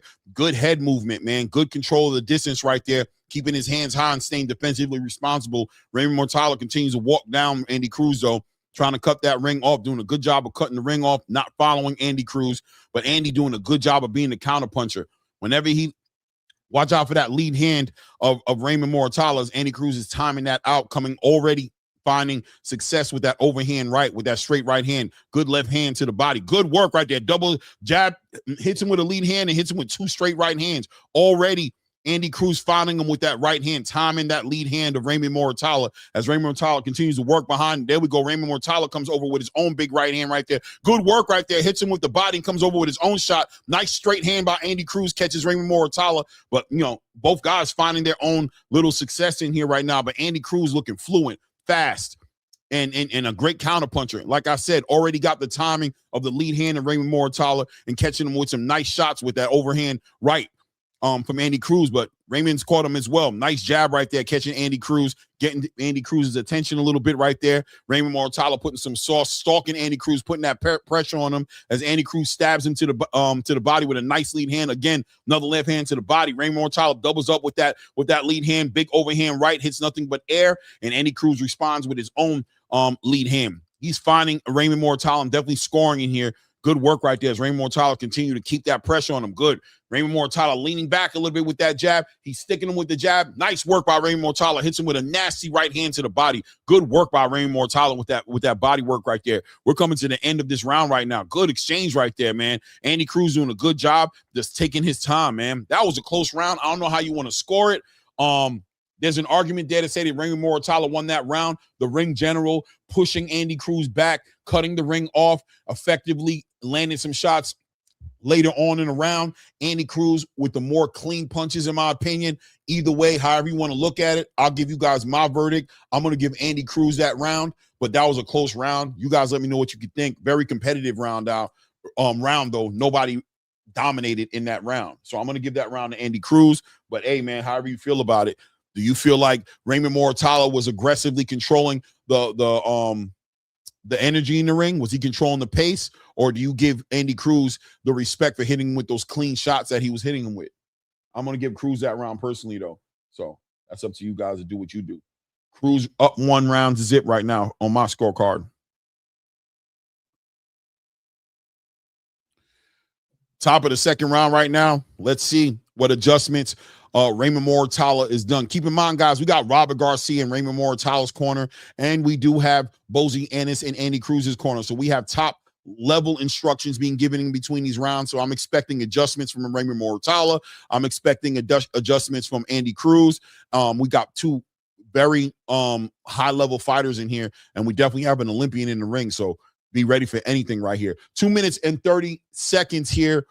2 minutes and 30 seconds here left in the second round here. Raymond Muratalla continued to apply that pressure, keeping Andy Cruz on his back foot as Andy Cruz continues to play the perimeter. Good. Doubles up on that jab. Big overhand right. Andy Cruz catches it on the glove, but bad intentions on that big right hand by Raymond Muratalla as Andy Cruz shoots back his own 1-2 right down the middle. Right there. Good left hand to the body by Raymond Muratalla. Andy Cruz responds with his own jab right there. Doubles up on the jab. Raymond Muratalla continues to operate behind that high guard, applying pressure and working behind that jab as well. Now starting to move his head off the line a little bit, letting his hands go off a little bit better now, doubling up on the jab, coming over the top with that big right hand right there. Short punches are going to be important in this fight, guys. Both these guys have great twitchy muscles.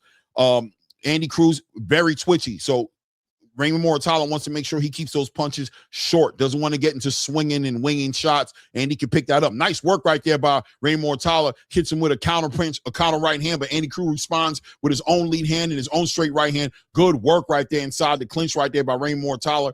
Andy Cruz initiates a tie-up right there. Both these guys letting their hands go, get more comfortable. Minute 25 seconds left here in the second round.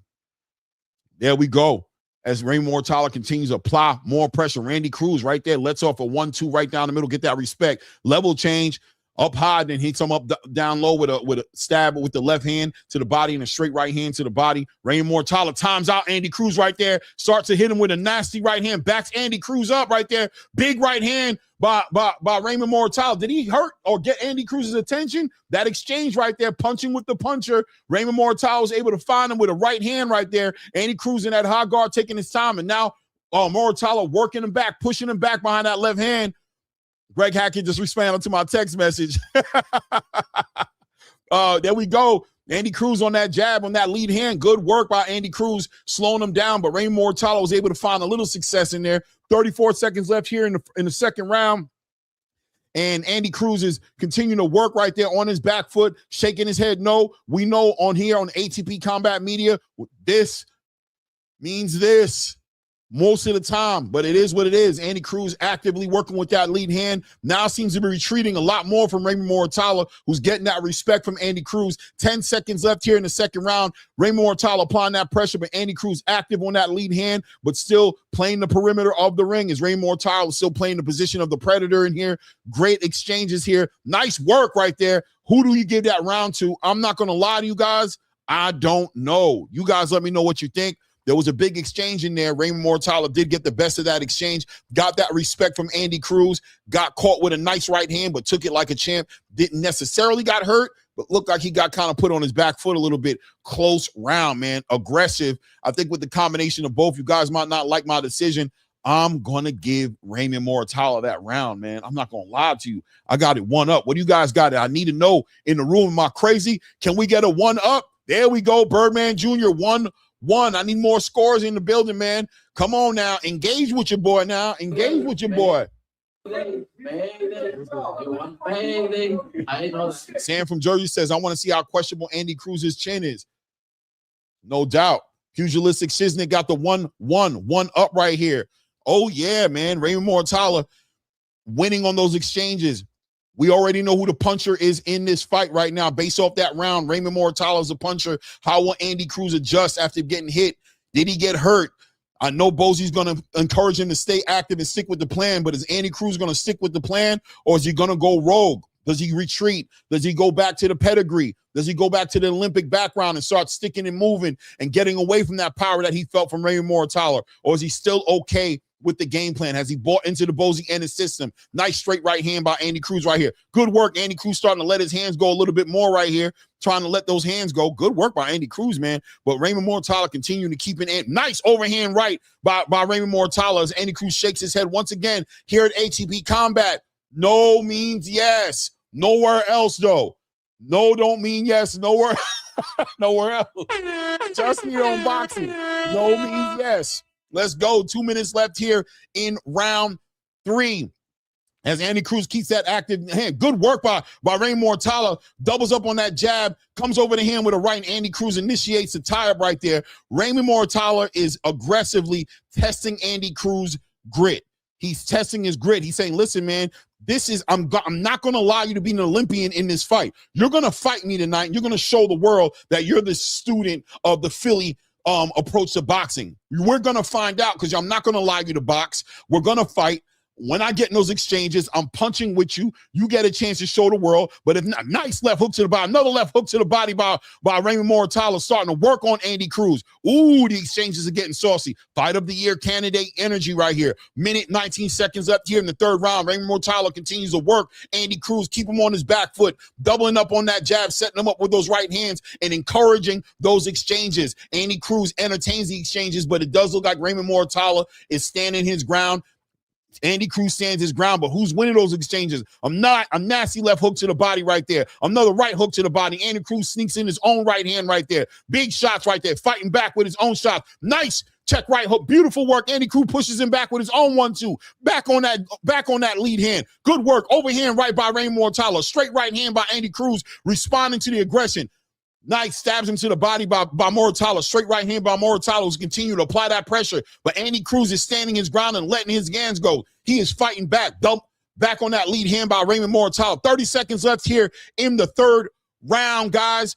Andy Cruz working behind that lead hand, but Raymond Muratalla applying pressure, trying to break Andy Cruz of all that swag, of all that athleticism. He's trying to take it out of him. He's working the body. There he goes, trying to work and set up his own check hook. Good exchange right there by Andy Cruz, letting his own combination go. Nice work. Andy Cruz with a 2-3 punch combination. Hits a little bit of air, but showing that I'm a dog, man. I'm not going to let you sit up in here and bully me, but he is on his back foot. Nice work. Lead hand to the body. Nice work. Feints up top, sticks him to the body, comes over the top with the right hand. End of that third round. How do you guys feel about that? I'm going to tell you the truth, man. I don't know. I don't know, man. That round is a swing round. Damn. Oh. Damn. I kind of feel like I want to give it to Muratalla, but Andy was showing some heart. I don't know, man. I think I'm going to give it to Muratalla, man. I think I'm going to give him that round. Oh, man. Who y'all get that round to? Help me out in the chat. Oh, yeah. I know y'all sitting here doing this just like me. You guys are doing this. Don't lie. You're doing this. And let's be real. 2-1 Virgil Wembley with the 2-1 Cruz. Okay. Oh, I'm gonna give it. I already said what I did, man. I gave it to Raymond, man. I gave it to Raymond, man. Wow, bro. Pugilist gives it to Cruz. Okay, let's get it. Let's get it. Let's get it. Oh man, let's go, man. top of the 4th round here. Lead hand of Raymond Muratalla staying active, continuing to apply that pressure, sticking to the game plan right now. Can Andy Cruz sustain this 4th round out of a 12-round fight right now? And Raymond Muratalla understands he needs to keep that pressure on Andy Cruz. He doesn't want Andy Cruz being comfortable in there. Andy Cruz not tested on this level, not tested by this caliber of fighter. Has he been in here with 12 rounds with a fighter like Raymond Muratalla? I don't think so. You know what I mean? Nice left hook to the body right there by Raymond Muratalla right there. Straight right hand right there. Andy Cruz on his heel. Nice straight left hand down the middle by Andy Cruz. Another left hand as he continues to move. Beautiful work. Andy Cruz hitting him and nice work. Hitting him and getting up underneath that lead hand. Good work, man. Good left hand right there. Great work right there. As Andy Cruz is starting to sniper him a little bit, hit him with these clean shots. He was in the southpaw position for a minute now, but back to being orthodox, back to working behind that jab. Nice right hand to the body. Good uppercut inside that clinch right there as Raymond Muratalla continues to work behind that hard guard and tries a nice 1-2 by Raymond Muratalla. Nice right hand right there. Good work. Straight right hand to the body by Andy Cruz, lands on Muratalla. There we go. Muratalla working behind that lead hand. Andy working behind that lead hand, doubling up on that jab. Raymond Muratalla continues to walk him down, work behind that lead hand, staying that high guard. Straight right hand. Andy Cruz gets out the way, hits him with his own stabs to the body, lead hand to the body. Andy shakes his head at the Raymond Muratalla, hits him with a heavy left hand. You already know. I ain't going to keep saying it. You know what this means here. Let's go.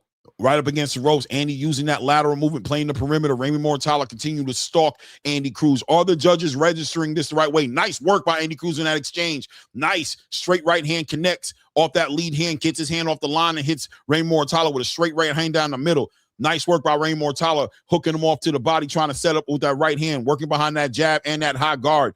Continuing to try to be defensively responsible, but continuing to apply that pressure to Andy Cruz, who's managing it well at this point. Nice pace for Andy Cruz, who is nice work by Andy Cruz. Times it out. Big right hand, doubles up, lets his hand go. Just lets his hands go in there, man. Fast hands, fast twitching muscles from Andy Cruz.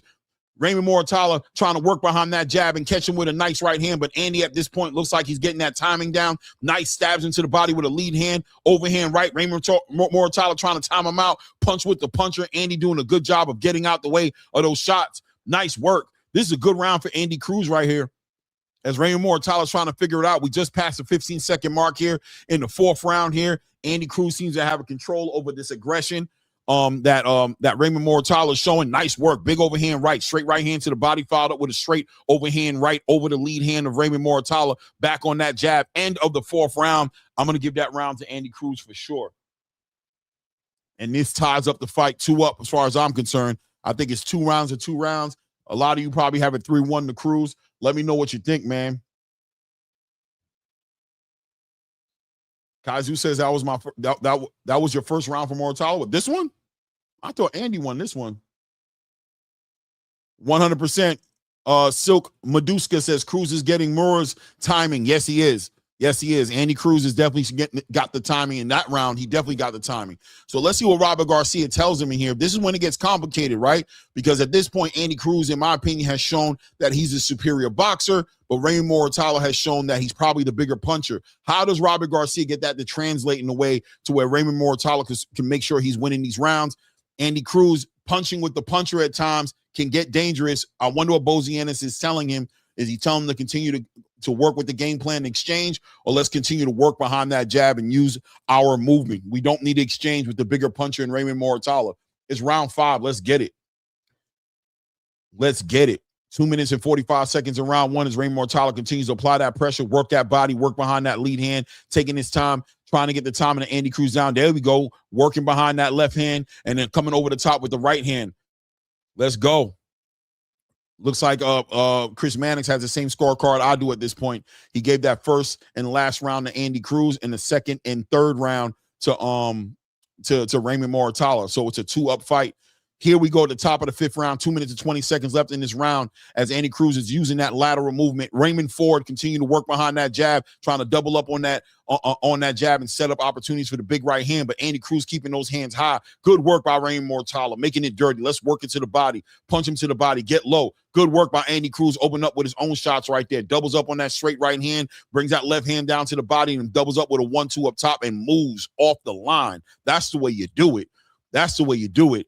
There he goes, continue to move. Raymond Muratalla with that lead hand, trying to time that. He's trying to time Andy Cruz's lead hand. He wants to be a counterpuncher on here. Although he's being first, he wants to see if he can catch Andy Cruz on the moments when Andy Cruz is letting his hands go. Let's see if I can feint him, because he's reacting to my feints, but the way he's reacting to my feints is he's letting his hands go. So if I could feint him into letting his hands go, then I can turn this around and become a counterpuncher, right? This is the sweet science of boxing. Here goes the chess, not checkers, sweet science of boxing that people don't like for some reason, right? There he goes, doubling up on the jab, hits him with a straight right hand to the body. Big overhand right by Andy Cruz. Raymond Muratalla eats it and asks for more. We're at the 1 minute mark of the 5th round as Raymond Muratalla continues to walk down Andy Cruz, trying to work behind a hard guard and the lead hand. Looks like he's trying to feint, bait Andy Cruz into exchanging and trying to punch with Andy Cruz. Andy being very patient, using his movement, not letting his hands go unnecessarily, but scoring, very accurate with his punching. 45-second mark here, hits him in the body. Andy Cruz is kind of tied up his feet a little bit, but not hurt. He realizes what's going on. Raymond Muratalla having to be offensive now, having to be first. Andy Cruz playing the chess game as well, saying, listen, I think I'm up. I think you want to apply pressure. You want the exchange. What are you willing to do for it? Nice work by Andy Cruz. First right there with a lead hand and a big overhand right. Gets his head right off the line. Continues to use as he's changed over into a southpaw position, using that right hand as a lead hand. Now switch it over back into that orthodox position. Lead hand catching Raymond Ford right there. I mean, Raymond Muratalla. Jesus. Raymond Muratalla. Good work by Raymond Muratalla, working behind that lead hand, right hand to the body, continue to stalk and put that pressure on Andy Cruz. Andy Cruz letting his hands go when he wants to and being defensive when he wants to, not able to dictate the pace. Raymond Muratalla may have lost that round right there. This may be Andy Cruz's first lead in this one right here. I'm going to give Andy Cruz that round for sure. That's a 3-2 situation. Andy Cruz is officially up on my cards for the first time right here, getting ready to go into the 6th round. Getting ready to go into the 6th round right now. I've got Andy Cruz up 3-2. You guys let me know how you got it. Oh, I see some 4-1s up in here because I definitely gave Andy Cruz that last round. Kaisu 953 with the 3-1 Cruz. Virgil Wimberly with the 3-1 Cruz. Pugilistic Siznik with the 3-1 Cruz. I guess we got it 4-1. Andy Cruz doing his thing. Silk Meduska has it 3-2 Cruz. Kaisu 953 has it 3-2 Cruz. Woo! Ooh, this is a good fight, man. Fight of the year. Real sweet science. I know a lot of people might not like it. I don't know what to tell you. This is a great fight. Real chess match. Let's see. Robert Garcia, Bozy Ennis giving instructions to both these fighters here. This one for the IBF title. Type of the 6th round. Let's go. 2 minutes, 50 seconds left here in the 6th round as Raymond Muratalla continues to work behind that lead hand, applying that pressure. High guard, lead hand, trying to stab to the body with that lean hand. Set up big right hands. Take the win from Andy Cruz's gas tank and ultimately get him to exchange so he can punch with the puncher. But it's not good work by Raymond Muratalla. Good work right there. Doubles up on the jab, hitting him with a straight right hand, backs up with Andy Cruz and throws an uppercut up in there. Andy Cruz trying to get out the way. Did he feel the pressure? He ties up Raymond Muratalla. Did Raymond Muratalla get the best of that exchange? Yes. Yes, he did. Continue to work behind that pressure. Robert Garcia believing that Andy Cruz may not belong here. Whoa, big shots by Raymond Muratalla, doubling up on that jab, hitting him up with a big right hand, with a big backhand. Is Andy Cruz out of his league right now? Does that style not translate well? Doubling up on the jab. Raymond Muratalla finding success in this round on that jab. Andy Cruz seems to be recovering to a degree. He tried to time up. Now he's trying to move around. Big overhand right by Raymond Muratalla. Andy Cruz in that high guard. Is Andy Cruz going? There we go. Check left hook. Back to the lead left hand. There we go. Nice 1-2 3-punch combination by Andy Cruz. Backing up. Raymond Muratalla times him with a nice backhand uppercut. Backs him up. Andy Cruz stabs him to the body with a straight left hand. Boom, there we go. Back on the right hand. He's switching southpaw, orthodox. He's doing whatever he has to do to make it work. Andy Cruz so athletic. Good combination punching by Andy Cruz right there. Found him with some nice shots right there. Back on that lead hand. Minute 20 seconds left here in the 6th round. Raymond Muratalla having a great round. Maybe on the road to winning this round. Nice combination punching by Andy Cruz. Gets on the line and turns Raymond Muratalla right there. Good work on the inside. Raymond Muratalla finding that uppercut underneath the guard of Andy Cruz inside that close range right there. Bouncing, staying on his toes. Good work. Works to the body. Comes right up top with a nice with good combination punching. Andy Cruz trying to stay and control the distance here. Doesn't want Raymond Muratalla getting too confident back on that jab. Good lead hand. Great work by Raymond Muratalla. Catches him with a right hand right there. As Andy Cruz, boom, nice work by Andy Cruz. Fakes him with a right hand, fakes it and sticks him with a left hand. Beautiful work right there. Raymond Muratalla continues to apply that pressure right there, using that left hand as a rangefinder. Nice right hand to the body by Raymond Muratalla on that backhand right there. Did Andy Cruz feel that? He kind of gave a weird smile right there on that exchange. Just past the 30-second mark here, the 6th round. Doubles up on the jab. Big overhand right by Raymond Muratalla as Andy Cruz continues to throw that jab. Big right hand hits nothing but air. Raymond Muratalla working that body. Nice round by Raymond Muratalla. 15 seconds left here. Doubling up on the jab. Great uppercut inside that exchange right there. Referee gets in there as Andy Cruz initiates the clinch right there. Ties him up. Nice right hand by Raymond Muratalla. Nice left hand to the body by Raymond Muratalla. Left hand to the body. Big overhand. There, oh man, Raymond Muratalla letting his hands go. What a fight. What a fight, ladies and gentlemen. I'm giving that round to Raymond Muratalla, man. Wow. Did this fight just go 3 up right down the middle, man? 3 rounds of my scorecard. Raymond Muratalla finding Andy Cruz in this one. May have hurt him with a shot. Had Andy Cruz trying to tie him up, trying to figure out, almost looked like Andy Cruz was trying to recover. And of course, like I told you guys earlier, Raymond Muratalla smells blood in these streets and it's over with. He's going to jump on your head. If he smells the blood, it's going to be a problem. So right now I've got it 3 rounds of 3 rounds. What do we got it looking like in the chat? Shout out at me. Virgil Wimberly has it 4 rounds of 2 for Cruz. Big Sarge has it 4 rounds of 2 for Raymond. Woo! Pugilist Shiznik got it 4 rounds of 2 for Cruz. And Kaisu, like me, has it 3 up, man. I don't know, man. 3-3. HLD has it 3-3, maybe 4-3 Muratalla. Woo! Woo! Woo! Let's go. Top of the 7th round here. I have it tied up on my cards. You can't have either fighter up more than 1 round. So this fight is extra close. Raymond Muratalla has some momentum to build up off of. He started to find Andy Cruz in that last round. Andy Cruz retreating a little bit, but trying to be active here. Now, this activity from Andy Cruz, what does it tell me? It tells me he doesn't know if he won that last round, and he's trying to get his gears going. So does Andy Cruz feel like he's behind at this point, now trying to become active? But this is where it becomes dangerous, because if Andy Cruz gets too active, letting his hands go, bomb. Opportunity for Raymond Muratalla to catch Andy Cruz punching with the puncher. 2 minutes and 15 seconds left here in the 7th round. Andy Cruz working behind that lead hand, stabbing him to the body, and Raymond Muratalla applying pressure to Andy Cruz. And that is the game plan to beat Andy Cruz. Don't let him be comfortable. Continue to press him. Keep that distance so you're in a position to let your hands go and connect, but you don't want him to relax. You want him to make a mistake. You want him to throw his hands, because if he throws his hands, you get to throw your hands. And if you throw your hands, you're the bigger puncher in the fight. It gives you an opportunity to take advantage of an overconfident Andy Cruz, who may not be used to dealing with this kind of power. Good work by Raymond Muratalla right there. Doubles up on the jab and then hits him with a check left hook. Andy trying to let his hands go. But at this point in the fight, 7 rounds into the fight, Raymond Muratalla knows what he's dealing with. He knows the power of Andy Cruz. He knows if he can take it or if he can't take it. And Andy Cruz at this point doesn't have the mystery in the air. Raymond Muratalla continue to apply that pressure, but can Andy Cruz continue to score and not get hit? Good work right there by Andy Cruz on that extension, on that exchange right there. But Raymond Muratalla continues to stay on him. He's using that left hand. He's hooking off that left hand as well, and that's also being effective. It's keeping Andy Cruz from moving in one direction to the left. It's forcing him over to his right, and now he can force Andy Cruz into that right hand. He can walk him into that shot. Good work by Raymond Muratalla using that feint. Good work to cut the ring off, steps right over to the left, does not follow Andy Cruz out as Andy Cruz forces his way out his right side right there. Raymond Muratalla doing a good job of controlling the direction Andy Cruz is with his left hand, with that lead hand. He's using it as he's hooking him, he's jabbing, and he's hooking and forcing Andy Cruz to the right side. Boom, right hand hits Andy Cruz as he tries to play it off, but he got hit flush with that right hand, ladies and gentlemen. Doubles up on that jab. Big right hand by Raymond Muratalla, working that body. Andy Cruz tries to get him. Beautiful work by Raymond Muratalla. Jab to the body, hits him with a 1-2 up top. Oh my goodness.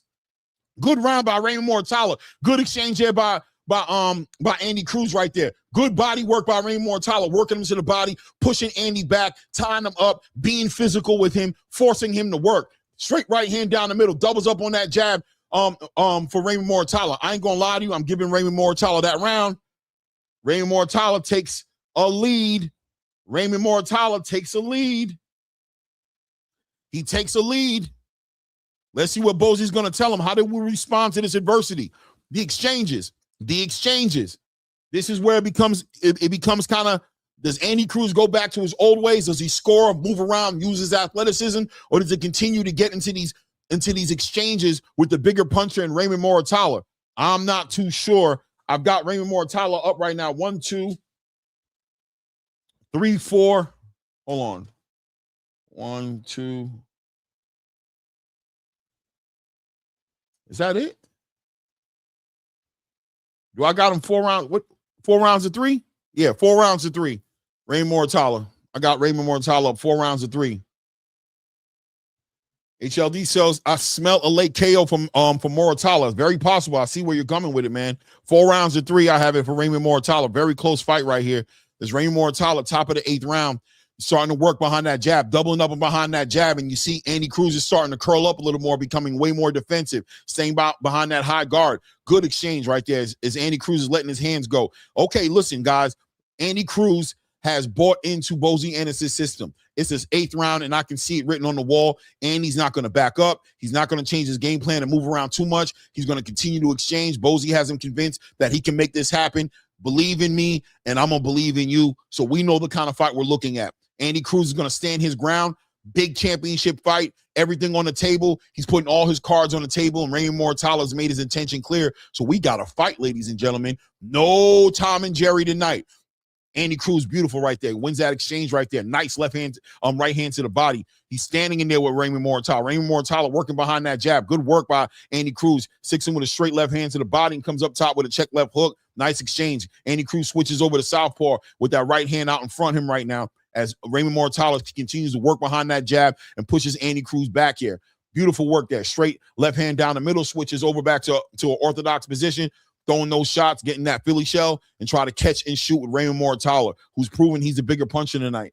Working behind that jab, Andy using that head movement to keep his head off that line, try to bait Raymond Muratalla into letting his hands go so he can catch him on the counter punch. Raymond Muratalla anticipating an opportunity to punch with him. There we go. Nice work by Raymond Muratalla. Punches him to the body, comes right over the top with a check left hook. Continues to keep that pressure on Andy. Shoots a straight right hand down the middle that hits nothing but air, but continues to walk down Andy Cruz. Nice work by Andy Cruz right there. Doubles up on the jab and hits him with a straight right hand. Raymond Muratalla takes it and smiles and continues to come forward. Good work by Andy Cruz. Triple up on the body and comes right over the top with a right hand again. We're at the minute mark here in the 8th round. Straight left hand to the body by Andy Cruz. Nice check left hook. Big backhand uppercut by Raymond Muratalla. Catches Andy Cruz on the way out there as Raymond Muratalla continues to apply pressure. This is a good round for Andy Cruz. Nice jab, nice lead hand by Andy Cruz. And gets out the way of that overhand right. Raymond Muratalla has to be careful that he has to keep those punches short. Nice work by Andy Cruz. Doubles, triples up to the body and comes right over the top with a 1-2. Hits him with a nice right hand. 35 seconds here in the 8th round. Raymond Muratalla still trying to catch an active Andy Cruz who's using his movement now, but he's letting his hands go at the same time. I like what I see from Andy Cruz. I'm going to be honest with you. He's exchanging with Raymond Muratalla, but he's not staying too long. There it is. Nice 3-punch combination. 1-2-1. Oh, man, actually 1-2-2, right? I mean, crazy. Boom, nice. Straight right hand by Raymond Muratalla. Catches Andy Cruz. He turns away and gets off the rope. Nice jab right there. Catches Andy Cruz, pops his head straight back, trying to get out the way. Raymond Muratalla with his own 1-2 down the middle. Andy doing a good job. There we go, level change. Let's stab him to the body and come up top with the left hand. Nice right hand. That was a good round, man. I'm going to give that round to Andy Cruz. Damn, I got this fight 4 rounds of 4, man. It is an even fight, man. Somebody has to do something to make some separation. I've got it 4 rounds to 4, man. Andy Cruz turning up here in that round right there, making a big difference, showing that he's ready to be a champion, fighting with a champion's heart, champion's spirit, won't give up. Although Raymond Muratalla won't give up either, he's applying all that pressure. Great fight, man. Tied up 4 rounds of 4. How you got it 4 rounds of 4 Silk Meduska for Cruz? How you got it 4 rounds of 4? How you got it 4 rounds of 4 for Cruz? How does that work? Let's go. Let's go, man. Top of the 9th round right now. Raymond Muratalla continuing to apply that pressure. Big overhand right by Andy Cruz. Good work right there. Doubling up on the jab. Big overhand right. Big left hand. Okay, Andy Cruz starting to get a little bit more active with his hands. Raymond Muratalla double, tripling up on that lead hand. Big check left hook. Big straight right hand right down the middle. Andy Cruz catches it right on his glove. Big check left hook. Andy Cruz's chin has gotten a little bit better. Getting in there with with Boots Ennis and all those guys. He's clearly been punched harder. So he's not chinny. I'll tell you that. He's working right there. Beautiful work right there by Andy Cruz. Nice 1-2 right down the middle. Straight right hand again catches Raymond Muratalla as he's punching with Raymond Muratalla. Now Andy Cruz looking like he's making some separation. He's looking like the superior fighter in this round. He's looking like the superior boxer and the superior fighter. I see Robert Garcia maybe getting interviewed about what's going on in there. I know what he's talking about. I don't have the volume up. Good work by Andy Cruz right there. 1, 2, 3 punches to the body with a straight right hand up top, man. Beautiful work. Beautiful work, man. Andy Cruz is starting to separate himself a little bit. He's getting the timing of Raymond Muratalla down right now, and he's punching in between the punches. He's doing a good job staying off that line as well. Doesn't stay still too long. Nice work. Lead hand to the body right there for Andy Cruz. Continuing to work. Raymond Muratalla trying to use that lead hand as a measuring stick and setting up that right hand. A couple check left hooks with Raymond Muratalla too. He said him good work by Raymond. Gets up under the lead hand, shoots a left uppercut, but it hits something but air. But it was good at least that he slipped that lead hand of Andy Cruz. Andy doing a good job of controlling that distance, working that lead hand. He's starting to stab to the body a lot more. That lead hand is finding Raymond Muratalla to his body. It's keeping Raymond Muratalla honest. When Raymond wants to push forward, that body work is making it difficult for Raymond to cross that void the right way. Big check left hook, but now Andy Cruz doing whatever he wants to do, moving from one side to the other side. Boom. Working behind that lead hand. Big straight right hand by Andy Cruz, letting his hands go. He's reading Raymond Muratalla very well right now. As Raymond now is biting on the feints of Andy. 50 seconds left here in that round. I think Andy Cruz is starting to separate himself, ladies and gentlemen.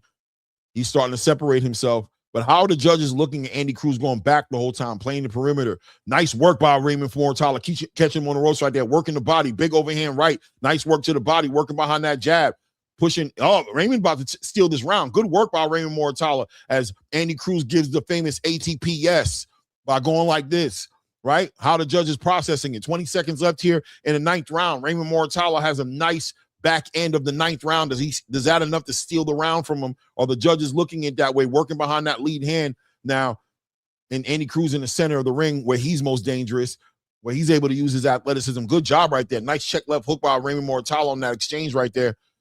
Andy Cruz hits nothing but air, backing up Raymond Muratalla, moves out the way. I don't know who wins that round. I don't know. I think I'm going to give it to Andy, man. I'm going to give it to Andy, man. I've got it up. I've got Andy up 6 rounds of 3. No, not 6 rounds of 3. Hold on. 1, 2, 3, 4, 5. 1, 2, 3, 4. Oh man, no, I got it 5 rounds of 4. I got it 5 rounds of 4. Big Sarge has it 6 rounds of 3 for Raymond. Ray has it 6 rounds of 3 for Cruz. I've got it 5 rounds of 4 for Cruz. Silk Meduska has 5-4 for Cruz. Man, look at the scorecards, man. Wow. Gilbert Vasquez has it even. How in the hell you got it even, man?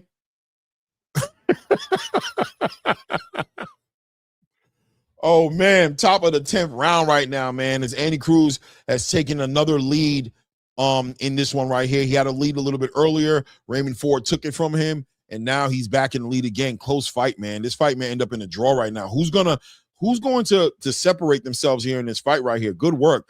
Raymond Muratalla doubling up, tripling up on that jab, letting his hands go, going to let activity speak to him, but Andy likes it. He gets that timing. He gets that timing right now. Oh, wow. Chris Mannix has Raymond Muratalla up 1 point right now. Wow. There it is. Raymond Muratalla working that lead hand, backing Andy Cruz up. The language, the body language. Nice work by Raymond Muratalla with a straight right hand to the body and a big check left hook up top. He's attacking that body. Andy Cruz trying to work behind that lead hand, but Muratalla keeping that pressure on him. That's one thing that Andy Cruz is going to have to deal with this whole fight is Raymond Muratalla, who's going to be walking him down and applying that pressure. Let's go. Let's go. Raymond Muratalla working in there inside that clinch. Nice work by Andy Cruz right there. Big overhand right, lets his hands go, but Raymond Muratalla responds with his own flurry of punches right there. And it always ends up in Andy Cruz getting back and getting out the way. How are the judges processing and metabolizing the data that they see in front of them? How's the body language communicating with the judges on this one, as Raymond Muratalla has kept Andy Cruz on his back foot the whole fight, man. Good work. As Raymond Muratalla continues to walk him down, and Andy Cruz continues to try to get out the way. Raymond Muratalla with a big check left hook right there, keeping Andy Cruz honest and in front of him, not allowing Andy Cruz to move around as much as he'd like to. Nice straight right hand to the body. Nice 1-2 by Andy Cruz up top, but getting caught on the gloves. Nice overhand right by Raymond Muratalla. Another overhand right, catches him again with an overhand right and an overhand left, man. Andy Cruz did not win that exchange right there. 1 minute left here in the 10th round as Cruz is working behind that jab. Nice straight right hand, keeping Cruz right in front of where he needs to be. Doubles up on the jab. Nice short right hand by Raymond Muratalla there as Andy Cruz is trying to get active but not connecting like he'd like to. Nice lead hand by Andy Cruz, catches Muratalla between the guards, but Muratalla continues to stay on him, pinning his ears back, working behind that jab as Andy Cruz is trying to get away. Big overhand right by Raymond Muratalla. There we go. Lands on the gloves, but it still was big. Nice lead hand by Andy Cruz, catches Raymond Muratalla clean, who's continuing to work to that body. Big check left hook by Raymond Muratalla, backing Andy Cruz up. We're about to hit the 20-second mark here in the 10th round. Randy Cruz staying active with that lead hand. Raymond Muratalla doubles up on that lead hand, shoots a straight right hand that hits nothing but air. There we go. A nice lead hand to the body. Andy Cruz responds with his own lead hand. Good jab work. Nice work by Andy Cruz right there with a nice 1-2. Catches him right on the chin. But Raymond Muratalla continues to move forward, doubling up on that jab right there, continuing to back Andy Cruz up as Andy keeps that jab out there. I don't know how you guys are going to score that round. I don't know, man. This one right here is for the books. I'm going to give it to Raymond Muratalla, man. I thought he was pretty active with his punching. He kept Andy Cruz. He had good ring generalship, good effective aggression, backing him up. Had his moments. Andy Cruz had his moments as well, but I think I'm going to give Muratalla that one right there. I ain't going to lie to you. I'm going to give Muratalla that one, man. Oh, wrong side. Hold on. 10, 9. Damn, man. I got this 5-5, guys. No, I've got this. Yeah, I got this 5-5.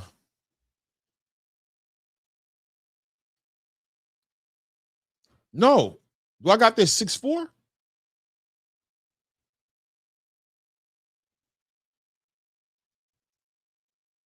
I got to count my rounds up. I'm writing them down, so it is what it is. Top of the 10th, 11th round. These are the rounds I count here. Now, Andy has to take this championship away from Raymond Muratalla. He has to take it from the champ. He can't. It's going to be very hard to win a very, very close fight, even though this is a matchroom card. You know, we saw one robbery tonight with Khalil Cole and Jesse Hart, so, you know, got to pay attention to that as well. There we go. Straight right hand by Raymond Muratalla as Andy Cruz is using that movement a lot more now. Using his movement a lot more now. There we go. Nice overhand right by Raymond Muratalla, working behind that jab and continue to apply that pressure to Andy Cruz. Good job of cutting that ring off by Raymond Muratalla. Good work by Andy Cruz right there, working into the body, coming over the top of the right hand. Good work by Raymond Muratalla, doubling up on that right hand to the body. What was that all about? Ref got in there and said, gave some instructions. I don't know. Was he too low on those punches? I don't know. There we go. Good lead hand by Raymond Muratalla to the body. Follows it up with a lead hand up top. Same behind that high guard. Another good lead hand by Raymond Ford, using that left hand, trying to time out that right hand and get that exchange going on with Andy Cruz. Andy Cruz with his own left hand. Good work by Raymond Muratalla right there, letting his hands go. Good work by Raymond, man. Raymond Muratalla showing that he can hang with the Olympian here. Good boxing by Raymond Ford. I still have Andy Cruz being the better boxer, but Raymond, very effective. Nice lead hand by Andy Cruz right there as Raymond's using his movement right now, using his angles. Referee warns Andy Cruz to keep his hands up. Minute 15 seconds here in the 11th round. Good straight right hand by Raymond Ford. Continue to apply that pressure behind that lead hand for Raymond Muratalla. Raymond Muratalla. Nice lead hand by Andy Cruz right there, and then gets out the way. Good work. Works to the body right there. Raymond gets right up in there, and now these guys are tied up. Maybe for the second time, and I don't know. It's not a lot of tying up going on in this fight right here, man. Not a lot of tying up, man. These guys are letting their hands go. 45 seconds left here in this round here. Raymond Muratalla, nice work to the body, man. Lead hand to the body, right hand to the body. Andy Cruz trying to tie up Raymond Muratalla. Try to tie those hands up. Good work. Raymond Muratalla doubling up on that jab on the back of a check left hook right there, catching those shots. Nice Philly shell by Raymond Muratalla. Throws his own shot, and he responds with his own 2-3 punch combination. Gets out the way as Andy Cruz tries to come in there with his own lead hand. Good work by Andy Cruz. 20-second left here in the 11th round. Oh, man, nice work by Andy Cruz. Might be stealing this round. Back on that lead hand. Good work by Raymond Muratalla, working him to the body. Nice exchange right there. Raymond Muratalla catches him with a nice right hand. Andy Cruz showing he got the sturdiness. Good work. Good check left hook catches Andy Cruz. Nice overhand right by Raymond Muratalla, chasing Andy Cruz down. Might stole this round. Doubles up on that jab. I'm giving that round to Raymond Muratalla. I'm giving that round to Raymond Muratalla. Yes, I am. Raymond Muratalla took that last round.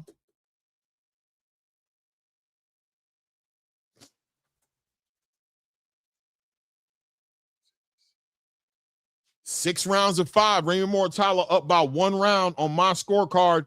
6 round to 5. Raymond Muratalla. This last round right now, Andy Cruz can either make it a draw or it can go either way. There's swing rounds in there. Bottom line is this last round, both of these fighters have to win this last round to win this fight. This last round makes a big difference. I've got Raymond Muratalla up 1 round right now, 6 rounds to 5. This is a big round right here. Andy Cruz has to make some separation here. Raymond Muratalla has to protect his title. He has to fight hard right here. Both these guys need this round right here. Let's see. Let's see. Good work right here. Andy Cruz in the champion. Good work by Andy Cruz getting up under that lead hand of Raymond Muratalla, stabbing him to the body with his own lead hand. Good 1-2 by Raymond Muratalla here. Muratalla up by 1 round according to Chris Mannix's scorecard here, just like my card. Very close, very, very close fight here. Andy Cruz needs this round here, but arguably Raymond Muratalla needs a round as well. I'm sure there was some swing rounds in there. Even according to my chat right here, we got some people who've got Andy Cruz up. So this is a big round right here, final championship round. Good work by Raymond Muratalla, working behind that lead hand. Nice check left hook by Raymond Muratalla. Good work. Oh, good exchange right there. Andy Cruz exchanges with Raymond Muratalla, but Raymond Muratalla might have hurt him. Good lead hand by Raymond Muratalla as Andy Cruz is trying to get his head off that line. Raymond Muratalla working behind that lead hand, straight right hand to the body. Good clinch work, tying up Raymond Muratalla, who's being active with that left hand to the body.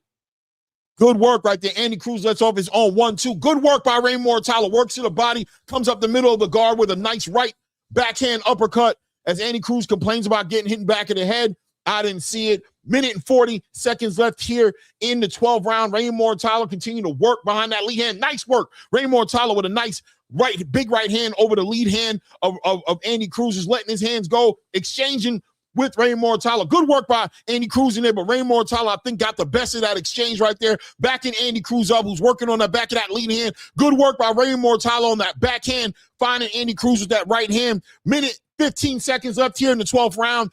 Andy Cruz tries to let up a flurry. Raymond Muratalla ties him up. The referee separates him back to the center of the ring right now. Raymond Muratalla with a nice left uppercut. Nice lead hand. Nice work to the body. Nice combination punches up time by Raymond Muratalla. Good lead hand by Andy Cruz. Andy Cruz trying to get out the way, initiates a tie. He's got to be feeling the pressure right now. Raymond Muratalla keeping his foot on Andy Cruz's neck, won't allow him to get outside of that pressure. 45 seconds left in here. Nice left hand to the body by Andy Cruz, but Raymond Muratalla continues to apply that pressure. Nice lead hand. What? Nice.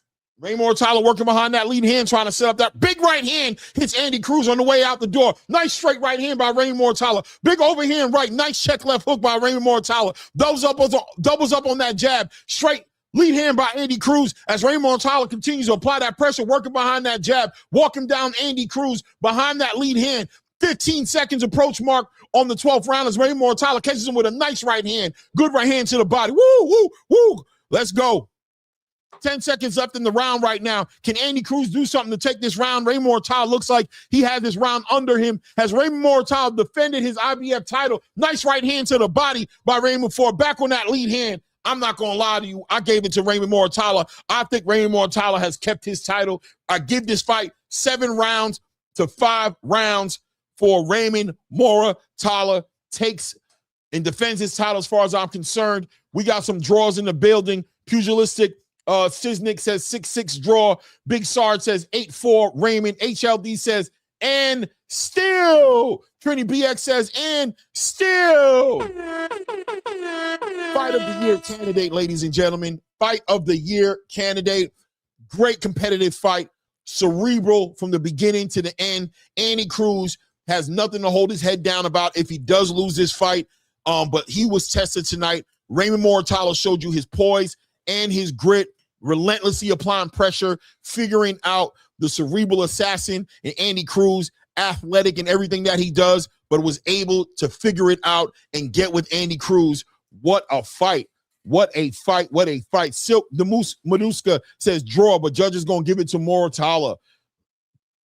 Gilbert Vasquez says Muratalla got the split decision. I believe you on that one. I'm going with that one as well. Kaisu says 8-4 Ray. They better protect that statement. You got to take it from the champ. Yeah, I don't see the 8-4. I don't know. I mean, that's Ray. That's what he sees. It is what it is. Oh, no. He's saying 8-4 Raymond. Okay, Ray Muratalla. Okay. Silk Damuska says you have to put more on his back foot. Yeah, man. HLD says fight of the year candidate, great action and skills the entire fight. Never a boring moment. No doubt, man. No doubt. No doubt. Now, there's another conversation to have. Were there enough odds on this fight tonight? I mean, it was free. It was on the Zone app, right? So it is what it is.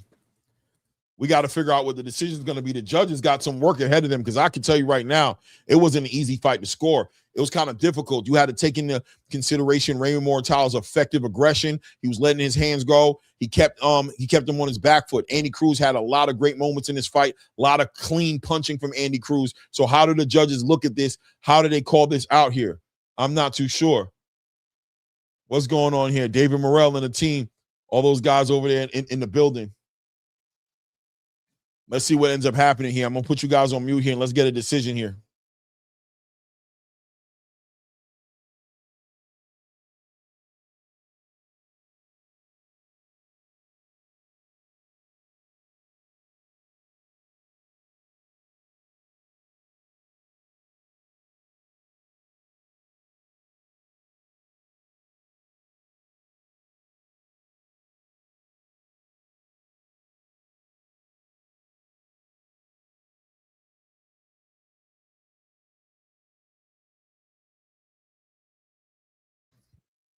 Guys, let's hit the subscribe button.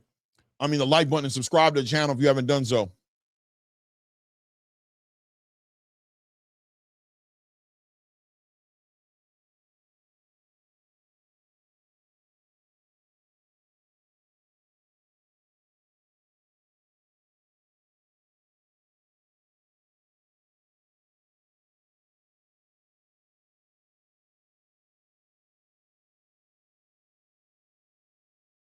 Draw.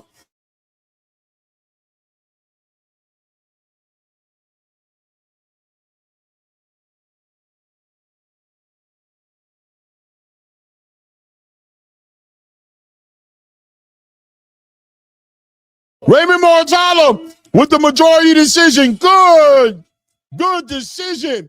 Good decision, but a close fight. We had a draw, a 118 and a 116 and change. Good decision. Raymond Muratalla keeps his title. Good fight. Andy Cruz, do not keep your head down. Competed at the highest level. But Raymond Muratalla showed that experience, understanding the language, understands how to win these rounds. Working that body, keeping Andy Cruz on his back foot, effective aggression.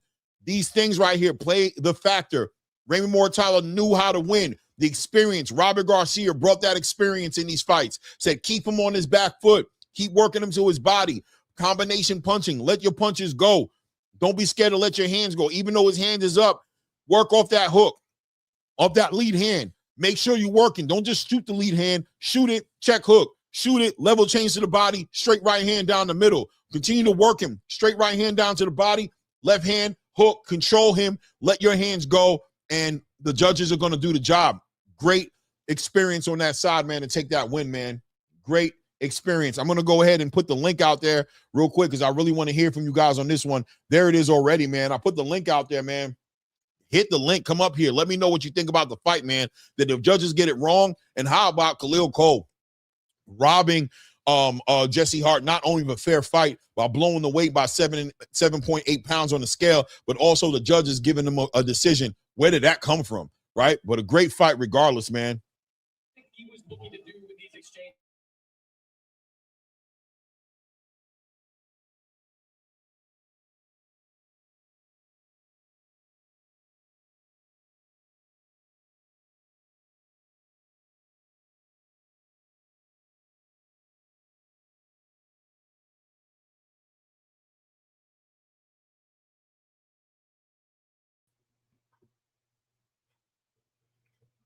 Diabolical, bro.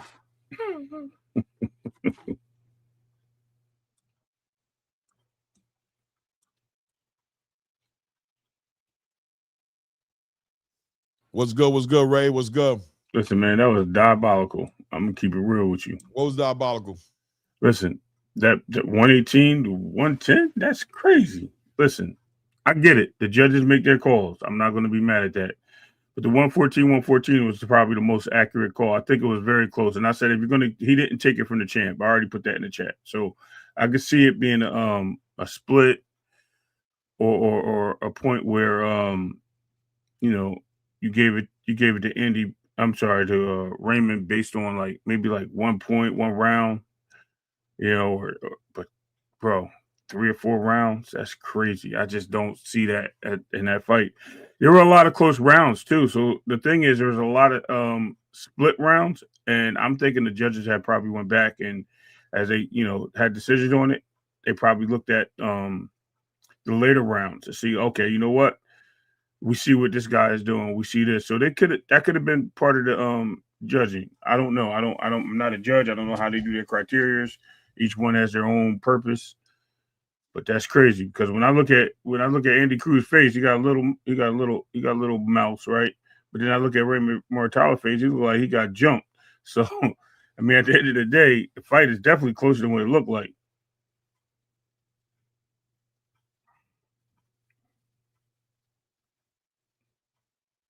Yeah, I had it 115, 113. So I had it very close. Yeah, let's say it was like 1 round. And that's if I had it actually. I was going to give him the 115, 113 because I said that, Clay. I was like, because he's the champ. Like, Andy Cruz kind of cruised that last 2 rounds. And I think, you know what I mean? Though he was throwing some good shots, he still had, gave up the rounds to me. So I had him up 6-4 in the 10th. And I figure if you lost them last 2 rounds, that's where you got it at, right? So I got to be fair, but it is what it is, bro. I ain't, No, I'm sorry. I said 6-4. Yeah, I had a 6-4. I had a draw, but I can lean one way or the other for either fighter, and I will lean more towards Ray because he's the champion. So I will give him that 1 round. You know what I mean? Like, he didn't take that fight from him. Yeah, Andy didn't. Andy did a good job tonight, man. It was a very close fight, but I think in those last 2 rounds, big needle movers, man. I thought Raymond, but that's the experience of Raymond Muratalla kicking in, right? He understood, like, we need to take these last rounds. Like, he understood that we don't know what these judges are thinking. A lot of these rounds could have been swing rounds. We don't know which direction it's going in. We need to make a statement and make it clear that even if we didn't win, he didn't win. You know what I'm saying? Exactly what it was. Exactly what it was. Like even if he didn't win, okay, fine. But did he win?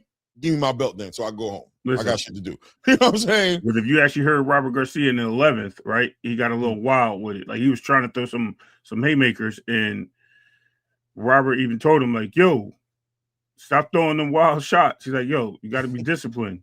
Short punches. Yeah, he was telling him because he was being aggressive. And that's how you get landed on. You know what I mean? That's how you get knocked out. especially with an athletic, twitchy muscle fighter like Andy Cruz, who can make a lot happen in little spaces. You can't get wide. You got to keep your punches short, man, because you got to be right back on defense. You got to hit him and get them hands right back up. You got to, you know what I mean? Well, he's definitely gonna get a title.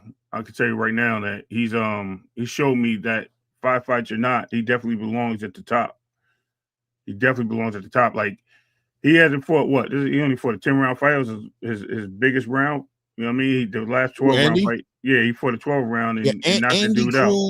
Andy Cruz is going to be an issue for a lot of fighters because what Raymond Muratalla did, not a lot of fighters are going to be able to do that. He kept that pressure on him. Right. He really stayed active with his hands. He didn't just walk him down and allow Andy Cruz to just walk him into clean punches. He was making Andy pay. He operated on the back of that body. And I feel like a couple of times he might have hurt Andy a little bit. Just had Andy kind of like get on the defense. He got on his bicycle a couple of times and Andy Cruz would force some tie-ups, right? He tied hit him with a body shot. Motherfucker, you kind of wild. Let me get you together. He definitely got that body shot in early. I seen that one. Yeah, but it's crazy, man. This is crazy. I thought Khalil Cole. I mean, Khalil Cole's just a whole nother story. It was horrible what he did on that scale, and I really thought he lost that fight tonight. But what's up, HLD? What's going on, man? What a great fight we just witnessed. It was a great fight. I agree. I agree with you, Ray. The scorecards were a little bit, but I could, but the right man won. The right man won, and what I see with the scorecards is that they favored the aggressive, the effective aggressor throughout the entire fight. And I agree with what Clay just said. There was a few times that he got on his bike because Ray touched him, hurt him. He hurt him a couple times in that fight, and it was you can notice that. So the right man won. 118, 110, I think was a bit stretched, but I definitely could see that there were about maybe 3 swing rounds in between that fight. So but I think the championship rounds they all fell in Muratalla's way. And man, what a great fight, bro! This was a great fight. I feel blessed, man. This guy just agreed with me.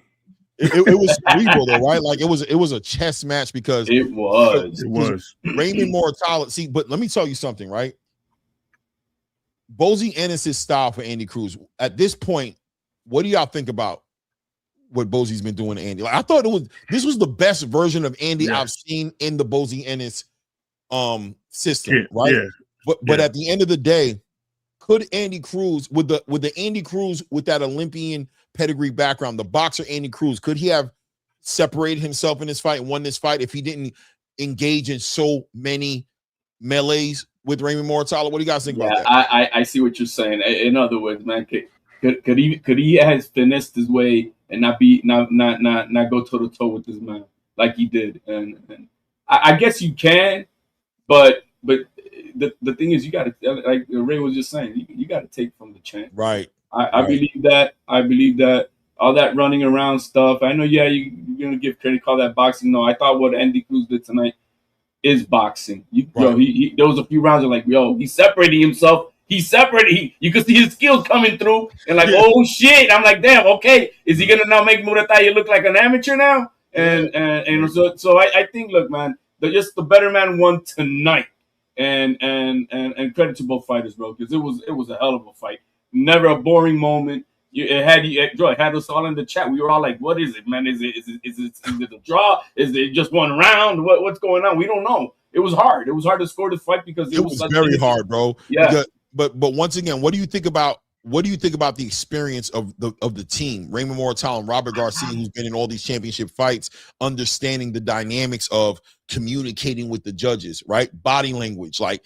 Robert understood that, right? And he understood the importance also of that 11th and 12th round, whereas Andy Cruz looks like he coasted a little bit in those rounds. Maybe did he feel like he was ahead? I don't know what the thinking was, but it feels like the experience that Robert he had two good trainers. You know what I'm saying?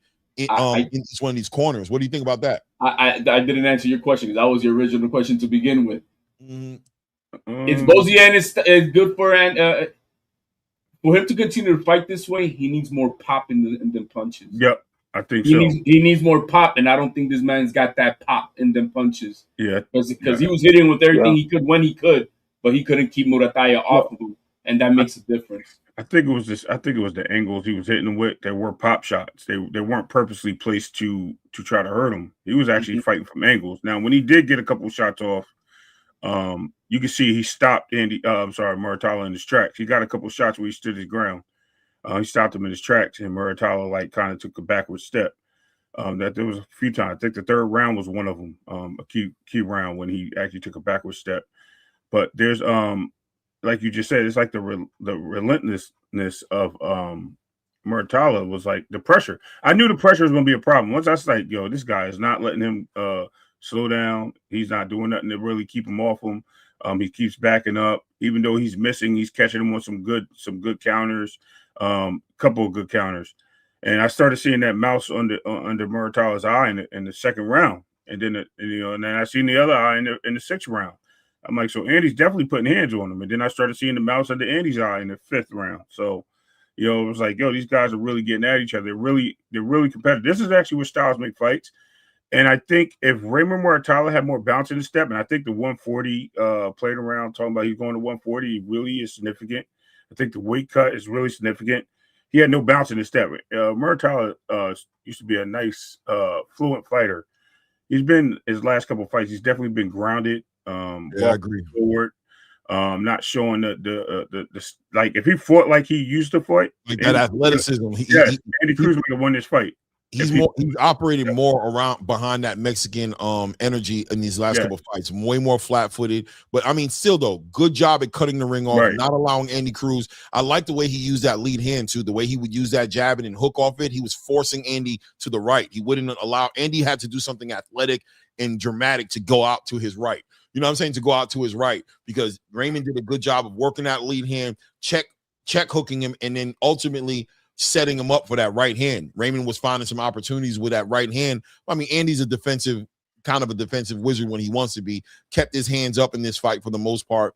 Caught a lot of shots on his gloves, but Raymond, I think, controlled and was able to control Andy Cruz and keep him like where he wanted him in front of him with that aggression, because he took the ring away from him. He said, okay, you can have this side where my right hand is, but you're going to have to work your ass off to get up underneath my lead hand. You know what I mean? And did a good job of stepping out instead of stepping up forward, right? When Andy would bust out to the left, he'd step out to the left and cut the ring off. He never got caught up with following Andy Cruz. He stayed in front of him. Thought he did a good job with controlling them. Hold on, let me bring Flyer up in there. Flyer, what's good with you, fam?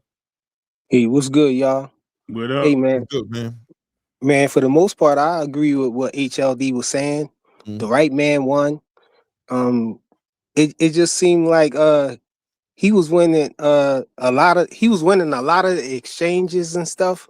Andy Cruz was, but I'm old school, man. I feel like you got to really show separation to beat the champion, and Muratalla just had him on the back foot.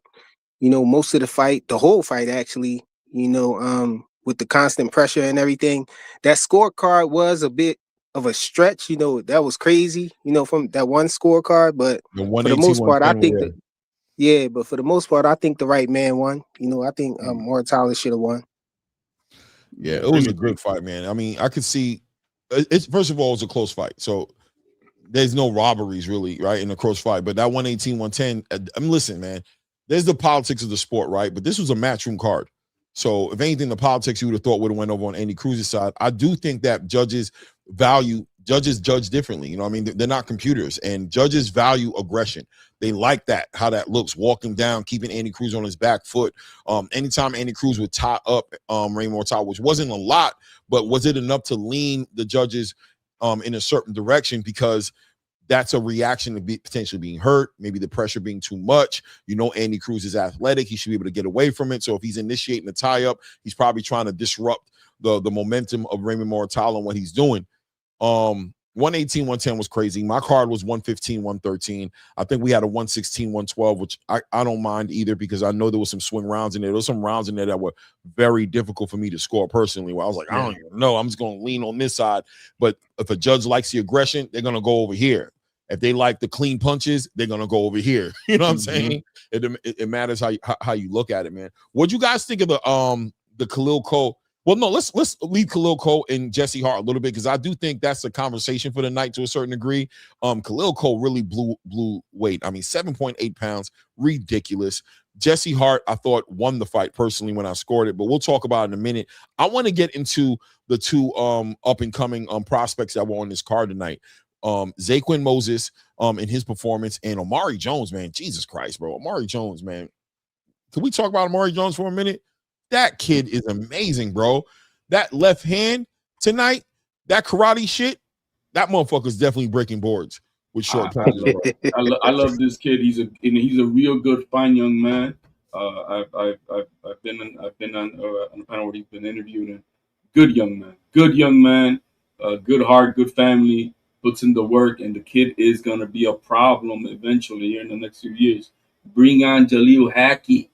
I want that in the next year. You heard Big Papa? Are you out there hearing us? I want Omari. I want Omari Jones on him. But just sticking into what we saw tonight, young man has got great fundamentals. You can see the pedigree at his age coming from the Olympics. He's got a bright future. I'm not gonna, we can't say how good is he gonna be, but for right now where he's at, he's shown it. You got to mindful that the guy that he fought today was 5 inches shorter and shit. You know what I mean? But he I think he made sure to prolong the fight, because I think he probably could have got him out of there. Yeah, you know what I'm saying? So I got my rounds in is what I saw today. I need to get my rounds in, and that was it. But hey, fine fight by the young man. The other one is Baxter. Oh, you're talking about Jones. No, I don't. We're not going to hear from Baxter. We're not going to hear from Baxter ever again. Well, Baxter just Lamont Roach. Baxter needs to cut the weight and he needs to get down to he shouldn't have been in that weight class. He's a little guy. Even though Omari's a big guy too as well, but he's really a little guy. Yeah, he's 5 inches shorter. They were saying that. I'm like, what? Yeah, he's small. He's supposed to be at like 140, 147, bro. That's what he's supposed to be. Zaquan, bro. How you feel about Zaquan? We'll see. It's just we'll see. Get that hype job that they talk about all the time on him. Get that Moulton kid on him, and let's see what's up. Damn, hype job. That's crazy. Okay. Dang, why you call him a hype job? That's crazy, right? But I think he had a gamed opponent in front of him. He had a very gamed little Mexican. He was. You know what I mean? He was a little game dude, bro. Working him to the body, finding inside. Whenever he would catch Zaquin on the ropes, he was very active to the body. He had like Argentinian like my. He was Argentinian. He was Argentinian. He was boom. Yeah, I didn't even know it. You know what I'm saying? He had that energy about him, and that was going to be a good test. Good matchmaking for in the aspect of developing a young prospect like Zaquin Moses. Good matchmaking from Eddie Hearn. Good fighter development, and I thought Zaquin is sound. We know that. Is he something special? I don't know yet, but he's sound. Good lead hand, good movement, good eyes, good twitchy muscles, accurate sniper punching when he wants to. Got that dog in him, was exchanging, you know what I'm saying? In a lot of those shots. Did he put him down? Did Zaquin put him down in this fight? Did he go down? Yeah. Remember he stumbled him with a check leg foot who was coming in, and he kind of we all thought that was it a trip or was it not or whatever. Yeah, whatever. But I think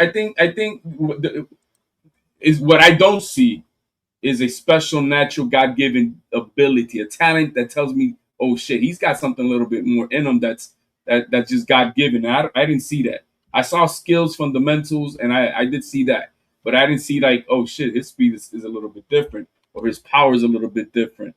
Or his timing. I didn't see anything that tells me, oh shit, his reflexes are above and beyond than what I've seen in the past from somebody you'd be like, man, this guy's gonna be. So we'll see, man. He's young. He's only 20 years old. So I'm not. He looks He look like a little kid for real, in real time. Like he really. 20. So I don't want but I think and the reason I come on the hype job is because bro, he's got like the whole media machine behind him just because he with Tank and all that shit and everything with Mayweather. So that's why. I mean, I seen him fight, and I'm not impressed by Moulton either. I'm not. So really, but I'm not. I seen him fight on Instagram with Mayweather. He was showing the fight to us, and that last fight that he was on, and I was like, okay, buddy, you're no special. So put him in with this kid. I want to see it. Hold on one second. Algernon Brown, man, that's my guy. Blue blood, man. That's a bro, man. That's a bro, man. We ain't been doing nothing. Blue been, working some things out on his side of the game, but that's always gonna be my guy, bro. You know what I'm saying? However you want to look at it, co-host, not co-host, affiliated, not affiliated. That's my guy, man. Salute to my guy, Blue Blood Sports, man. Go ahead, Yeah. Ray. No, I was saying that what I think is when you look at those two fighters, right? One, you did have the athletic advantage of Amari Jones in that fight. As far as Moses, he seems like he believes that he's just so far above the competition he can play around in there. And he had a guy that had 2 losses. So what does that guy have that the other guy that Moses fought don't have? The losses, right? So now you got a guy that's willing to take the risk because he knows what it's like to be put down. He knows what it's like to get off the mat. He knows what it's like to lose. So he's going to go for broke more than a guy that has no losses, especially when he has a guy that's just beating him up like that. And Hit the like button and subscribe to the channel. By the way, ladies and gentlemen, support the channel. Hit the like button and subscribe to the channel, man. Salute. Thank you in advance. My bad. Go ahead, Ray. No, you good. And Jaquin, excuse me. His situation is because he hasn't lost, he think he can go in there and play with his food, man. That's going to end up getting him because I think the last fight, not even this fight, the fight before this, he was getting caught a few times. And he's not making the fight look like difficult. No, but he's exposing himself to things because he's not being disciplined. And that's a big key thing when you're in these fights. When you look at Amari Jones, he's staying disciplined. He stayed sharp the whole fight. So that's a really good way of looking at it. As far as Moulton, though, I hate to bring that back up, but I think Moulton is a really good fighter, man. I think he has a lot going on. I think he takes it seriously. He actually does what he's supposed to do when he's in the ring. He's not sitting there playing games, but it is what it is. Yeah, I'm watching a clip of Keyshawn Davis, like, bro, you got to fight next week, and he's over here clowning Andy Cruz, bro. But why is he clowning him? It was a good fight, and I knew that was gonna happen. I knew that was gonna happen. The way he's acting like he, I won the fight. You see, he's not that good type of shit. I'm like, what, bro? Andy Cruz really surprised me because he never fought this level of competition, and to get in the ring and stand toe to toe, it looked like when he fights down. We talk about Tio fighting down to his competition. Like Andy was fighting down to his competition because he was definitely up 10 bars, bro. He like the Super Mario mushroom, bro. Pause. You know what I mean? Like he was up there like fighting with Muratalla the whole fight. It wasn't like he was running and no, but he wasn't fighting down, Ray. He was fighting the way Bozy has him fighting. And that's what it's about. That's what the issue may be. That's what we were talking about earlier when I was saying, could he have fought this fight in a different way and made it a lot easier? He chose to exchange and punch with the puncher tonight. And was that the smart move? Being that Raymond Muratalla was clearly the puncher, and Andy's punches, he was hitting him clean, but you said you saw him get hurt a couple times. I don't know that I saw that. You know what I'm saying? I feel like he might have caught him off guard sometimes, maybe in exchange with the timing and everything like that might have made Raymond Muratalla recalibrate and reset himself. But Muratalla was clearly the puncher. I mean, there were points in times where, like I said, Andy Cruz initiated the tie-up, the clinches. Raymond was hurting him. Those exchanges, were they all necessary? Would the older, Andy Cruz, bottom line is Andy gets to learn from this, right? He got 12 rounds in with a champion. When he rewatches this, does he look at it and go, damn, I could have won that fight? Does he rewatch it and go, man, I might exchange with him too much? And that's the question. Does Bozy Ennis adjust? Does Bozy Ennis see that as his trainer and allow Andy Cruz to be himself a little bit more inside that ring? I mean, it was good when you saw from him, but does he allow him to do that, or does he continue pushing the system on him and putting him in that situation? This is what I'm going to tell you. I disagree, right? Because I'm going to tell you, because of the action and the way Bozy had him fighting, right? When they got into the square, right, his back on the ropes, they got to the square, it looked like Andy Cruz actually was able to land more efficient and cleaner shots. He was able to use combos in those areas. Even when it got to the him backing up and Raymond Muratalla started confusing him with the footwork and the feints, because he was like running forward and he looked confused. Listen, the best man won. I'm not going to take that away from Raymond Muratalla. I had a feeling when I didn't get to pick the fight, but I just think Andy Cruz, for a person that has 5 fights, is what I'm saying. I think he did a hell of a job. I think he showed that he can fight on this level, which a lot of people questioned because the fact that he didn't really have big fights yet, and I think his hardest fight to date was Adrian Moran. So, I mean, this shows that he's fighting to the level of his competition. It shows that he can stand there with the big dogs. The guy's fighting a guy really struggling to make weight, a bigger fighter, and he did a great job. The southpaw thing I didn't like. I think that they literally gave the round to Muratalla, in my opinion. And I can only say that the judge probably had it a wide round like that is because he was just on the back side of the angles where he didn't know what was punching and what was being caught and what was slipped. But we can go from Hey, there. to me, it looked like Andy Cruz was winning most of those exchanges that they was Yeah, having he on the was. inside. So to answer your question about if he had fought, the way he was fighting before, training with Bowsy and whatnot, I feel like it might have been the same outcome because it seemed like Muratalla was good at cutting the ring off. It looked like he would have probably made him fight him like that, if he had tried to stay on the outside or whatever, because he was like relentless with the pressure or whatnot. But I thought Andy did good. I thought he was winning most of the exchanges, but it was close though. And like I said, I'm old school, man. I feel like you got to really show separation in order for you to, be the champion or whatnot. And it seemed like he slowed down on the last 2 rounds in the championship round. So, I think that's why I should have went to Muratalla. I think the right guy won. Yep. Yeah, it was Cheatham who had it did that 118, the 118, and then but it was Steve Weisfeld who's going to be on next Saturday's card. He did the 116, 112. And then we have Harvey Dock who did tonight. He'll be at next week's main event also. So we got the same But party the fight going on. before that though, you gonna get into that, Clay? Yeah. You talking about the Khalil Cole? Yeah, that was diabolical. Hold on a second, Claymore. Did you see them giving Muratalla Gatorade in the corner? No, they were giving him Gatorade. There was water because even at the end of the fight, if you watch, what's the name had water? Yeah, they did give him a Gatorade. They had the blue Gatorade. Yes. I didn't pay attention. Is that allowed? Yeah. No, it's not allowed. Not. They did have a blue Gatorade. Yes, they did. Yep. I didn't see it. I didn't see that. I did see that. But that would be a no-no if that's the case. Yeah, because listen, that rehydration clause we talked about it. He said he's going up to 140. He said he wants the winner of Shakur and Teofimo, which I don't. He did say that. He did say that. Yeah. But that rehydration clause, hey man, I don't know. They got to play that back. If they were giving him Gatorade, bro, I don't know. That's a different conversation. Yeah, I actually have to go back and watch because I still got it up. I still can go back. Yeah, King Brian says it was a blue Gatorade. That's it was. I did see the blue Gatorade. Now that he said it, I was like, nah, because Robert Garcia was drinking out the water bottle.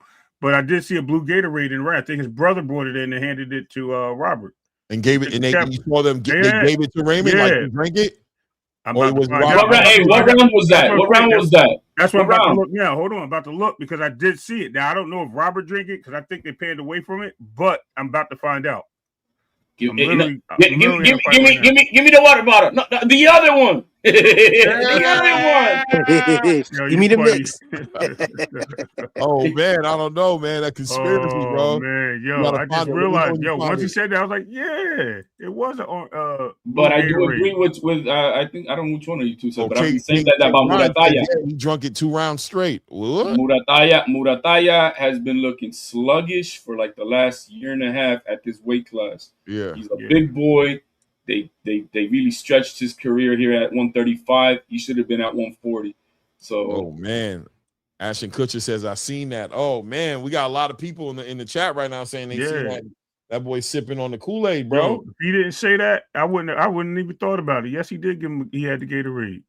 Hey man, you know if that gets on Twitter world, that's gonna make. It's going there now. We about to throw that up now. Yeah, man. No, that's how it, man. Yeah, that's how content is created.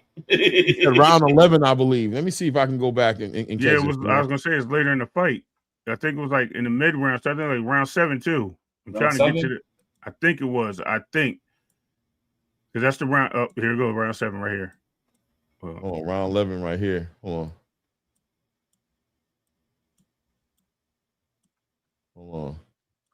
on. Man, yeah, that's crazy if it's true, man. No, I wasn't on round 11. I'm looking at round 11. Unless you're talking about the end of round 11, because I'm looking at the end of round 10 right now, to be honest. Hold on. Maybe that's what they're talking about. Hold on, bro. Wait a minute. That's a 6. Hold on, bro.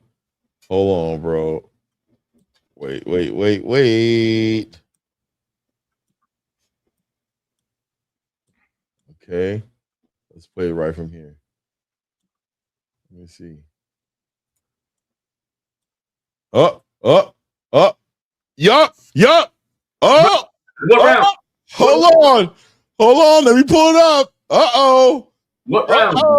You got it. Oh, no. Say it ain't so. Hold up. I'm pulling it up. I don't give a fuck. I'm pulling it up, bro. I don't give a fuck. Hold on. Let me find it. Wait a minute. Are we gonna get a no contest? Oh man, hold on a second, bro. Wait a minute, man. What round, man? I'm gonna hold your standing. Hold on, man. Jesse Hart needed some of that Gatorade, bro. Hold on, let me find it real quick. Hold up. Round 9. Round 10. It was right at the end, round 11. I don't know how many more times, but right here. Yeah. Hold on a second. Oh man, bro. Hold on. Man, Keyshawn acted a fool, man. All right, hold up. Let me see if I can do this. Hold up. Oh man. Hold up. Straight for this. I low-key don't want to do it. Oh, you gotta do you can snap a picture, right? You can screenshot it. Okay, let me do that. Will it let you? I'm gonna snack up. Oh, I feel you. Will it? Hey, what? Give me the hookup on what round? Hold up. Yeah, I know it was a. Oh no, it won't. That shit went black on me. Oh, hold yeah, on. Well, it won't do that. Use your phone. Your phone and tag and snag a picture. Yeah. It won't let your phone do that either. You can't do no recording or video snaps. No, but with another phone, with your other phone, take a picture of the TV screen. My monitor. You know, there's a program that overrides that, man. I'm gonna figure it out. I know there is. Yeah, that's crazy. Your browser has blocked your screen. What? Whatever. I think it's a weather thing. Yep. Do we see it? Yep. Where are we at? Listen. Oh, what round? End of round 11. HLD about to put this all over the internet. Clay, you need to put that on Twitter right now. Matter of fact, send it to me. I got it. It won't affect you if I do it. It won't affect you anyway. I get what you're saying. Yeah, I think that would be smart for it. Yeah, send it to me. I'm gonna post it. There it is. Holy shit, bro. Yo, you're not. Yeah, that's not allowed, bro.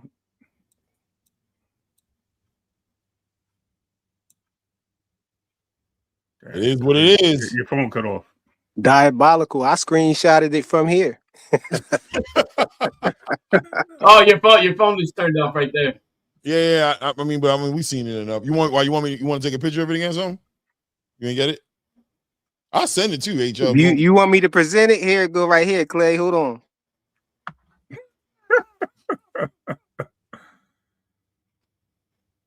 Look, there you go. Clay, there go right there, Clay. Put it on the screen. Here.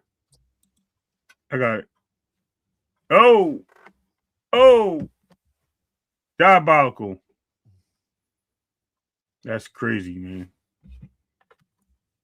I don't know, bro. That one right there, I don't know, man. Y'all sure it's illegal though? That's what I'm trying to say. It shouldn't be allowed.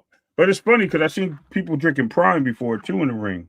Is that right? Maybe Vegas has got something different. Maybe Vegas got Maybe in something. Vegas you can stack and you can get electrolytes put back in your system. Yeah, that's kind of crazy, bro. Yeah, you know this is going online right now, right? I'm sending this over to somebody right now. Just make sure, see how they feel about it. I want to send this to Coach Hector Bermudez and see what he says. Will he give us a wink? Damn, bro. You funny as hell. I'm just saying, man. It was a good moment to say that. It was a good moment to say that. I know, man. I know. Hey, it was a good one, though. No, it's a good one. It's a good one. Hold on. Let me see, Coach. Oh man, hold on, man. Post. Funny water, yo. Funny water. Funny water. We're gonna see what they say. Yo, I hate to switch topics real quick. What do you think about Bam's decision or a possible decision, man? About what? What, for Zuffa boxing? Yes, sir. Hey, man, if they're gonna pay the man, they're gonna pay the man. You know what I mean? Trini says allowed. Trini BX says allowed. Trini is allowed. Yeah, I'm gonna. Why did they wait the whole fight to do that then? Right, hold on. Let me see. I don't think it's no. It's not allowed, man. It's only water, bro. It's only water unless Vegas got some new rules. No, man, that's not allowed. What are we talking about? He says if it's sealed, I think it's good. No energy drinks though. No. That was nah. No, it was open. I'm waiting. Put that in the ring no, open. because how you know what's in it if it's blue? Yeah. You don't know what kind of chemicals in there. Yeah, they bought. If it's sealed, I guess that's the whole thing, right? If it's sealed, like it's brand new. Go watch when he hands it to him. It's already open. He has a cap in his other hand. Was it sealed in the lot? Like was it sealed? Oh, you know what I'm trying to say before it came out? Was it brought it out? I mean, by whatever the authorities are. I guess that's the commission. America says it's saying it's allowed. Okay, it's saying it's allowed. What's saying it's allowed? We got to bring up the. I'm looking up the rules as we speak. I don't think so, buddy. Yeah, let me see. I don't think so, buddy. As long as it's approved. If sealed. It's generally permitted.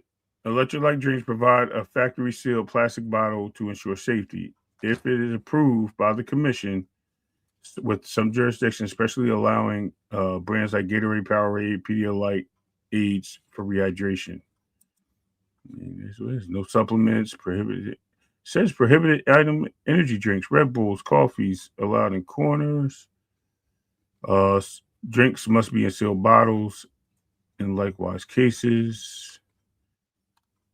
Event questions. Here we go. Nevada State Athletic Commission right here. Yeah, I'm reading it. Hey, Gatorade is not an energy drink, though. I know. Yeah, exactly. I know. I'm just reading it. What drinks are allowed? It's the commission, bro. The thing is that the Nevada Commission allows it. You want me to present this? I got it right here. New York doesn't allow it, but Vegas does. Okay, so it's good. But because Robert Garcia knows better, he's not gonna get caught up in nothing like that, especially in plain sight. Because they're gonna put it inside of a bottle with that was solid, right? That wasn't see-through. If they were trying to cover it up, I mean. That's what I was saying, because I've seen them use Prime in Vegas before. So so it's Vegas, but as long as it doesn't have any stimulant in it, caffeine and shit like that.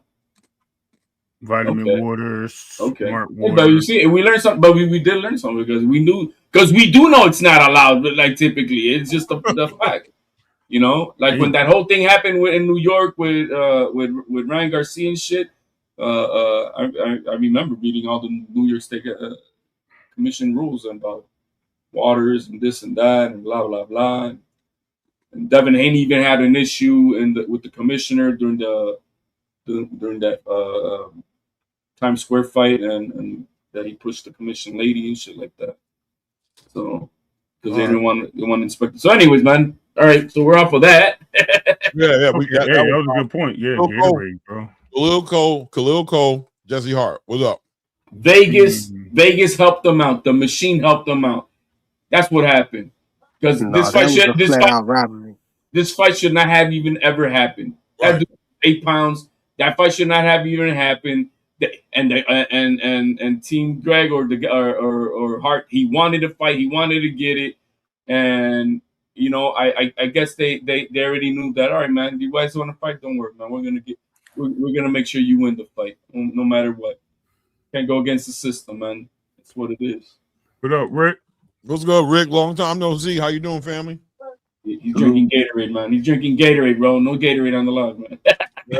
I'm drinking the Gatorade, man. You got Gatorade? I knew what it was. I knew he was gonna come up with something. Red Gatorade today. Yeah. What's good with you, Rick? What you think of the fight, man? How you man, check it out, man. I was pulling for old Andy Cruz, man, and Raymond Tyler came to work, and I was kind of getting the same vibes from. Let me take y'all back to that Bud and Earl card. Okay. Undercard of that Bud and Earl card, we had Yoenis Tellez against Sergio Garcia. Okay. Yoenis was 5-0. Tellez was, I think, 34-2. 34-2 against a 5-0 guy. And Sergio Garcia, I'm not gonna say he was a heavy hitter, pressure fighter like Muratalla, but the guy had went the distance with Fundora and Tony Harrison, and either one of them stopped him. Right. And Tellez 5-0 jumped in the ring with that 34-2 guy and cleaned his clock in 3 rounds. So I'm like, well, I gave Andy a little hope. But hey, man, salute to Muratalla, man. That pressure was too much for Andy tonight, y'all. I mean, Andy bounced back, but hey, salute to Garcia. He had Raymond Muratalla ready. I mean, he was good tonight, man. That experience, right? Like Robert Garcia understood, like we've been here before. Andy ain't been here before. We gonna convince these judges.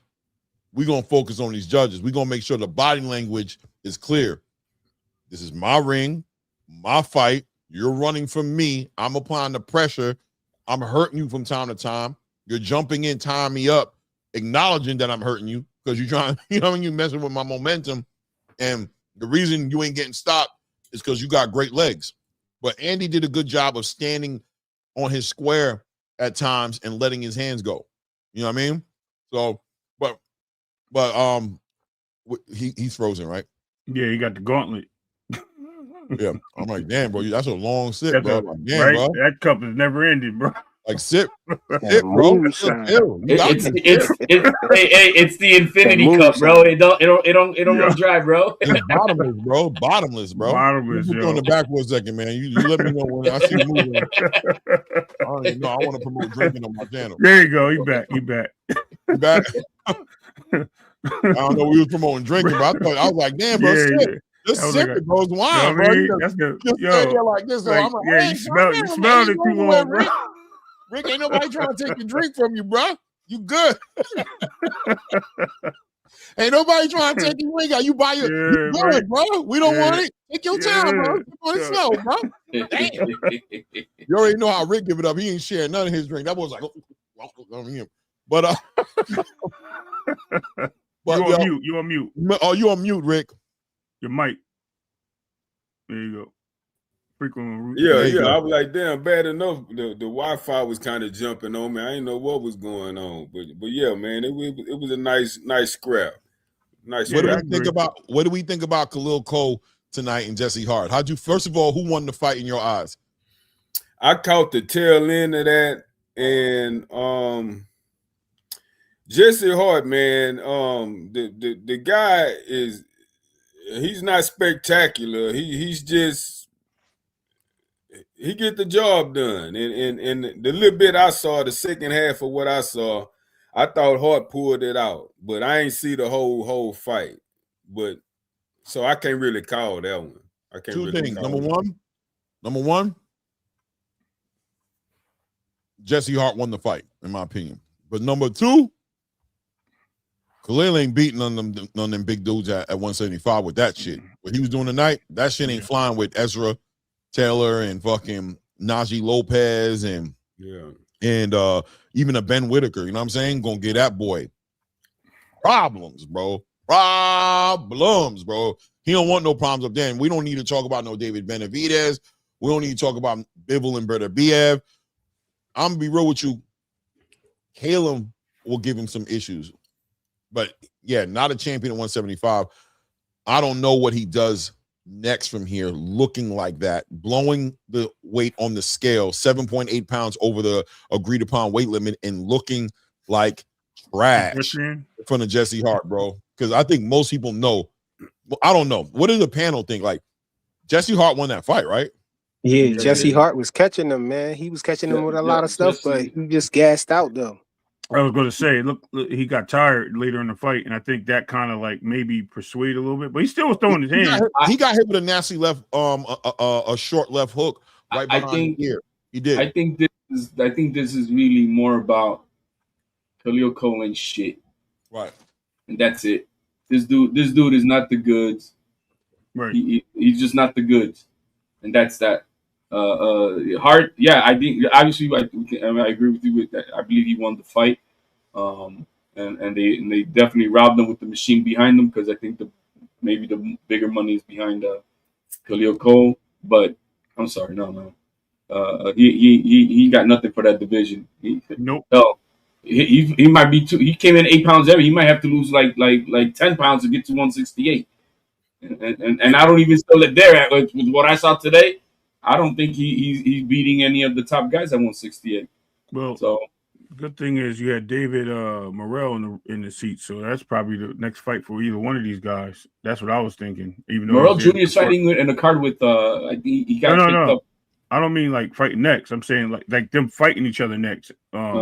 Obviously they couldn't fight each other because they have their fights right now. But I'm saying like. Him being in the crowd to support Andy and probably there to scout the talent for a big fight, right? Because they tried to get Jesse Hart in the ring with Benavidez and they didn't allow that to happen. So this is just to say, man, like, you know what I mean? It was crazy, bro. It was diabolical. Just missing weight like that is just crazy. I mean, look, what do the judges value more? The higher percentage or the more landed punches? Because Hart, damn near, I mean, he had way more landed punches. He just landed at a much smaller percentage. And then on the flip side, the Cole guy, he barely landed as many punches, but he had like 38% connect rate. Yeah. And Hart was at like 26, something like that. I mean, it sometimes the politics play a role into that, but I mean the discrepancy and the selective way they enforce that, it really sucks sometimes, because sometimes the guy with the high percentage will win, sometimes the guy with the more landed punches will win. Right. So depending on your name and the promotional company and who done got big money stacked here, I mean, it's so many dynamics that play into this boxing stuff, man, and it really robs the casual people that don't understand these dynamics that I'm speaking about. Mm-hmm. It sucks, man. Yeah, without a doubt, Khalil Cole was pacing himself from the first round. It made me feel like the conditioning was under question for him. He wasn't letting his hands go. He started finding a lot of success though when he switched over to that southpaw. I don't know if you guys noticed. Yeah. When he put that right hand in front of him, that left hand, when he started using that right hand to set up the left hand, he was finding him with that left hand all of a sudden. Also, Jesse Hart kept keeping that lead hand low, in my opinion. Not the lead hand, I'm sorry, the backhand.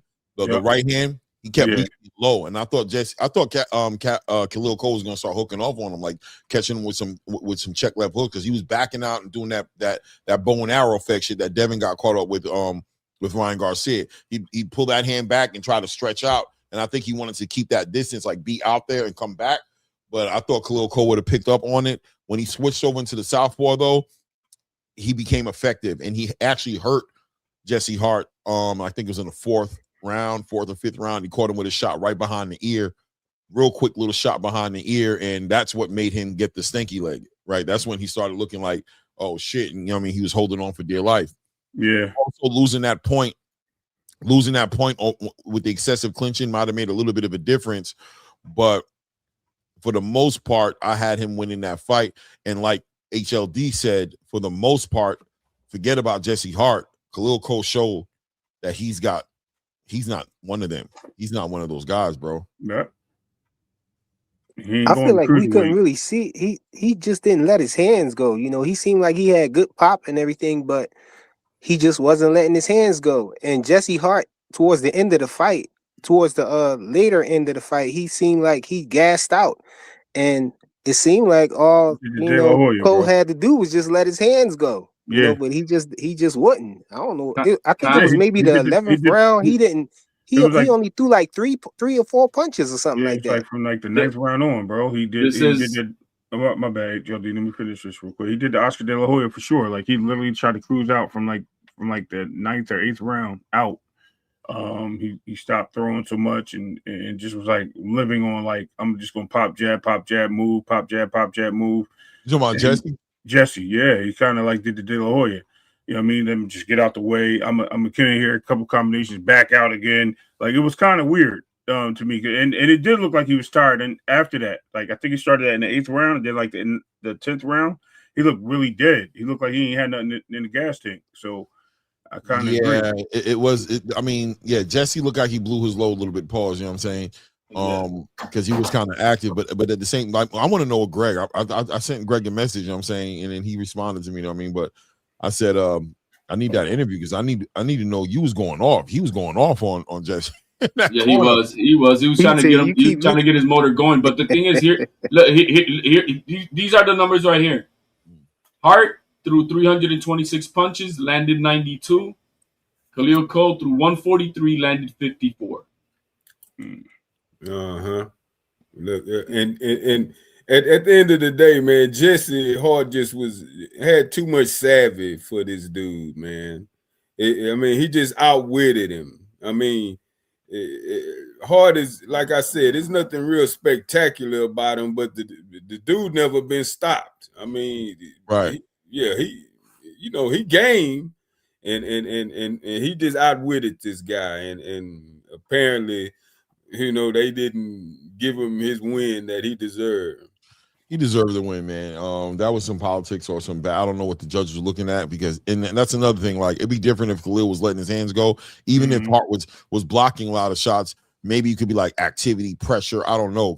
Without a doubt, Jesse Hart was on his back foot, moving around, playing the perimeter. Right. So there's an argument there to say that Khalil Cole was controlling the pace of the fight by applying pressure, even though I think Jesse Hart was controlling the pace by keeping that jab active and things of that nature. But at the end of the day, on CompuBox, it shouldn't have been that close. I didn't see Khalil Cole letting his hands go like that. I feel like I've seen Jesse Hart let his hands go a lot more. What did you guys think about the Israel Madrimov return? I said what I've been saying. That guy was never that dude. Never that dude. Never that dude. Ever. What?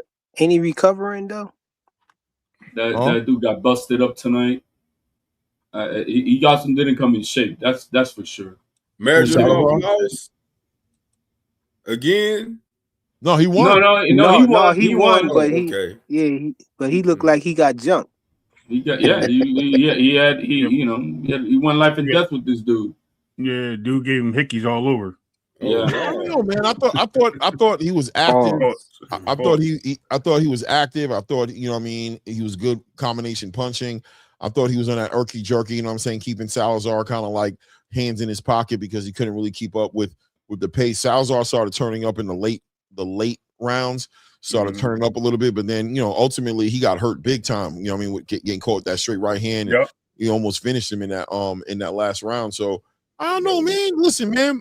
I don't know a lot of people who I think his style is a difficult style, bro. I don't know.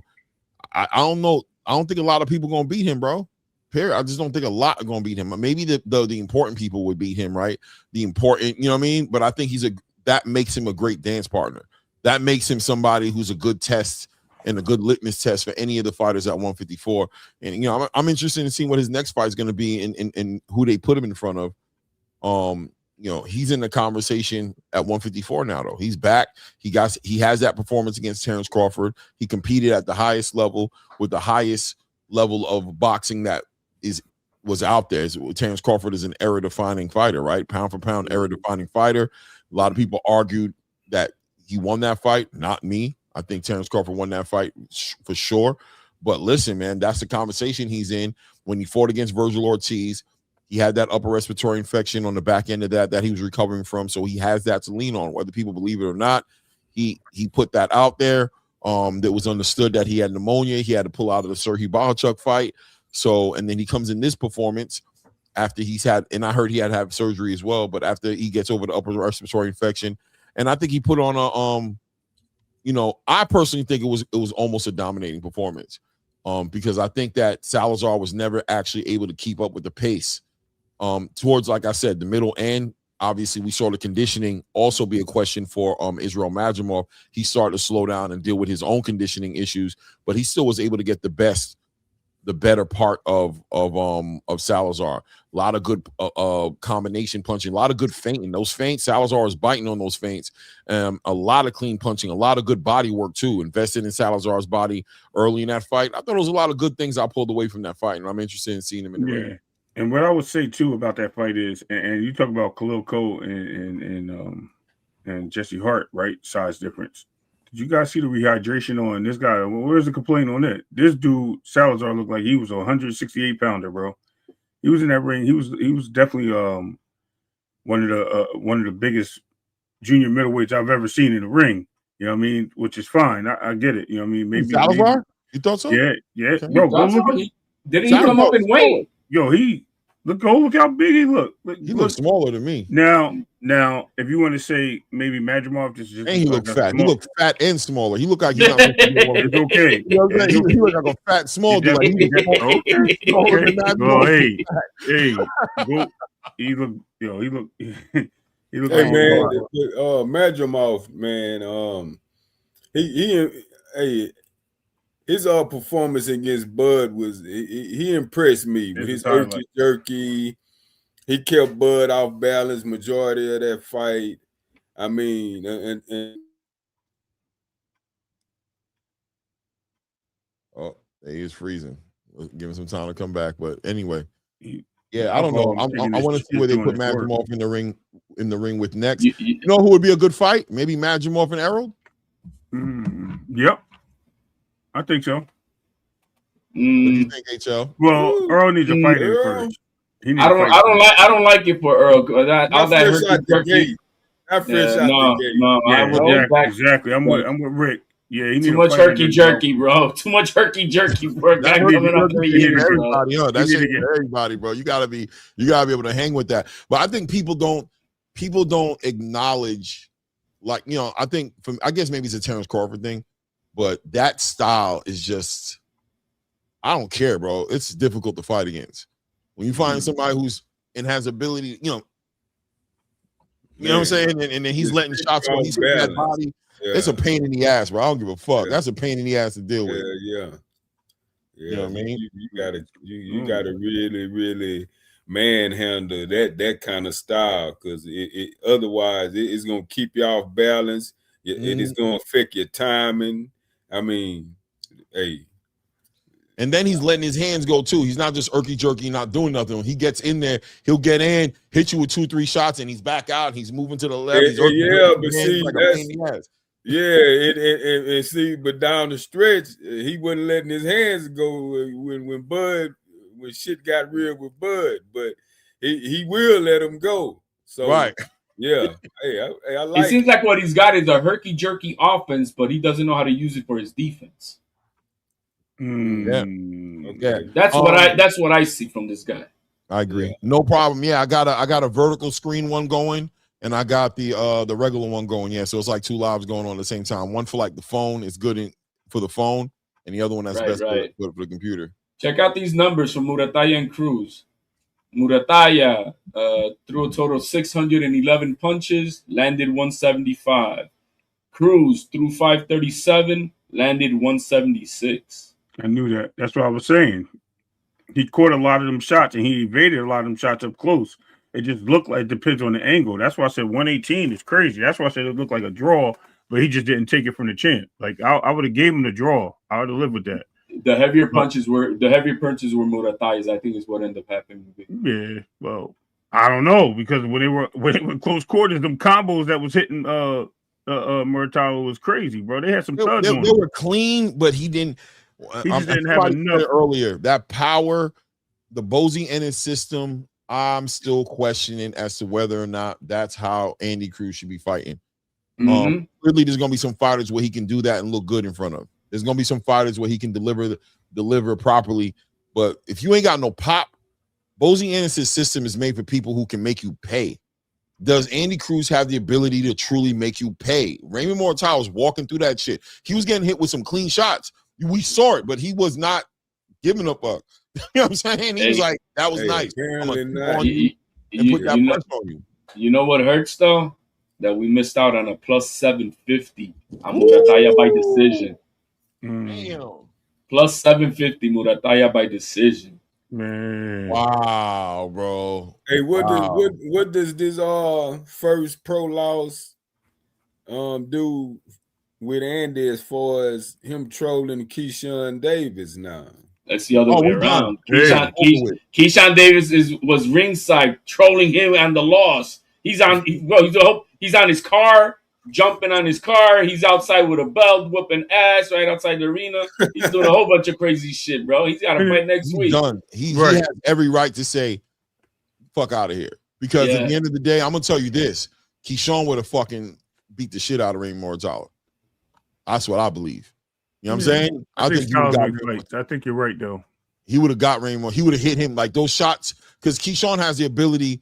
He's fast and he has the ability to counterpunch similar to Andy Cruz. Andy's faster and a little bit slicker, but Keyshawn would have hurt.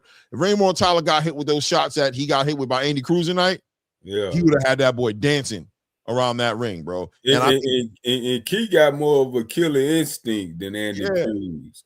Andy got to get that amateur mindset out of there. You know, you just ain't finna pick and pat and score points to victory no more. You got grown ass men in there that's really trying to come for you, and it get a little too rough in there for Andy tonight. I see. Yeah, right. I want to see how he handled that going forward because it's the pros. What's the next fight that you think Andy? A nice next fight that you would like to see Andy in low key, like if you can think of one on top of your head, maybe.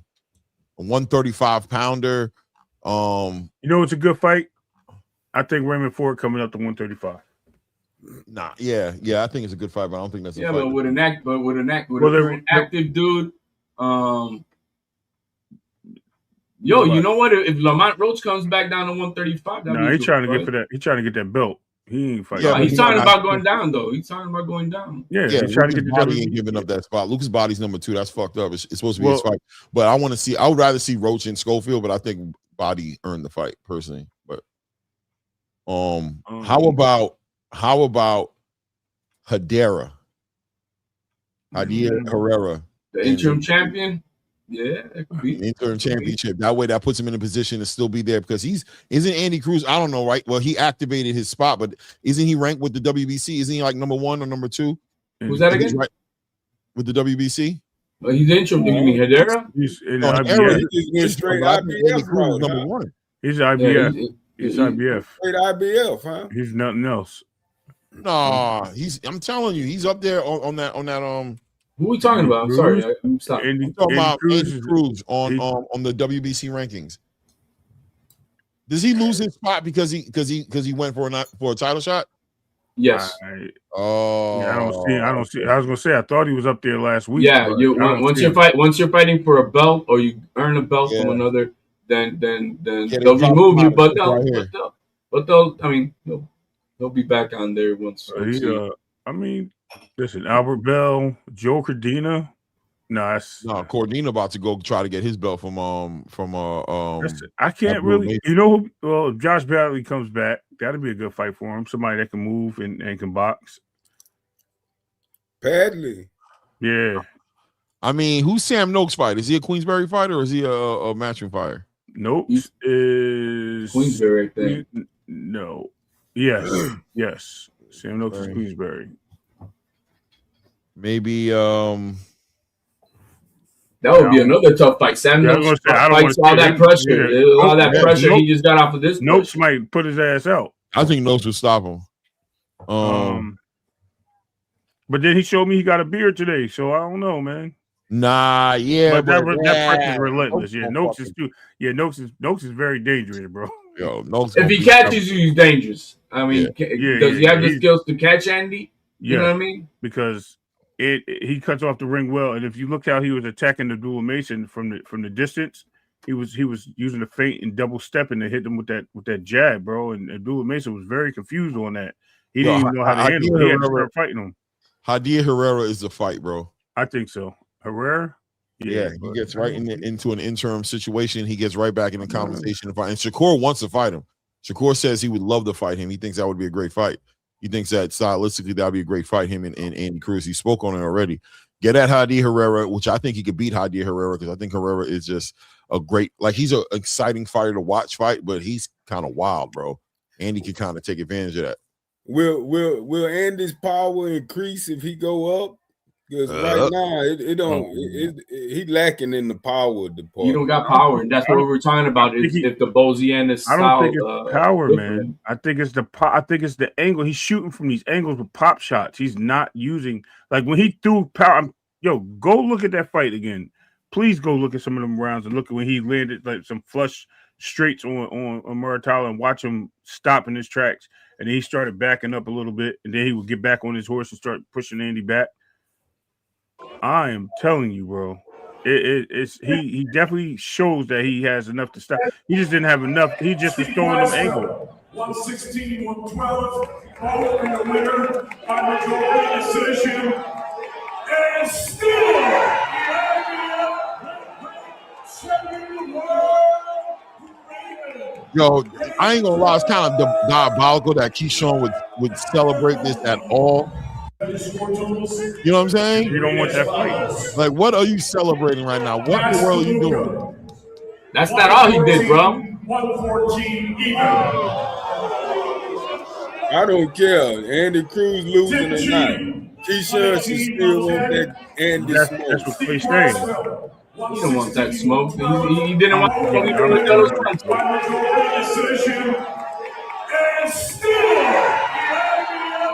This from a grown man. What the hell? It looked like he was like a monkey just came off his back for real.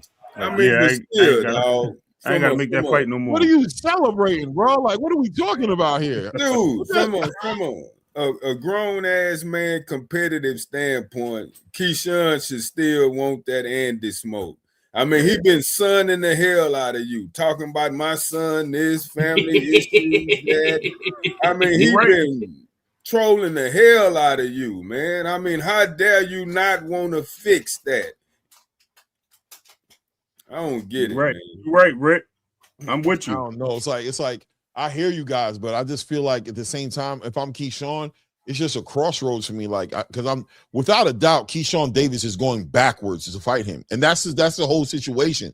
It's like I'm definitely going backwards, and it's just like, well, nah, bro. Like, you know what I mean? I'm in, especially in the position he's in. He's in a position to make better fights and make good money. He's got Turkey Al-Sheikh who has his back. You know, why am I gonna? This is not the time I'm gonna choose to be like to go fix or validate a bunch of fans who think something about me. This dude just should have became professional earlier, or at least won this fight tonight and became a champion. Put a conversation out there that's worth having, bro. You ain't just gonna come up with a loss, and I come. Not only are you coming up with a loss, but what I gotta come back to 135. What the fuck are we doing? Are you coming up to 140 at least? Like motherfucker, like damn, you know what I'm saying? What? How much?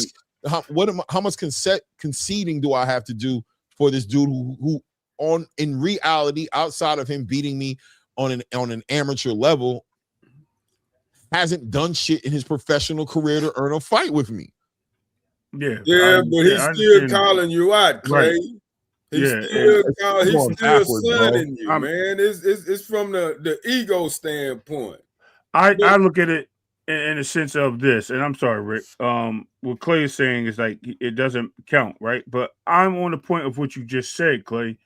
Why is he celebrating it, right? Because if he won, now that puts him in a conversation, right? Mhm. Because he didn't win, he's not in the conversation. But it's like he's like I said, the monkey off his head is relieved that he didn't win. So now I don't have to answer these questions no more. Now I don't have to deal with it.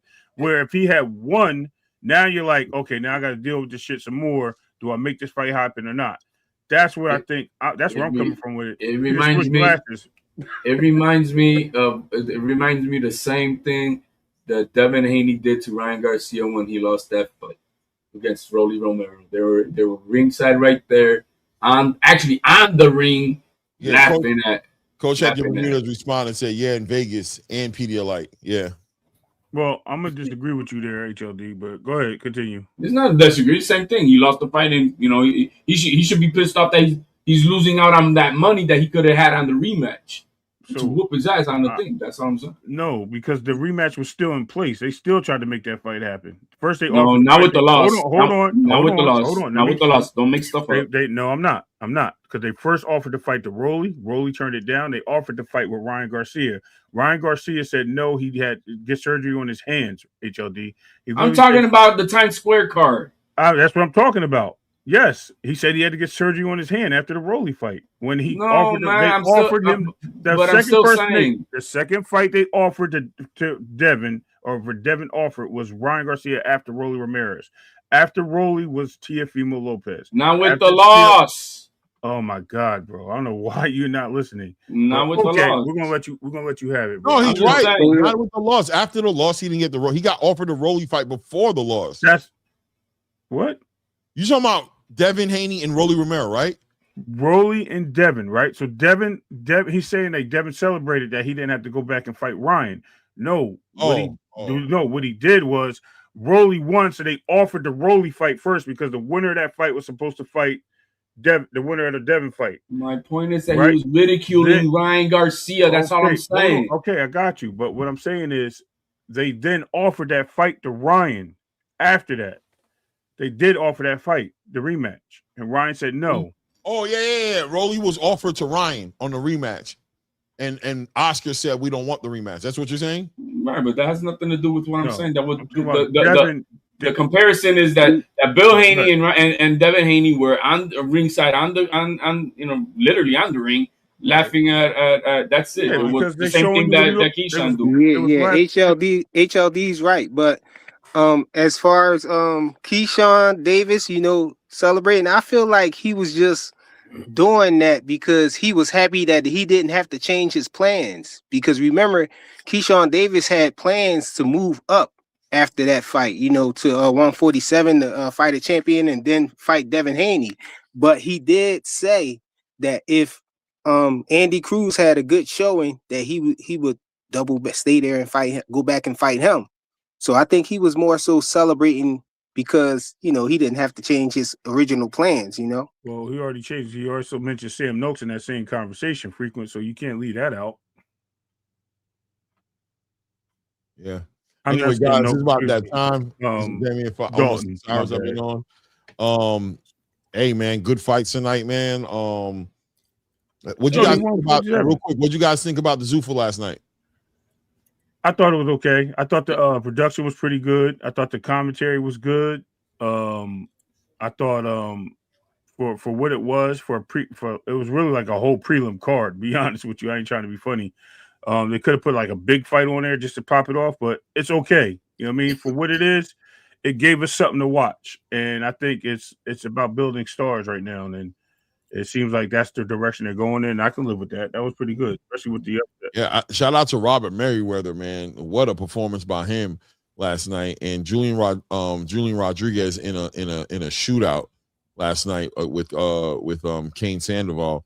But yeah, the production was on point. I love the team. Andre Ward, Max Kellerman. Max Kellerman was kind of was glazing a little bit, but Max Kellerman is doing his job though. People keep. That's what I'm saying. I'm saying the same thing. Yo, Clay, this is your channel, right? You're gonna glaze your channel. You're gonna have to. You gotta sell your shit. What the hell are we talking about? He was doing the work, bro. Like he was doing the work, bro. That's what he was like I said, he was glazing, but isn't his job? Like, it is his job. You know what I'm saying? Like, that's his job. Like, what are you talking about? They're giving him a lot of money to help promote this new organization, and he's reminding everybody periodically, look at what Zuffa's doing, look at the opportunities Zuffa's given, look at the competitive matchmaking, look at look at all these different things, and let's make this. I don't know what people expected him to do. I do agree though. He was doing his job. I mean, people could say he's glazing by definition. You feel me? To define what he was doing, but I don't know that was wrong or like. What do people want Max? What about it? What about if that's part of your extra bonus incentive, bro? Yeah. Glaze it, bro. Bro, listen, bro. You are in the position behind the money in Turkey Al Sheikh. You're behind a new organization that you're trying. He's at war also with the sanctioning bodies. Max Kellerman is legitimately at war with the sanctioning bodies. Like, he doesn't even hold back. When he's doing his show inside the ring, that nigga's like, man, fuck the W. He's damn near insane. You feel me? He's damn near insane. He's more at war with the sanctioning bodies than Dana, in my opinion. You know what I'm saying? A lot of the competition media guys out there, they were just hating on Max. But as far as what we saw yesterday, look, Dana White, I listened to him. He set out the expectation, and hey, I thought it was great. It was great yesterday. A lot of people talking about the Apex. Oh man, there's only 500 people, only 700 people, whatever. I heard it's actually only 300.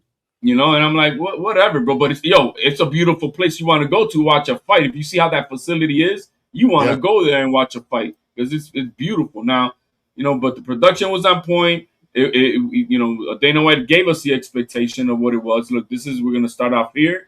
We're gonna, for control chaos, if you will. If we got to fix things, and it's a whole new team. So it was good. I mean, were the fights above and beyond anything? No, they. But they were good enough for what the expectation is because he already laid out the blueprint of what it was. If you're let's compare it. Let's do a real comparison, right? Let's say what is it comparing to right now? Let's keep Pro Box. It was Pro Box yesterday. Exactly, right. And on the Pro Box level, they blew them out on the production level. Yes. On the quality of fights, competitive because Pro Box has good fights. Now, was that event a better production than tonight's event? No. I think it was. Production? That event was high level production with the videos with each of the fighters. Oh, okay. Story, okay. And the way they were building up the fighters. Yeah, I was gonna say the build up. Yes, the build up was better. Yes. I'm talking about the production, right? Okay, I'm not talking about the quality of fights. Well, I mean, I ain't see the Zuffa last night, but I'm sure they had to come in the door trying to impress and come out the gate. When you the backstories were better. Yes. As you watch that event, the production was high quality and high level. Now, another thing that I thought is going to be very different for the boxing space and good is Dana White does a press conference after every UFC event. Like you did tonight. He tells you the numbers, the amount of people that was in the building, the amount of view. He gives a straight up transparent look at how the event did. And then he might speak a little bit into what the future might be, but he always lets you know the team is coming together on Monday and Tuesday. We're going to figure out what the next fights are going to be. Now, what did you guys think about the bonuses? The $150,000 bonus that Julian Rodriguez got. Yeah. That he got $150,000 bonus, bro. Oh, okay. His money. So before you sign off, Clay, here's my question to the panel. Will this extravagant introduction and production and display, will it seem more attractive to get bigger names to sign over there with them now? Well, look, that's a good question because it's in the air right now because obviously Dana White stood on his square a couple of months ago and said he would never fuck with the sanctioning bodies, right? But I don't know if you guys are noticing that his tune is changing a little bit, right? He's becoming more open. He signed Jai Opataya, and they're talking about a unification fight, right? With the Michele, whatever his name is, with the right. Yeah. They asking him the question. You know what he keeps saying? Hey, bro, anything is possible. That's not what he was saying months ago. No. Bam Rodriguez right now, a unified champion on the pound for pound list, around number 4 right now on the pound for pound list, 4 or 5. Rumored to be in negotiations with Zuffa Boxing. Whoa. Well, here's why he has to change his tune, because the Ali Revival Act is not solidified, and we don't know how long it's going to be before, if it ever even gets passed. So until then, he's going to have to play ball with what he's got, and so he's like, okay, so we'll play ball for now. That's what it is. You got to adapt, and that's what he's doing. You know, you got to improvise and adapt to the situation. So. You know, because until look, it's a long process. It's not going to just, now he's got to go to the House of Representatives. They're going to want to play around with it. They're going to have people who want to put in their own amendments. Then they got to vote on it again. And then before that, then after that, then they can send it to the Senate. Then the Senate is going to bounce around with everybody who wants to do their own amendments. And if they change it, then they got to send it back to the House of Representatives. Bro, it's a whole bunch of bureaucracy bullshit before this gets into, you know. So until then, he's going to play ball with what it is right now. So yeah, he has to. And what did you think about on the press conference? There was a lot on the press conference, but I don't know. You guys got to watch it, because he said we have so many deals. He said he has so much stuff that he's going to be announcing. He says people don't even know. Like, he has me so intrigued. He said they played in 13 different countries outside of America. You know what I'm saying? Paramount. A lot of advertisement money. I don't know, man. I'm excited, bro. One thing's for sure, two things for certain. People can say whatever they want to say about Dana White, bro. That motherfucker, the last thing, not Jay-Z said 99 problems. 99 problems being stupid ain't one. Dana is a fucking crafty businessman, bro. Very intelligent, and his chess not checkers with that dude, bro. If you see him in that press conference, he's smiling like, y'all don't even know how I'm finna smack these other promotion companies in the head. I'm about to clean these dudes. You could see it in his face. Am I bugging, Joe? Yeah, there was one point where I love how he popped his collar. So they asked him, so is TKO involved, telling you guys how to do this and gonna control the production and this and that? And he's like, nah, TKO, no, they have nothing to do with what I'm doing. The only thing they have to do with me is that if I need more money, I'm going to call them. They're going to give it to me. That's it. When I tell them to give me the money, give me the money. Give me the money, and that's it. I'm like, I was just amazed that they stole everybody from ESPN and put them on their daggone. Even every bro. Every single person, except for Tim. Tim was talking too much shit, though. Tim, that's what I was going to say. Tim, you could have been up in there, and I think it would have been a good addition. I think Tim being there would have been great. But listen, man, I love the team. I love Max. I love Andre Ward. I love Antonio Tarver. The ringing out. I mean, they just, you're right. They transferred everything over. Joe Tessitore came in and Kriegel. So they and we got out to everybody from ESPN, because that's ESPN crew. They brought him over, and then they brought the darling Kiram over. So you're muted. Why they leave out Tim Bradley then? Bro, you can't fight the hand that feeds you, bro. Tim been talking shit for a minute, bro, on Turkey. You guys gonna top rank? Yo, Tim got a lot of content shitting on Turkey and shitting on people who support Turkey. Y'all gonna sit there and bro. Tim tricked himself out of back, and it's crazy because Andre Ward, who wasn't even working with ESPN anymore, interviewed Tim Bradley like a month ago, right? I wonder if Tim Bradley knew that Andre was going to Zuffa. I bet you money he ain't know. And you know what's funny? That it was Andre Ward who was let go before Tim. Yeah. Andre got let go of, and now Andre's literally working with Tim's whole team. Yo, diabolical, man. Hey, Tim, at least you got a popping YouTube channel, bro.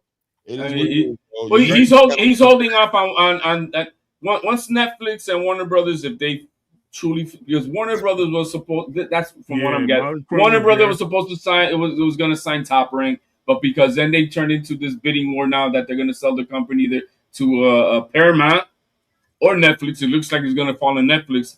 They can't make any more deals right now until that is done. But we'll see, man. Tim might have a spot after Top. Yeah, he's gonna be all right. He's gonna be all right. But I just think this particular moment, guys. I think this particular moment is ironic. This is just this little moment. He'll be okay, but this moment right here, bruh, you gotta look at that and feel just a little bit like, what the damn? I know you calling Dre like Dre. What's going on? Hey, Tim, please leave a message. Please leave a message, bro. He calling Dre. Yeah, he calling Dre and leave a message after the tone. Oh, God. Dre ain't even asking. Right. Go straight to voicemail. He calling you. What the? You know what I mean? Yo, Roy, where your boy at? Roy, where you at, Roy? Bro, I'm gonna deal with you tomorrow, bro. I ain't even doing it with you tonight. Hey, bro. we haven't talked about the beloved son of Mexico that fought tonight. What, Canelo? No, man. Freshly deported Julio Cesar Chavez Jr. What happened? I missed it. What's happened with him? No, I'm saying that he fought tonight. Yeah, I knew he had a fight in Mexico. Chavez Jr. fought tonight? Yeah, he fought in Mexico, bro. I didn't even know. How he do? He won against a taquero in the second round. But I'm just yeah, I'm like, no, I thought that guy was done with boxing after they shipped him out. No, he definitely not. They got him. He got reinstated with the bylaws down there. He just can't come to the States no more. No, I think they even dropped the case on him in the States. I think or something like that. Yeah, they just deported him and that's it. Yeah, I think they dropped. Yeah, that's crazy, bro. That's hilarious. Yeah, I did hear about he had a fight. I forgot 2 weeks ago they announced it because it was on You don't like me using boxing scene, but when I clicked boxing scene, it showed me all the events, and he was on one of the events. So I had seen that. Oh, okay. Anyway, it's about that time, guys. I'm gonna highlight you guys, man. I appreciate you guys. Thanks for stopping by, man. Shout out to all the new subscribers. We hit the milestone. 3,000, baby. Over 3,000. Sure. Where we going? We going to 3,500, 4K, baby. Yeah.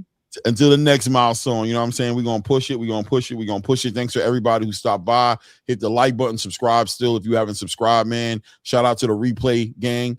If you're watching this back, hit that like button. Don't come in here and just hit the like button. Help the channel out. But man, thank you guys, man. I appreciate you guys. Good fights tonight, man.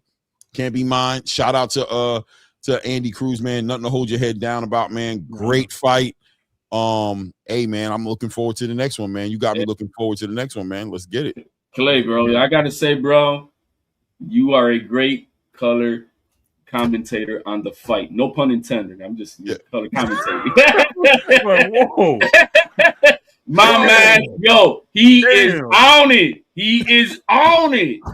You know, I mean, no, that's what it's called, color commentating, it's bro. Fair game. Yeah, I know what you meant. But you did pause though. I mean, man, I appreciate it, man. I'm getting better, man. I feel like I'm enjoying myself, man. You're good, man. You're good at it, Clay. Man, hey, man, everybody, have a blessed night. Thank you for having me on, guys. Peace out. All right, man. To the next one. At this point, we out.